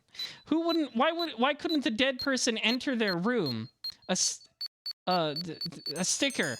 Right, they mentioned the sticker. What is the protagonist of the movie The Matrix referred to as? The One. What animal has the loudest call on Earth? Blue whale? What was the name of the first technology capable of playing recorded audio? The phonograph? What is the longest river in Japan? The Shinano? In the movie Die Hard, what is the name of Bruce Willis's character? John McClane. Which Italian car company uses a horse-shaped logo? It's Ferrari, right? Which medal signifies a couple's 50th wedding anniversary? Silver? Which group won the 1974 Eurovision contest by singing about Napoleon? ABBA? What god's name is the basis for the day of the week known as Wednesday? It was Zeus, I think. That's all. Nice work. Now go ahead and take a rest. Nice, you passed. Tell me, henchbuns, do I pass no matter how many I get right or wrong? Is it just to mess with me randomly? Is that what this is? Is there like a certain amount I have to get correct, or is it just whatever? It's just here to fuck with me. It does not matter in the slightest. Great.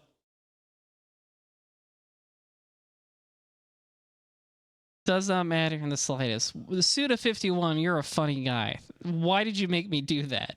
I liked how some of the questions were actually about the case, and most of it was like shit I couldn't possibly know by now. Like, I don't think I could know that, right? Unless I just made some really good deductions. Nice, you passed. Congratulations. The boss will fill you in on the rest. 100 questions. You scored what you scored. Send yourself some flowers. Go wash your soul clean. These are no such thing as points in our work. Don't be swayed by all the white noise. You did great, Daihime. You did just great. The boy must know the truth. This is your final job. Get rid of this darkness. The boy hopes for that as well. Go on. So, was it? I guess it wasn't suicide. Maybe the kid accidentally pushed him or something? That's my best guess right now.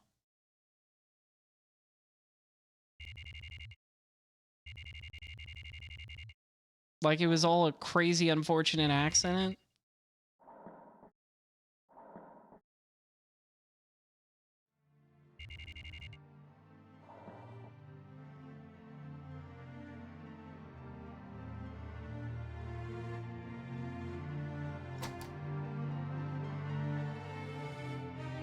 All right, let's go find out the sad truth.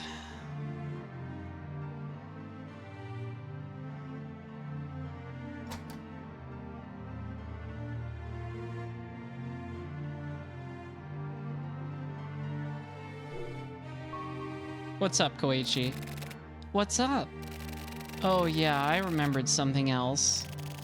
When I went to eat with Hikaru came with my mom and me to the Cherry Grill. I ordered my favorite onion soup. Hikaru copied me and ordered the same thing. And he said it was good. We also ate Caesar salad and hamburgers, and Hikaru laughed like a frog again. He looked so happy when he was eating.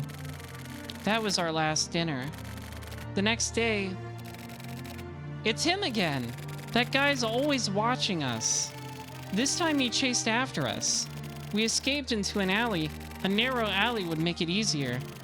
And then Hikaru ran away down a different alley.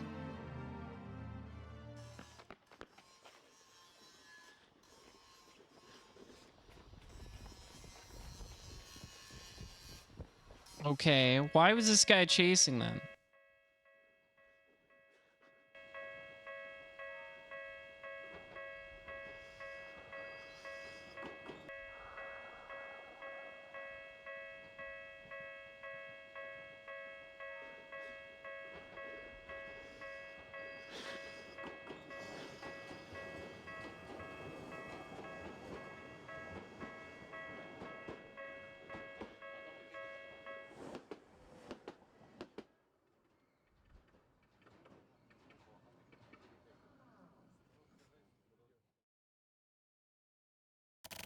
I was so scared, I went away as fast as I could. When I turned around, I saw his face. I ran as fast as I could. I had to get away. I didn't want to die. I left Hikaru on his own. I couldn't save him. So what was with this guy chasing them? Why? I thought he died of a heart attack. Okay, back at the fucking stakeout. It's been a while since we've had a stakeout interlude.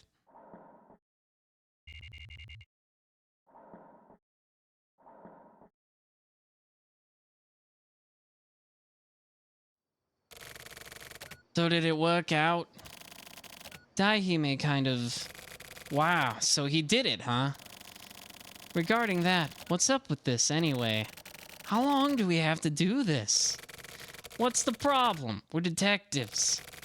Back when I was in regional, it wasn't like this. Back in the day, right? The kind of stuff you were doing, I couldn't handle it. What the hell is the boss thinking? Just shut the fuck up. This is some fundamental shit.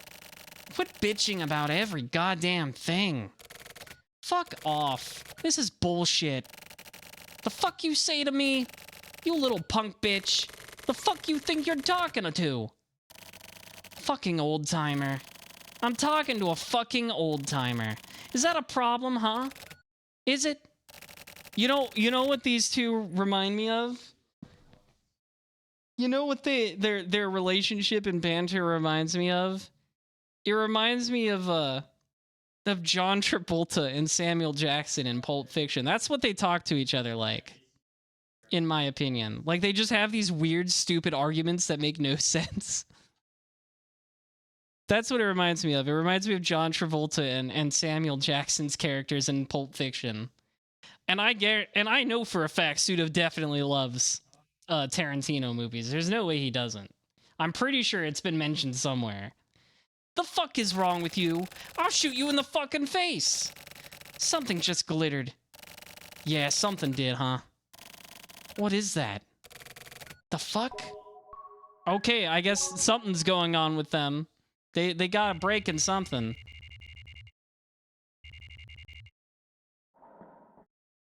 Yeah, it's some Reservoir Dogs, right? It's very Tarantino-esque, their dialogue, where they just get into weird arguments that make no sense at all.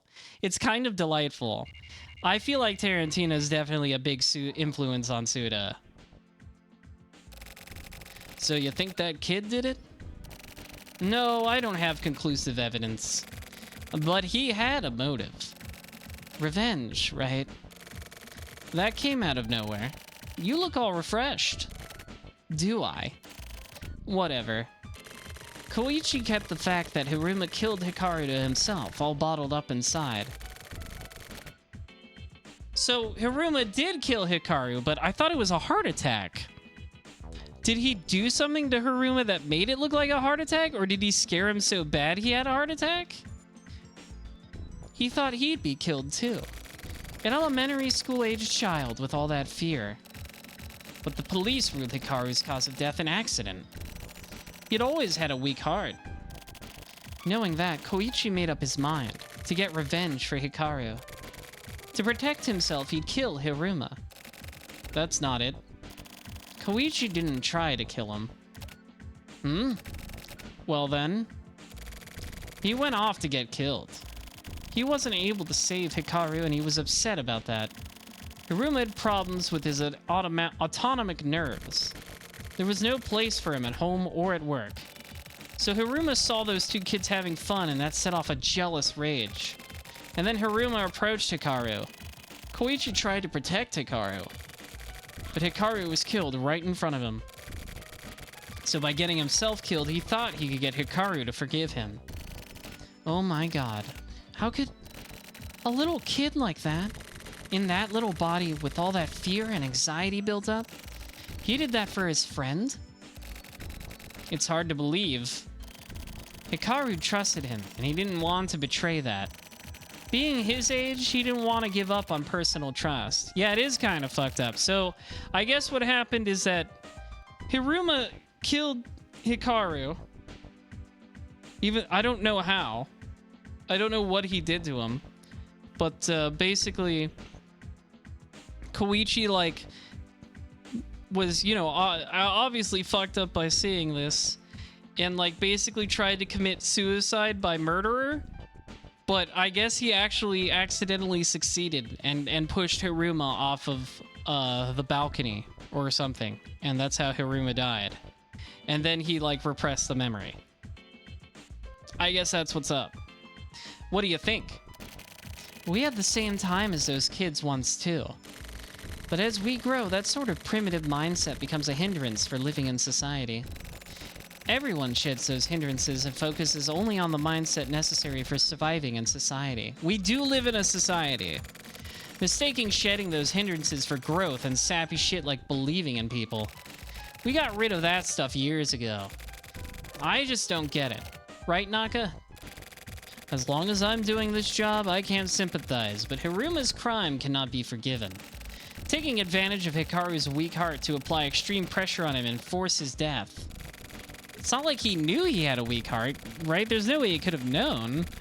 Even more so than his sin of destroying those kids' futures. I can't forgive Hiruma's very humanity itself.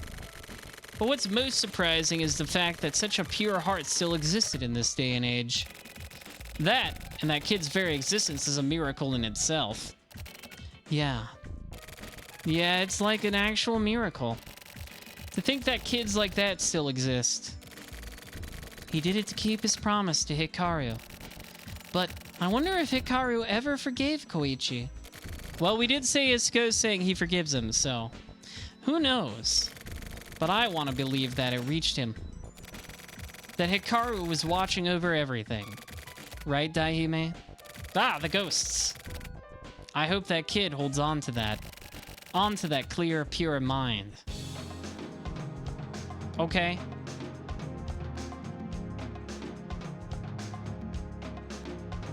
Is that, what's up? Are we just gonna... Am I gonna go home? Is that what's up? Oh, wait, hang on. There's something in here. What's she gotta say? I want to apologize. I caused you a lot of trouble and got kind of hysteric. Getting shot by that woman, being bothered by Morikawa's actions, and my health hasn't been very good. Yeah, you did get shot in the first chapter, so I guess I can understand your emotional distress. My hair is all messed up, and I hadn't slept much. The boss's cologne stunk, Sumio's not here, and with missing my bus, and my friend getting married, my parents have been bugging me.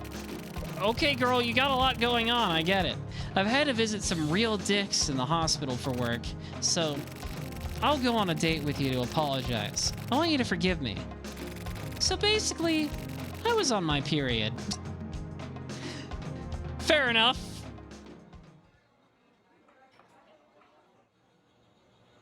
Aw. How sad. Frog. That's right, because they always said Hikaru sounds like a frog. Women, am I right? You know, at least she's saying it, and she's obviously, like, being sardonic about it, so. Rip to that kid, though. That was fucked up.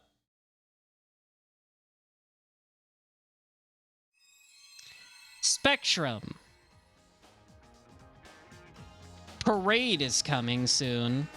Oh boy, the parade is coming to town. Did you hear that the love will tear us apart? That's very sad.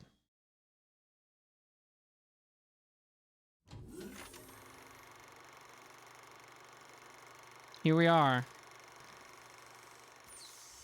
Back at the film window.